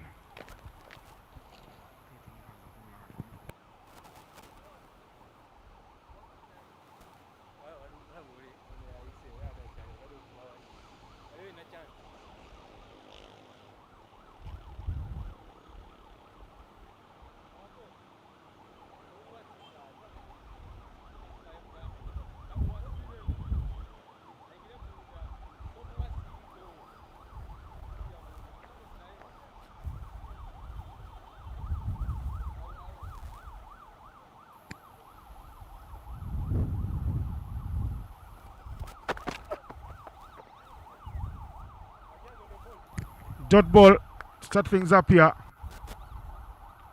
for Loka. 3.1 overs, he's gone for 8 runs and has 3 wickets and a superb catch in the outfield, and he's a contender for player of the match if the striker has crossed the line.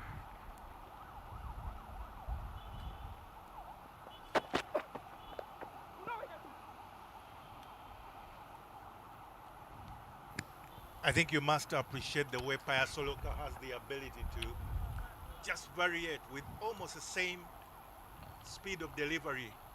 He's able to just roll the fingers over that ball, back of a hand kind of approach, and you pick up his slower ball much later.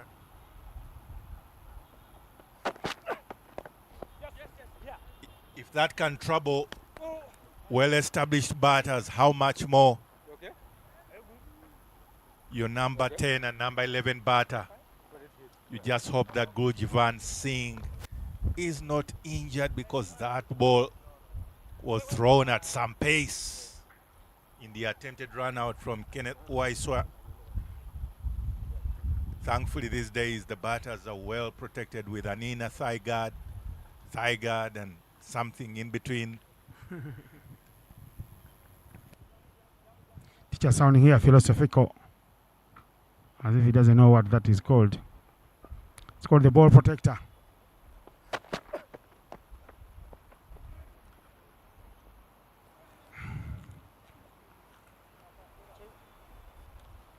The jockey strap.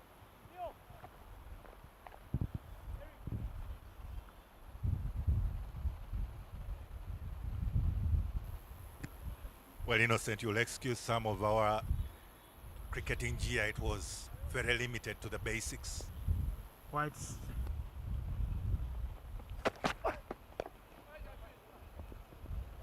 Good running between the wickets, between the two.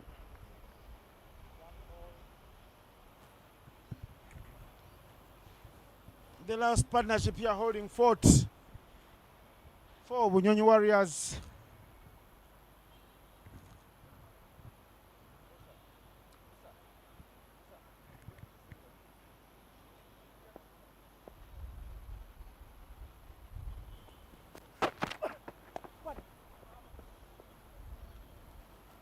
Dot ball thing this after playing with a leading edge.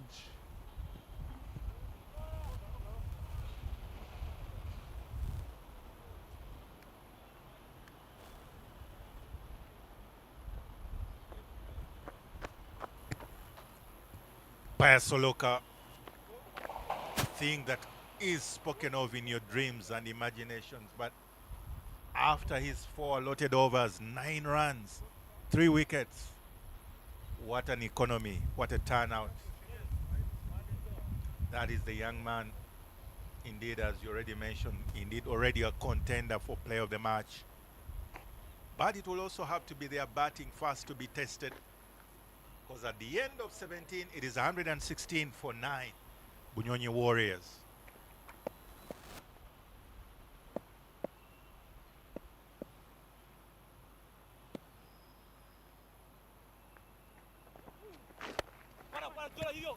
Gurjivan Singh attempting to go for glory, only managing to sky it up for Christopher Kidega to complete a routine catch.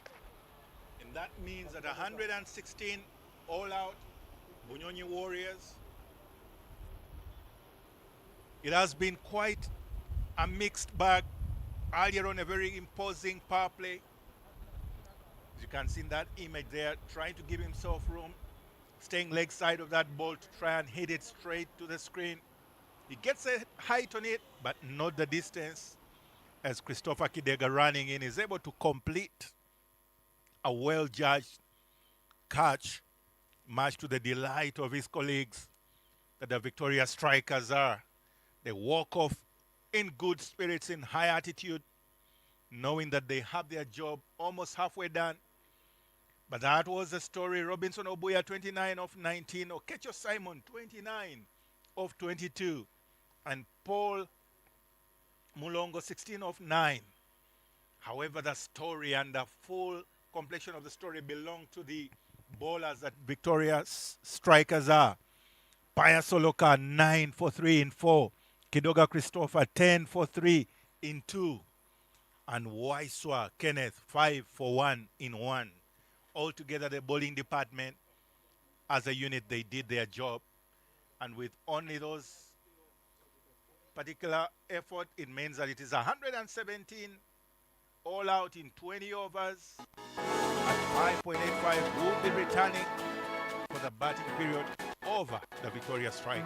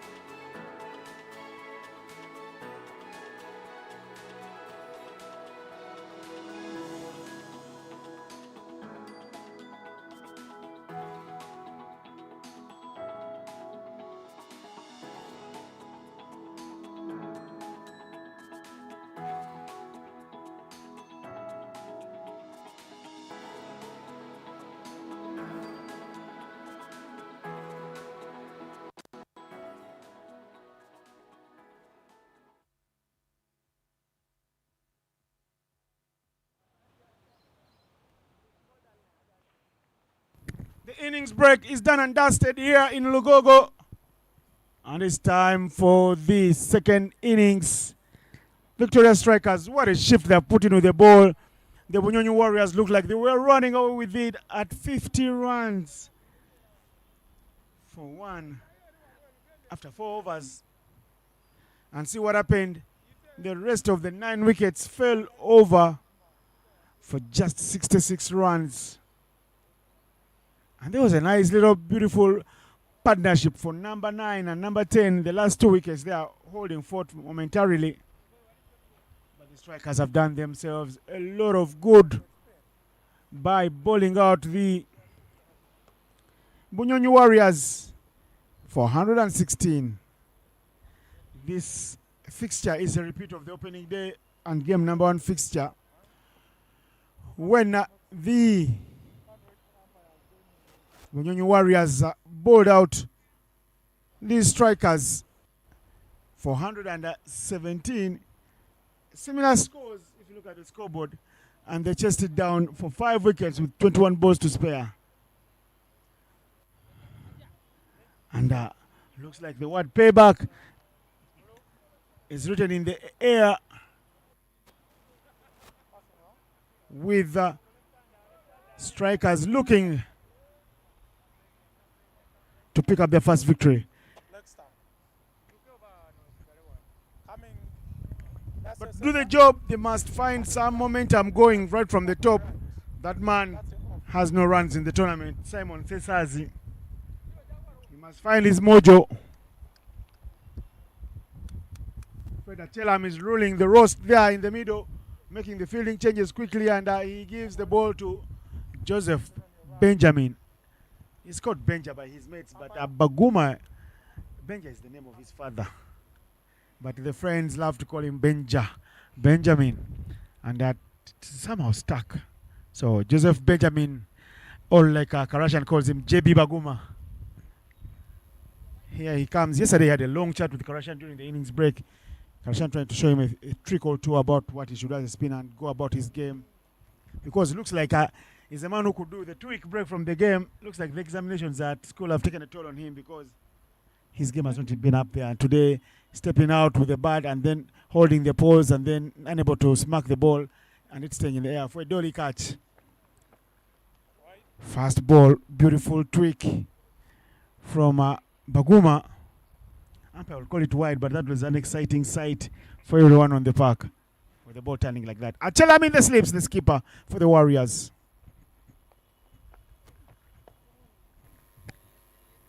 I am not alone in the comms box. My name is Innocent Daula, and with me, still riding the horse with the teacher. Thank you, Innocent. Always a joy to be in the comms, especially with you. And good afternoon. Good afternoon to you too. Simon says has it, trying to hit this one big, but it doesn't get good elevation and a good meat on it from the bat. The scoreboard gets ticking with the runs on bat. First was a wide, and now it's a first run off the bat.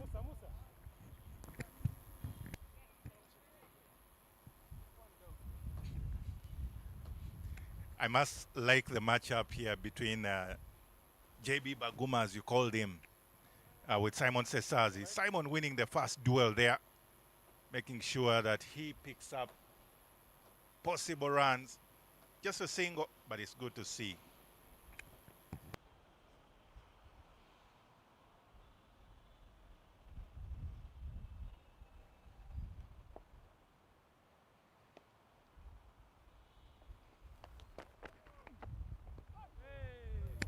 Swing and a miss.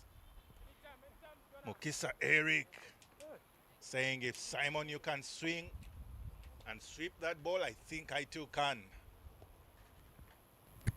Mukisa Eric, hailing from a cricket family. I'll tell you about it if he survives this ball. Yes, he sweeps well, sweeps cleanly. It's a boundary. Mukisa lanky fellow. Let me first put you on the spot. Do you know anything about Mukisa Eric? Well, I know that he has been to the school for cricket. Very well said, Mukisa Eric in the vacation for Soccer College. He can play this game, and he's a nephew to Geoffrey Luyoyo. It means he's also related to the Linjalingis, and I thought he's also related to you, the Indicos. Well, we're all related. After all, we are human.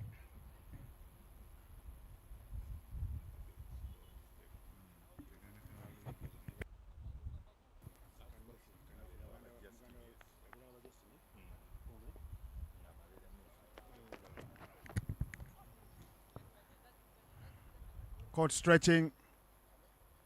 Young man, Mukserik, but everyone talking highly about him. And they say he went to the school. I love that. You guys are proud fellows from Busoga College, Muiri. He offers. Does that go all the way? Yes, the one bounce and the boundary. It's been that type of bowling from Baguma, and he has been smoked all around the park by the young batters. A lot of air on that one, but Mukisa Eric not afraid to play his shots as he muscles him all the way to the boundary, just bouncing in front of the ropes. That will bring up the close to the very fast. Already 12-8. Victoria Strikers 12-0.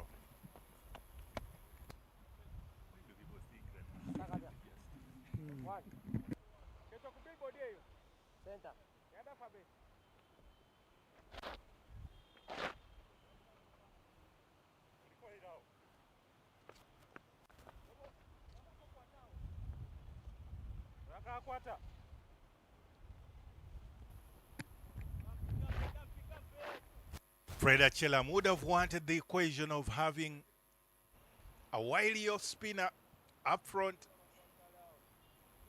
Didn't really pull it off as he had expected, because conceding the whole 12 runs. Almost a half chance there, but it was a maximum. It means he'll get back to his tried and tested Musa Majid, opening bowler from Shellen. No. Simon Sesazi has already observed is yet to pick up his scoring groove in this particular tournament. At times, it can be quite an uphill task, especially when the bowlers bowling to you know exactly what some of your temperamental issues are happening, so you need to actually come up stronger. And stronger is what Simon will be hoping to do today. Just staying within his mold, staying within his approach, and making sure that he does the job for the Victoria Strikers.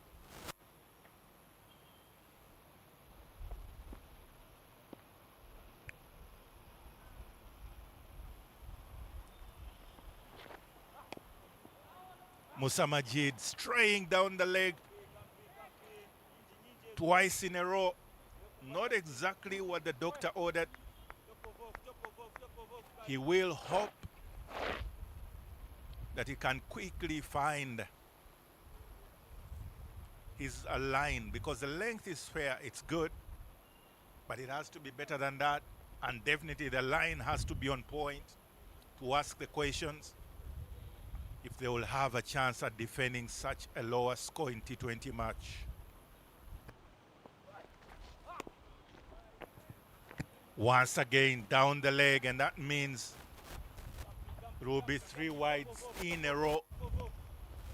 Musa Majid not necessarily working in good tandem as a partner to the opening bowler.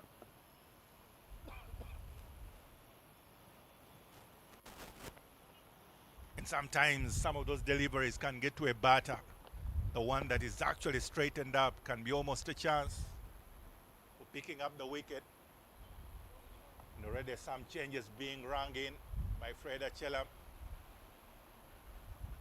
making sure that he reinforces the offside. Simon Cesars instead obliges with a maximum. because this time Musa Majid, in terms of the line, came straight to his feet and off his pads. He's glad to send it all the way for a maximum. And at the moment, it looks like the Bunyonyi Warriors are playing right into the hand of Victoria strikers and making a light job of the run chase. Remember, it's only 117, yet it's already 21 for knowing just 1.2.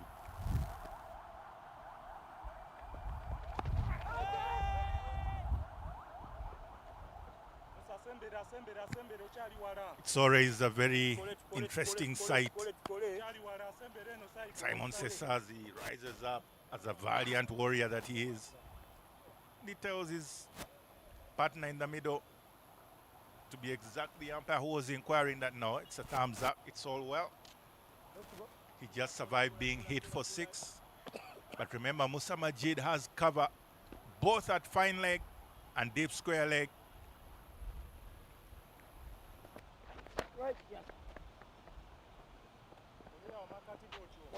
Moja.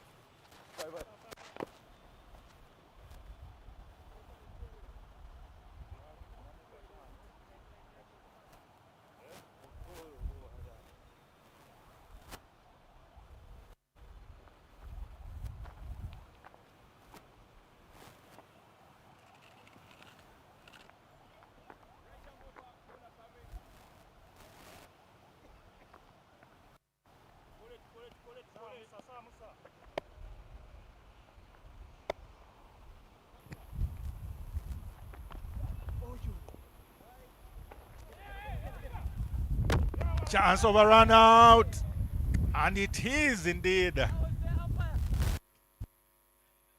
Simon Sesazi guilty of running into danger, literally gutted at that point, both for air but also for the opportunity to bat.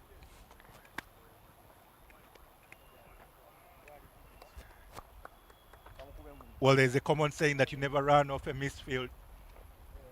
But that ball just bouncing off the stumps, off the bails, and getting into the diaphragm area of Simon's Come on, boys. Come on, boys. body.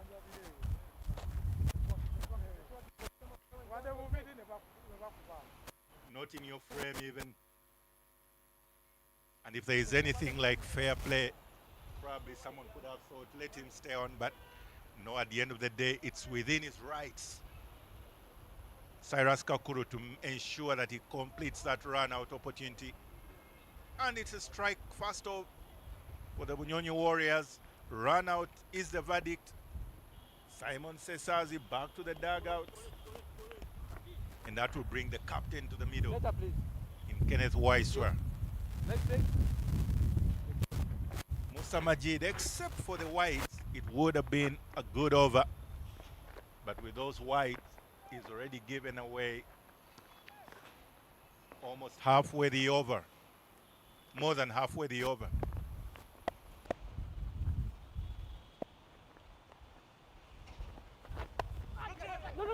No. What's happening here? Coming of errors. Only got 100 runs and they're trying to make a fist of the fight.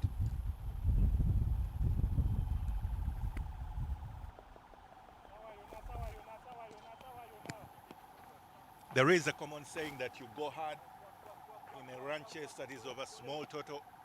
But sometimes you have to just let nature take its course. And by nature here we mean if there is not so much effort needed to execute a result, then why apply yourself in so much extreme effort, such as running unnecessary runs and taking more risks, when all you need to do is just get a button ball and find the gaps.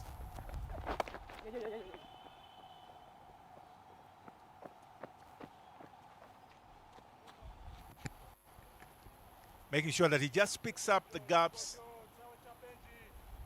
finding it, picking up the single, and that will bring up the end to the second over. Is the Victoria Strikers in cruise control, going at 12 runs and over. 24 for 1 after 2.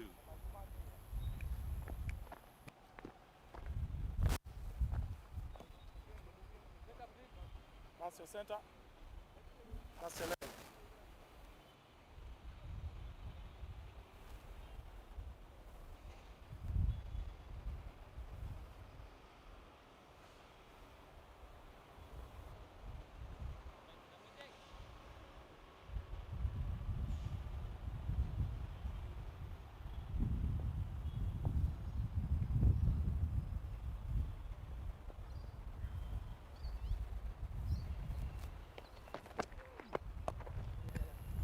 Joseph Benjamin Baguma will certainly want to redeem himself, having had a fast over to be forgotten for his standards.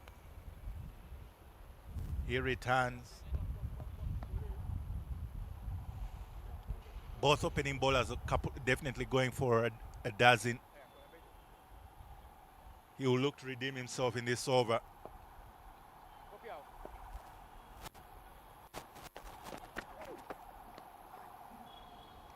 That is expertly done, beating the outside edge of the bat from Joseph Benjamin Baguma.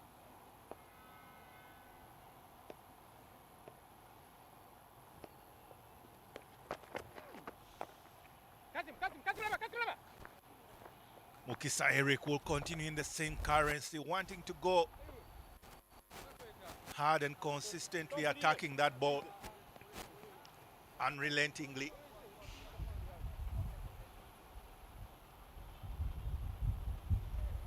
And now it will be Kenneth Weiser to face off with JB Baguma.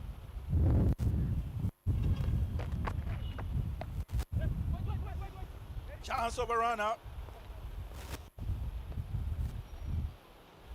But Kenneth sends young Eric back.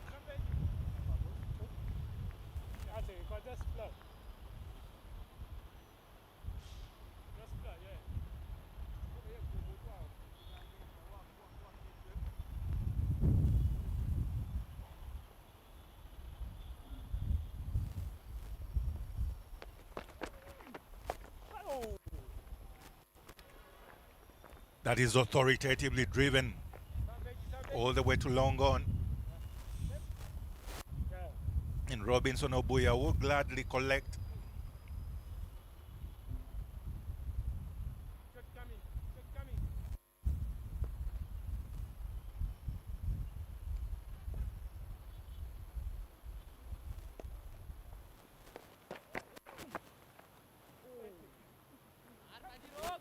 And this time, that is a big turning ball. Gurujivan Singh has to collect at fine leg because that ball was turning big, and all that Mukiserik needed to do was just put his bat and glide it down the leg, pick up an extra couple of runs,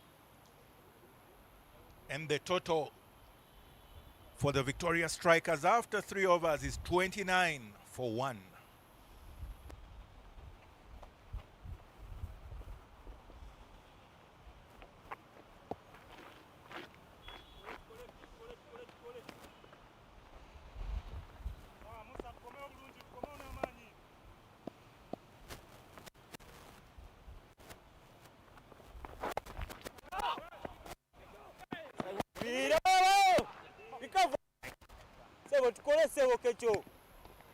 Second time asking, twice shy. Kenneth Weiser now has to just accept that his single will not be, because with the misfield from Simon Okecho meant that there was a chance to have the run finally, but it still did not happen.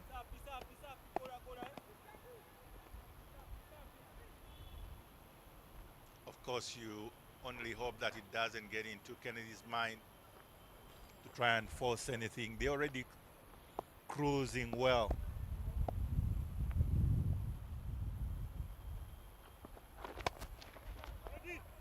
Go straight and very straight. As a fido, it is a boundary for Kenneth Weiss to march to the applause of the dugout. It momentarily looked like it was a chance of a catch. Fred Chilam there. And he was late on that ball, and the ball winning the race to the wall, side screen. Or is a perfect shot every batter requires and desires.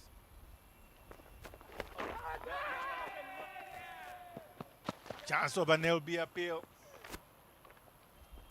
But the umpire might feel maybe for height. It's not really possible because Kenneth was already motioning for the pull shot.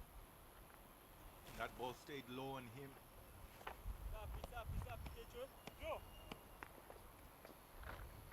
Sponsors of the Great Lakes Tournament, men's T20 there.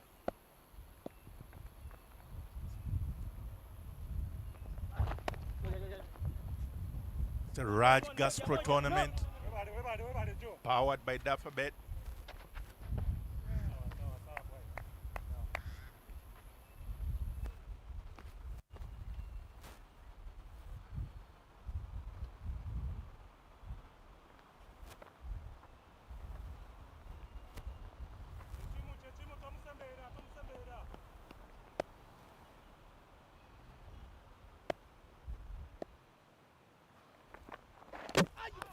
It is clean bowled.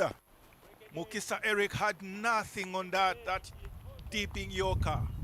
Or is a very classic ball from every top order, every striker, bowler requires and wants. And looking at that stance, very wide open, walks late into the stance, but still exposing both his middle and off. And that dips on him.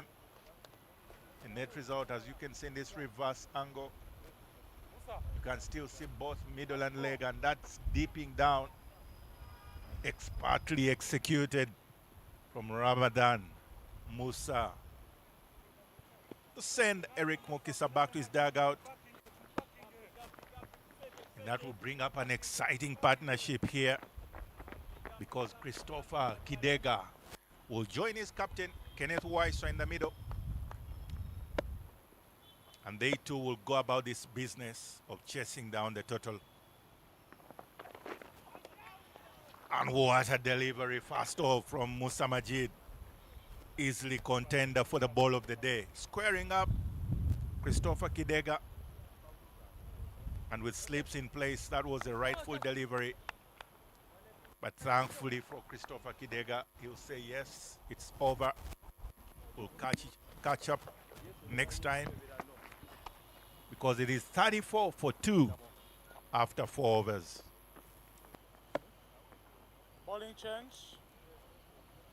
Right arm over.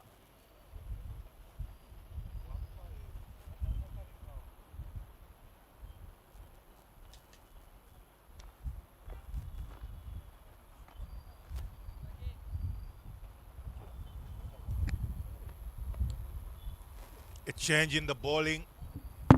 From the Ginger Road end, we'll see Simon Okecho. He's always been a leg spin. At some point, he was bowling medium pace. No. But about a year ago, he reconverted back to his tried and tested.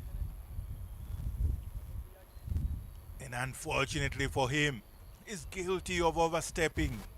Maybe he's still recalling his pace bowling days. It will be a free hit. And what a way to be introduced to your bowling.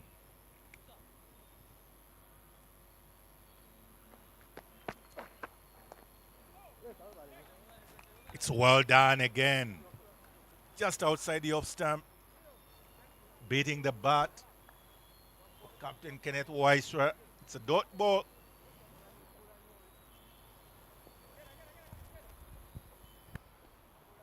Further field changes being rung in by Captain Fred Achelam, reinforcing once again the offside.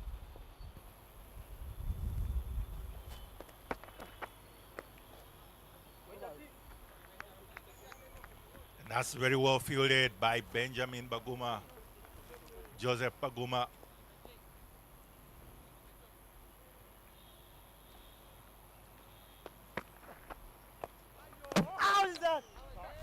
Simon Okecho getting good support from the fielding side, including the stumps too. They are helping out because Christopher Kidega was well put in his crease. He's not looking to steal anything away. Even when Simon Okecho touched that, still a judge not out. What a delivery. What a gem of a ball. Big turn and bounce. Kind of things that a coach will only dream of, that his bowlers are able to execute. Those repeatable moments. And the next ball, unfortunately, dropping it shorter.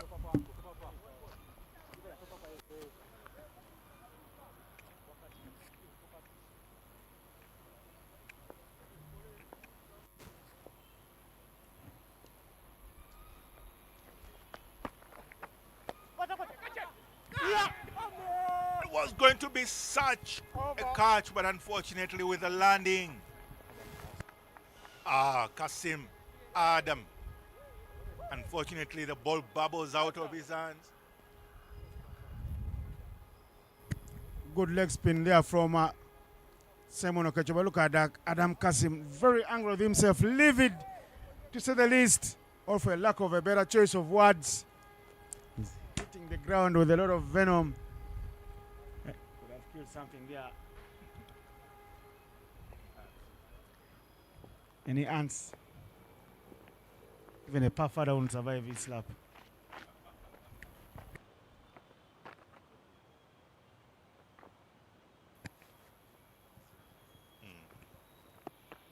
It was the end of the over, 36 for 2. And final over of the power play. Kenneth Waiswa chancing his arms, knowing that third man is in and no backward point. Only the point at boundary. He makes the most of that particular delivery by intentionally going over the top of the inner field with slips in place. Third man, more like a fly gully, gets a boundary.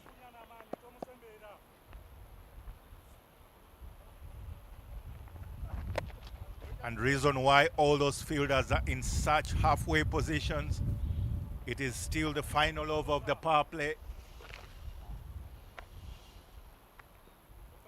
For more deliveries, and the restrictions in the power play is that there is only 2 fielders allowed outside of the 30 yard during this period of play. After that, the field can be spread out to 4 fielders outside the 30 yards.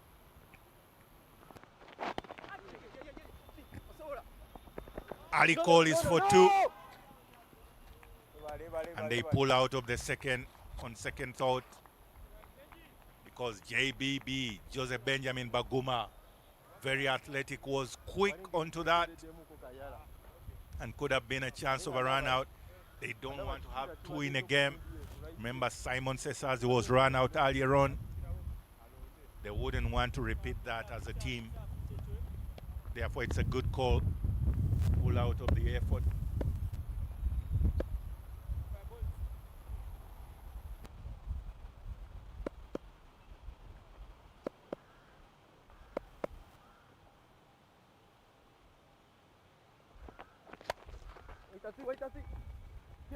And that is perfectly fielded.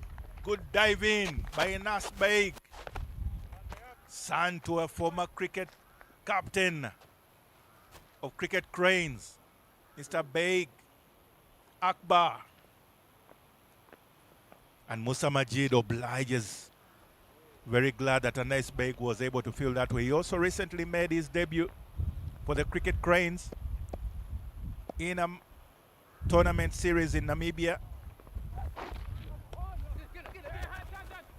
And last month went on to play in the tournament hosted by the Mumbai Cricket Association in India.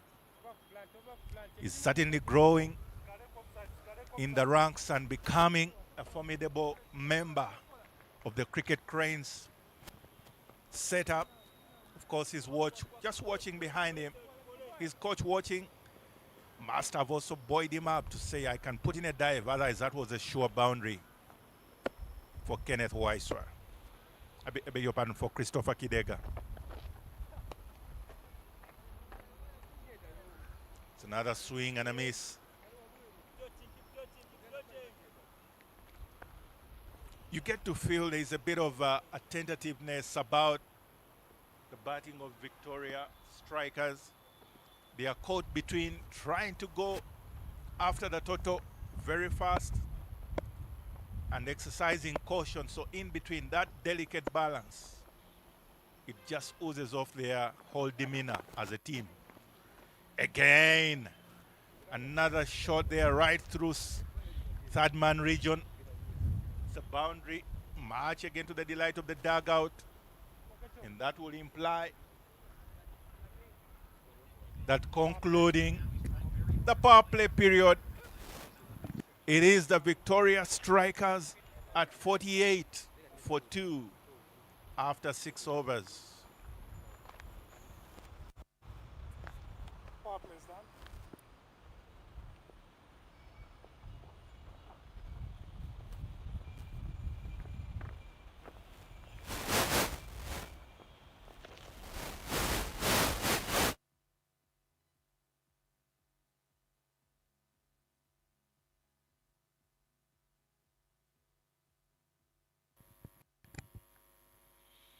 Okay, so Simon will continue from the Ginger Road end, now with more protection that the power play period is over.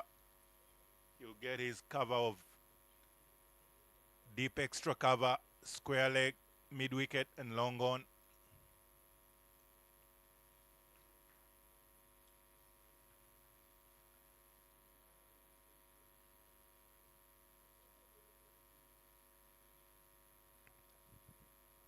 As well as long off.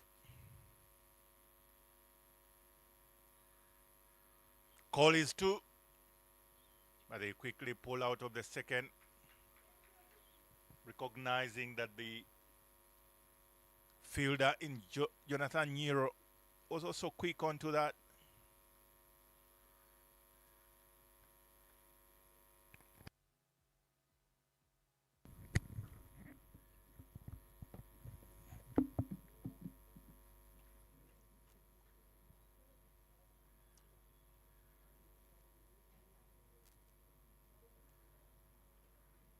Big heave all the way through mid-wicket region for a maximum. Christopher Kidega.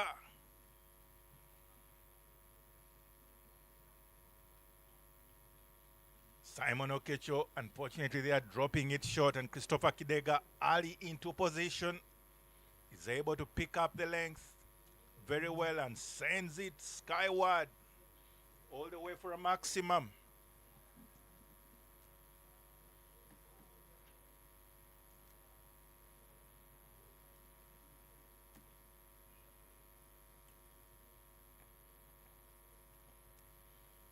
Follow up with a straight one through in the safest place on the pitch, right behind the bowler. And because it's so straight, there is no opportunity for any of either mid-off or long-off or long on to close up that. It's right through the middle for another boundary. This becoming a very healthy over.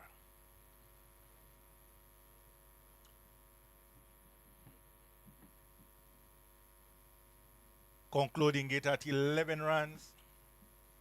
Simon Okecho's first over may have gone for only 2, but the second over has been a heavy one. He's done the heavy lifting, meaning that he's given away the 11 in this over, and that will bring up a joyful 59 for 2 after 7 overs. The Victoria Strikers.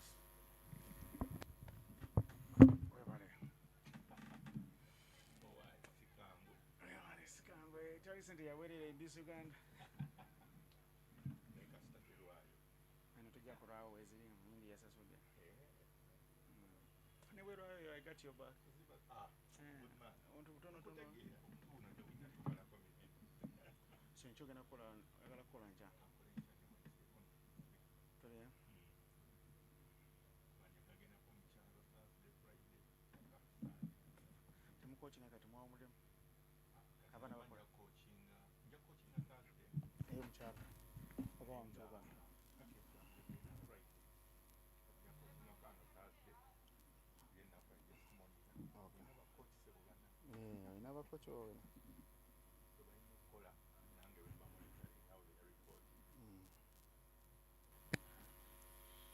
Joseph Benjamin Baguma will be the change bowler from the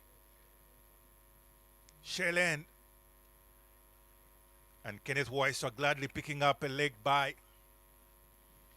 But the way that Christopher Kidega is holding the bat, it was either or, one of the two. Unfortunately for Christopher Kidega, it was out for all, because clearly in his body language, back lift, everything was just mentioning one word: he's going to go hard and he's going to really target Joseph Benjamin Baguma, who is a wily fellow. He quickly picks up a wicket of Christopher Kidega, and that will bring in a very interesting individual to the middle in Paya Soloka, walking energetically. He's already put in almost a contender for man of match, player of the match performance with his bowling and fielding. And now he has to join his captain in the middle with a bat and seal off that contention, having bowled well with figures of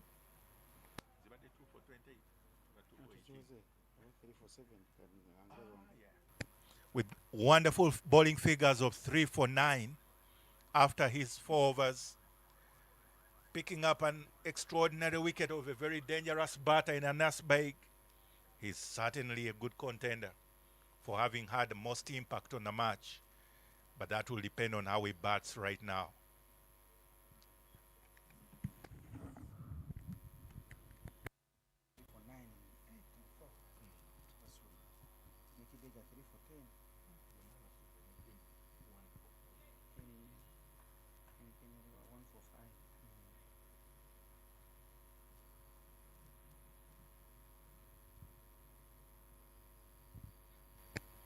Big turn and bounce from Joseph Baguma. He's enjoying himself out there, but he would be more glad to see the wicket column well lit up with his name, JBB. So far with 1 scalp, he can only hope for 2. Now these two are actually very athletic in Kenneth Uwaiswa and Paya Soloka. They quickly recover their distance, and you feel for Gurjivan Singh. I was almost afraid because of the way he slipped while trying to throw that ball. But at the end of the day, he gets up. No harm, no foul. But a comfortable 2 completed. 62 for 3. You can feel that the hard job has been done by the Victoria strikers. They need now to avoid the fumbles. I see they love to run a lot. Hopefully they don't run themselves into trouble, because already we saw one of their leading batters, Simon Cesars, paying the price of a misfield, running himself deep down the river. Some good shades of turn on the ball. Adam Kasim, the fielder. End of the over now. 63 for 3 after 8 overs for the Victoria Strikers.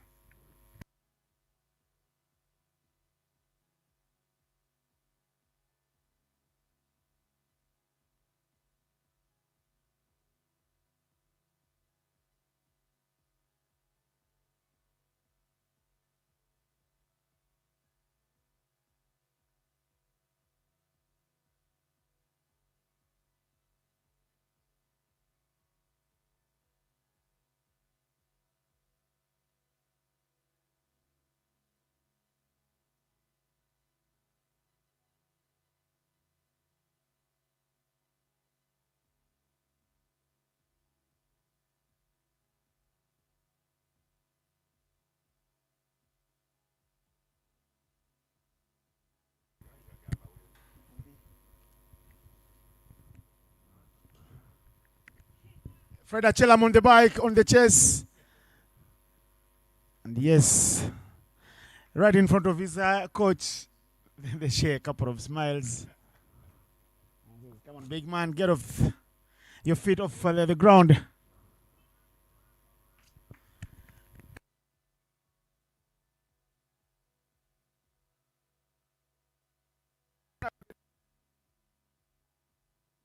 Come back.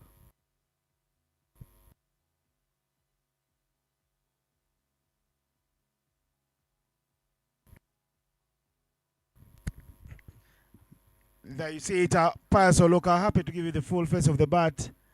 And it is in his inning. 5 from 6 deliveries. Simon Okocha, he did well with the bat. Okecho, not Okocha. 9 for 15 in 2.2. Flight on offer. The no ball is called. I don't know for what. Okecho is looking at the umpire. And Okecho is being told you overstepped.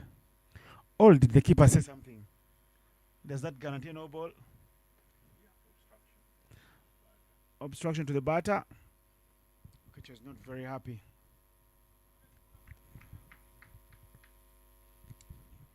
Amir Ochaya, the keeper.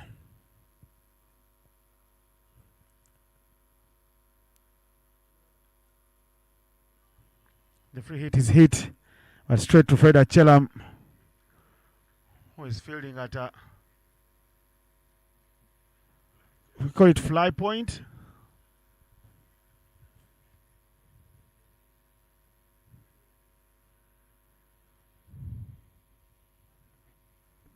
Here's Okecho again. A little nice sweep from outside the off stump to the onside.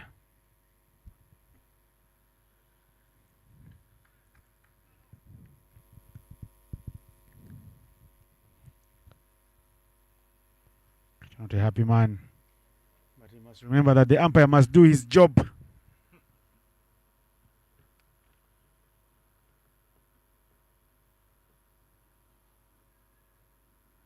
It's a good delivery from Okecho. Right on the money, and Robinson Obuya shows quick hands.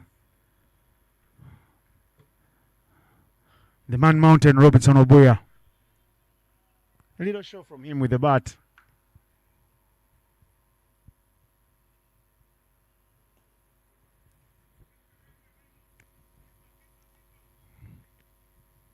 They are still believing here.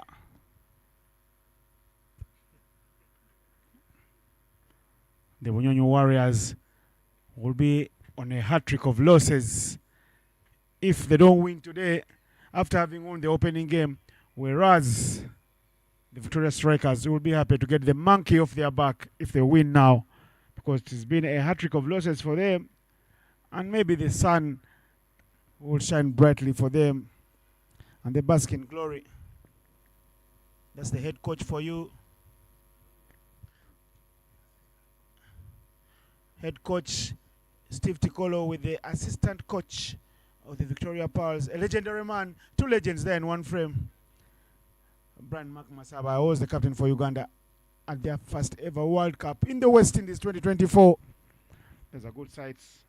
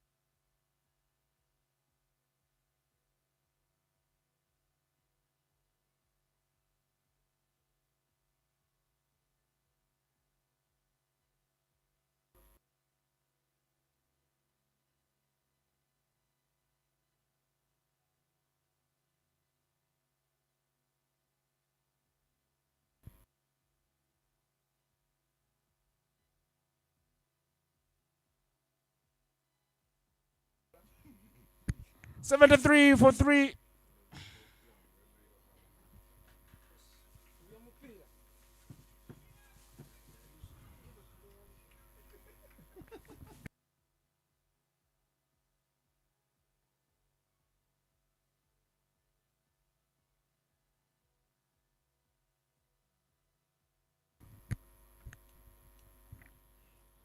Guess who's given the ball?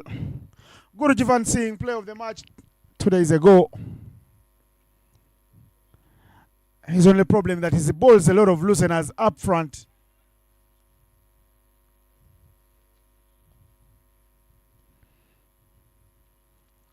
But if he gets it in the right channel, Guru Jivan can be a tough nut to crack. It's a leg spinner's affair at the moment. One end to another.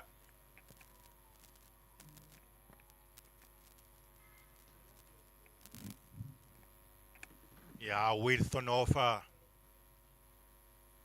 And that is always the batter's delight. Anything that is not testing or contesting for their wickets, they will throw the bat at it with disdain. But anything that he will pitch up towards leg side and turning will be the real deal. Gurujivan Singh, as already mentioned, Nora is guilty of taking a while to find his rhythm and flow.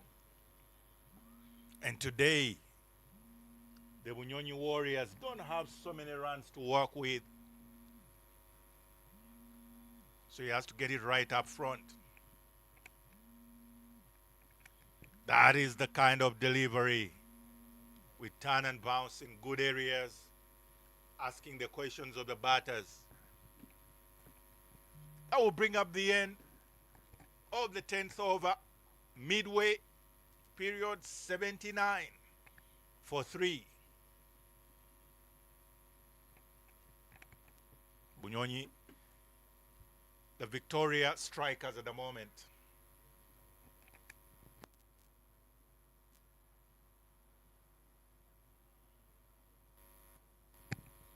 Bunyonyi Warriors will continue in their quests. And that quest will mean that they have the leg spinners coming through both ends, because they know they get a chance to actually pick up the wickets. This time, Kenneth Waiswa, maximum. Kenneth Waiswa taking a liking to Simon Okecho, paying him in the same vein as he punished everyone else. Look at that, full and straight. Kenneth Waiswa just bring out the axle and splitting the two fielders there. And after the maximum, he gets one. Victory in sight for the Victoria Strikers. Kenneth Waiswa said as much at the toss when Fred Achilam late to come out in the middle for the flick of the coin, says, "Aye baba batide." Spoke to me in Lusoga, and having played in Ginger and Captain Jack, I learned my Lusoga then. And they say if you don't know Lusoga, you can't play cricket. That's how tough the economy has been when it comes to cricketing matters. So Kenneth Waiswa there, wanting to be there at the very end as the skipper for the Victoria Strikers. Let's come close to this game. I'd like to put you on the spot, Mike Ondiko. Of these 4 Great Lakes that are being represented in this tournament, how many of them have you been to? Mburo, Victoria, of course, Victoria have been there. Mburo, Bunyonyi. Never easy being in the hot seat, because it has just dawned on me I need to encourage local tourism by example. So you haven't been to Bunyonyi, you haven't been to Mburo, and you haven't been to, which one is the 4th?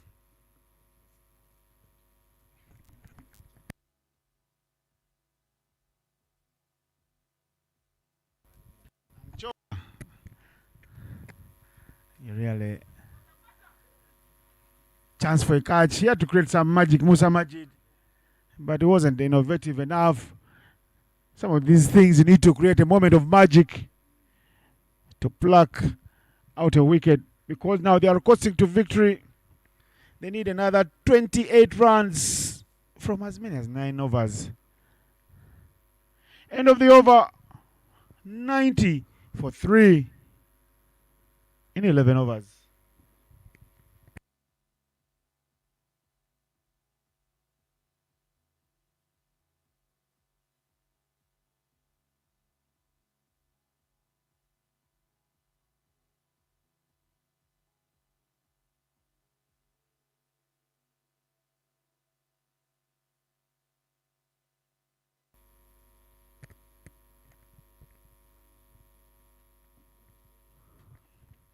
One, it will be Lokapias has simply cemented his status as player of the match. A quiet cameo and giving a supporting act to Kenneth Waiswa. Absolutely, But just to get back to your question, when you put me to the spot, for sure, I've actually been to the Choga shores in Buyende, and I've definitely been to the Victoria, both the shores and the lake itself. So maybe that's why for today the Victoria Strikers will strike for the very first time in this particular Great Lakes tournament. Just saying maybe.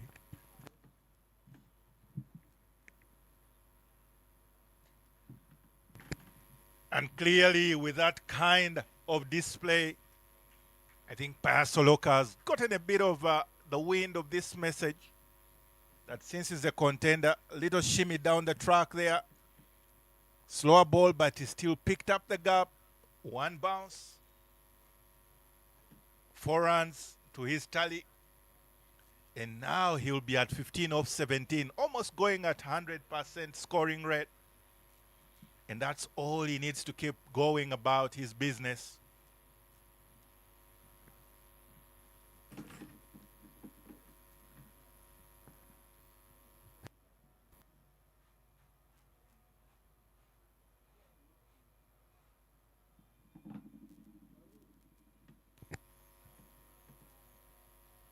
That was there for the hitting because Kasim Adams slowed that down and it was a short ball. But luckily, Payasoloka's bat missed the ball altogether.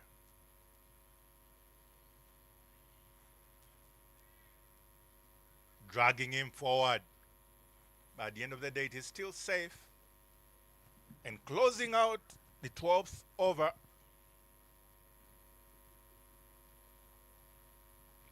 Victoria Strikers at 95 for 3.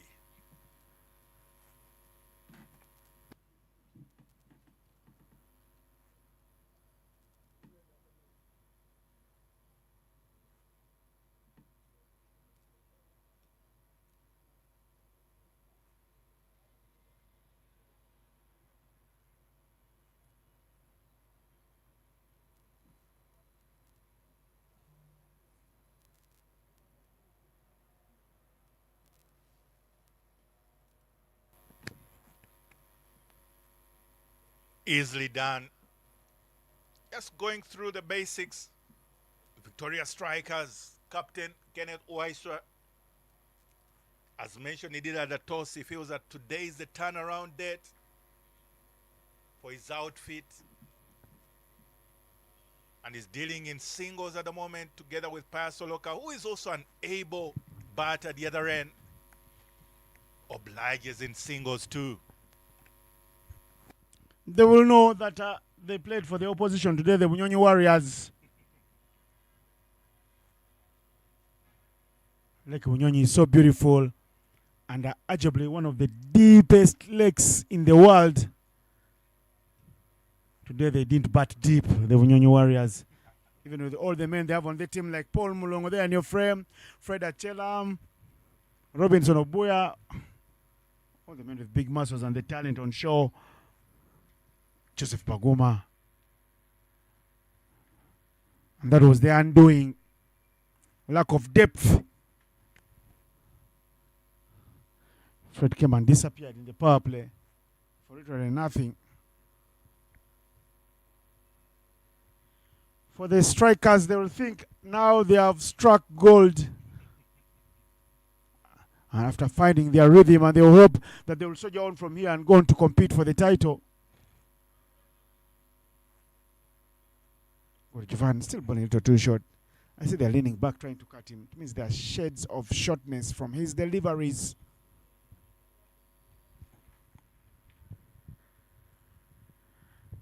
Is this the day that they break their duck? Yes, it is.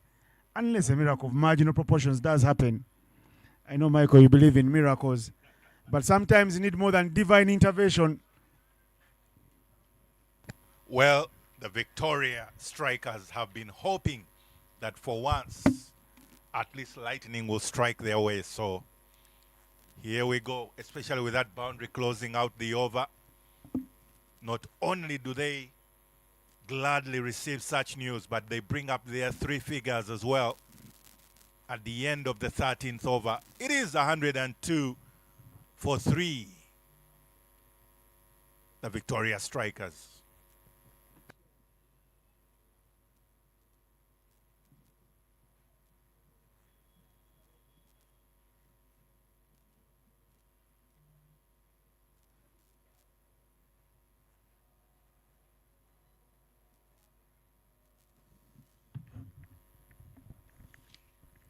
Flight on offer. Kenneth Waiswa smokes this one into the hands of the fielder. Robinson Obuya, that should have been cleaned up out of the ground into the people having their late lunches in Java House. But instead, Kenneth holds out and nothing delivery with the bowling at his mercy. He's the man who is beautifully named after a 2000 Summer Olympics bomber for Uganda in Adam Kasim that picks up a wicket. Really nothing delivery. Really a dismissal. You go back and start throwing and thinking, is it the bat? Or you start thinking about your career. Am I worth a batsman? And you can see Kenneth Waiswa is checking his timber.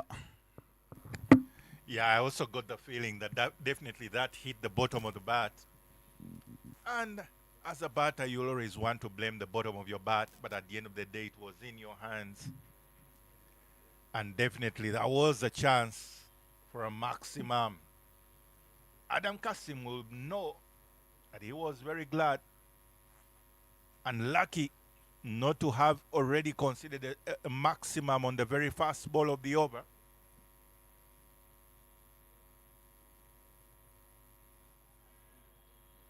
Robert Ajuna.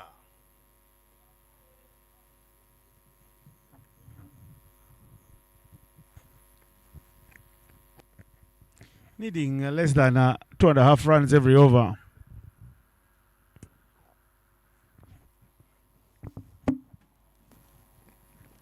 Well, that statistic sounds like perfect music if you're the Victoria strikers.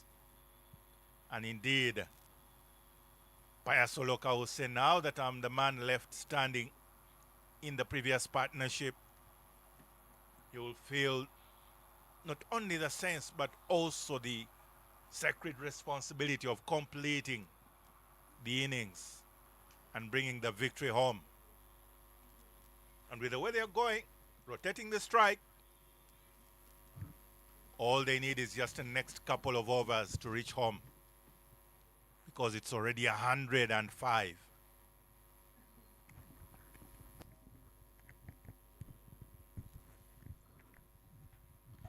And 5 for 4. Look at Pius, look at him. It's very, very hard to take the play of match away from him. The impact is made. And there they are. Day off for the Victoria Pearls Internationals. Rita Musamali and Susan Kakai, the sisters. They play for Wanderers. They were also out of action on the weekend as the Women's T20 League started.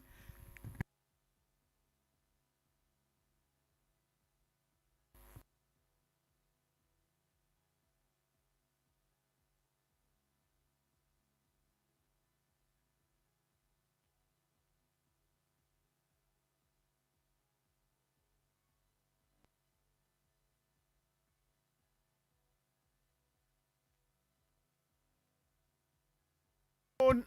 14 overs gone here. 105 for 4. Adam Kasim with the wicket in that over. And here is the man who has a number made so famous by a Portuguese international at the World Cup, arguably one of the oldest players at the World Cup, in Cristiano Ronaldo. Gurujivan Singh. Hit straight to the fielder. Adam Kasim says no fly zone.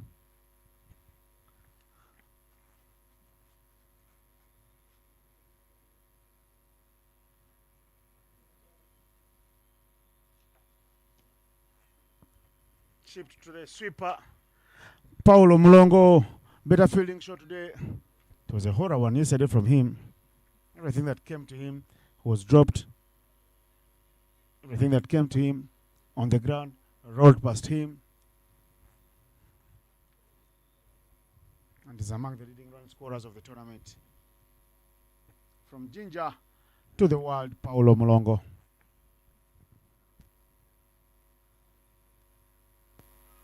Arjuna and Oloka grinding there.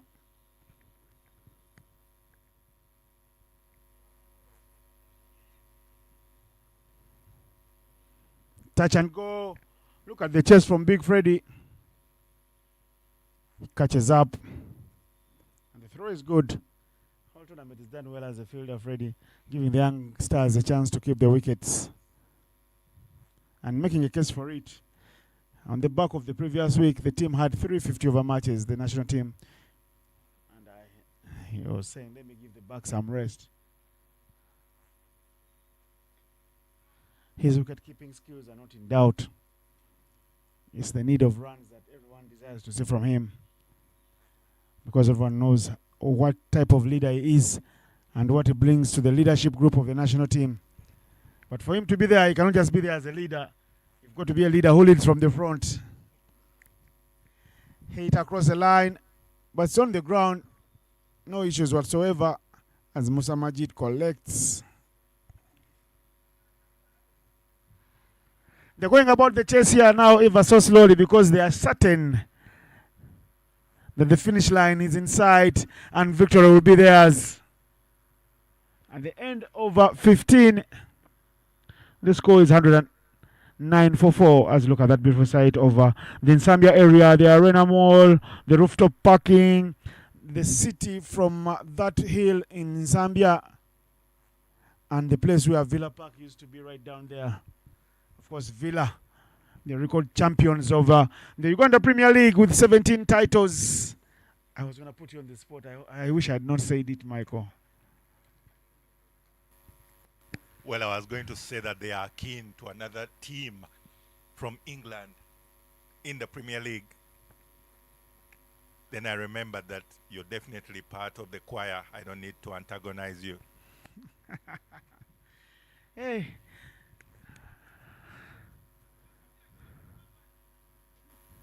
Because recently in Uganda was akin to Arsenal. You would think there are no Manchester United fans in Uganda. Interestingly, Villa was my childhood team that I would support.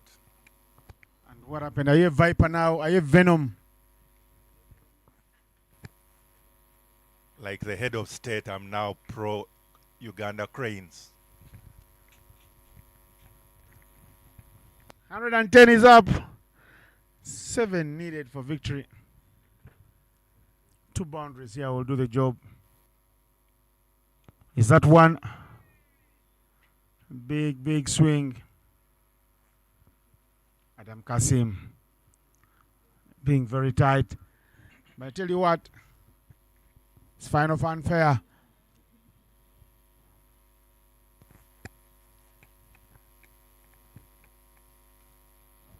Expansive shot, played up and over by Robert Arjuna. He's played that one expertly.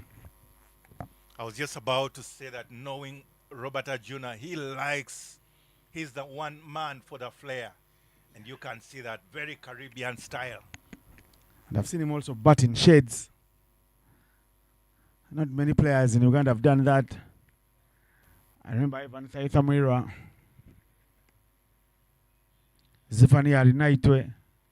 This one onto the onside is taken. Catch is swallowed by Robinson Obuya. Those are two catches is swallowed against a run of play. Arjuna trying to wrap it up with the scores level. Needlessly, 2 wickets have been lost needlessly. And Adam Kasim will celebrate his 2 scalps. It is the big bucket hands of Roshan Obuya who holds on and squeezes the ball. It could disappear at his palms. He should spare us. We don't want to be unleashing another delivery without the ball really getting lost. Arjuna not happy, man. That's just a 1 run. Oloka quietly unbeaten on the other end, watching all the others fall over. It's on 23 from 31.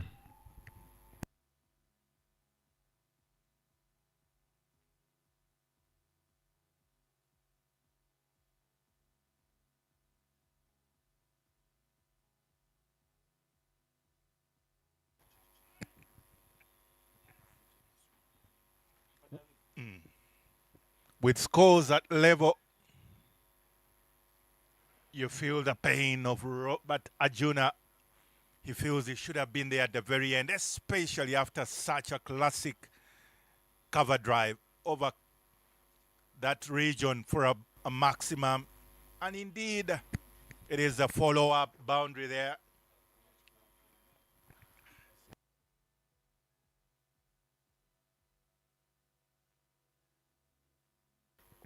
With Ahu Ramos finding the gap through the cover region, it is game, set, and match. Victoria Strikers finally striking their first win of the tournament. It will be handshakes, commiserations again to the Bunyonyi Warriors, and congratulations to the Victoria Strikers for striking gold finally.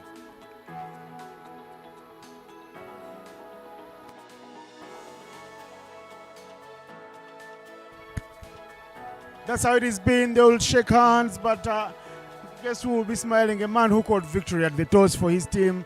Kenneth Waiswa's Victoria Strikers are finally finding their mojo and getting their first win. They break their duck.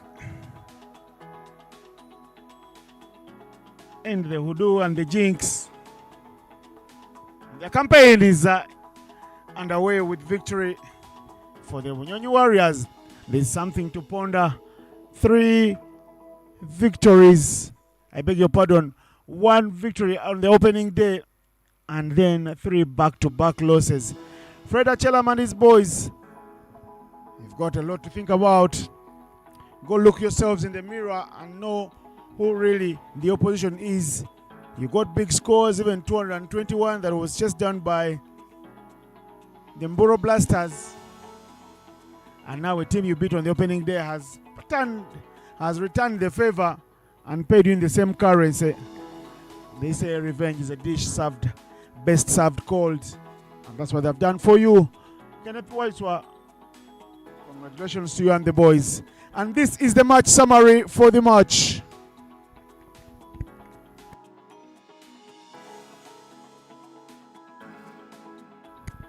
The match summary quite easy there. 1 man dominating the game. And it will be hard to name the Player of Match award. But I can tell you, they got 115 runs, 116 runs to be exact. The Bunyonyi Warriors, after being asked to bat first. And what happened is Robinson Obuya 29, Mulongo Paul 16, and the chase was easy. It's been very easy there. Mr. Parasoloka with the finishing touches after a brilliant bowling show of 3 for 9 in his 4 overs.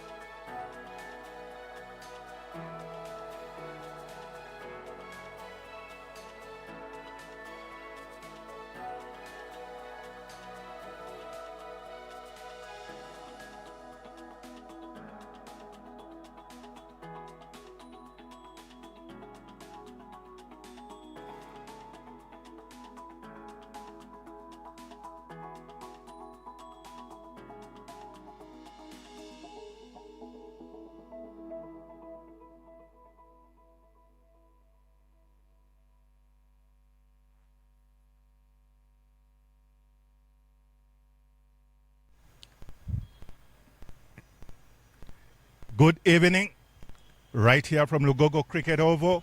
It is match day number 4, wrapping up with the 8th match, and a match that has been between Bunyonyi Warriors and the Victoria Strikers.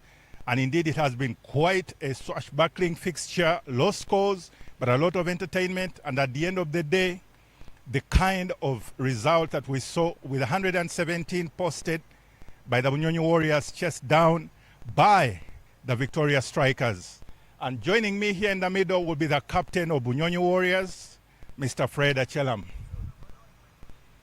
Yes, Freddie, how has been the experience today? Yeah, not a good outing actually. It was really sad. It's really sad that we're losing back to back. We really need to find a way of coming back to our threat. Anything you felt or any moment in the game that you felt you let it go?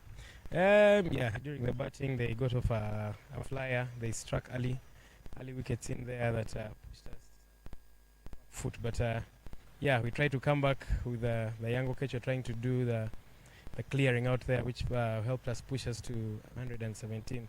But that's a wicket that would have taken us to 150. Was a very good score to win. All right, otherwise, all we can wish you is all the best in the next games that are coming up. Yeah, cheers, thanks.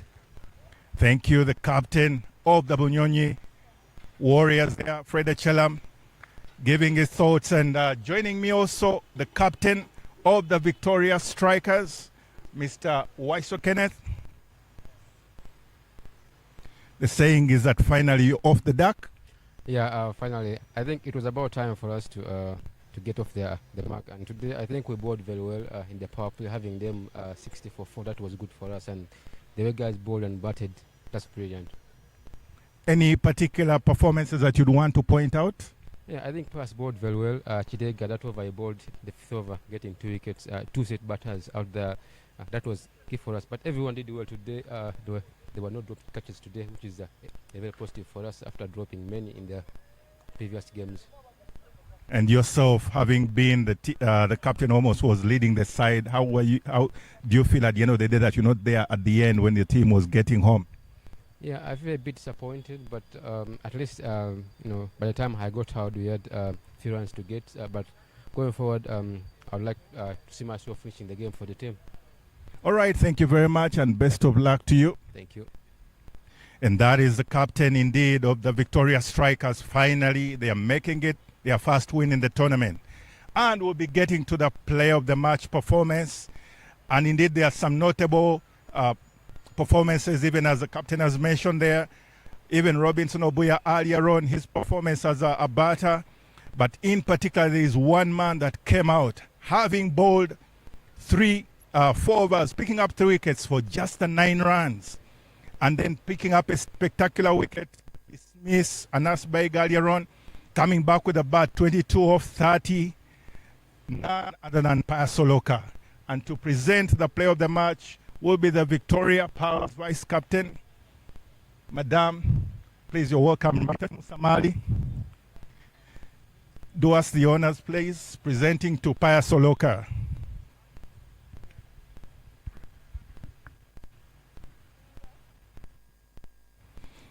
Congratulations, Pius. How do you think of yourself and the team today? Probably today we were spot on. We took all our chances in fielding and the bowlers bowled well. There were a few mistakes. So when we so that made us to make them set low score. And when we came to bat, I think we were not supposed when we were chasing a low score, there was no need of going hard, so we had to grind in and bat long. That's why we managed to chase it down without losing many wickets. Well, that is a very humble man, always not the same in the middle. They are very spectacular and athletic. Otherwise, wishing you all the best going forward, and congratulations again on your performance. Thank you, sir. And that is indeed Pius Soloka, player of the match today. And altogether, the Victoria Strikers are glad that finally they've had their match where they performed and won. From us here, the production team, we're so glad, and we say have a good evening. See you tomorrow. Good night and God bless.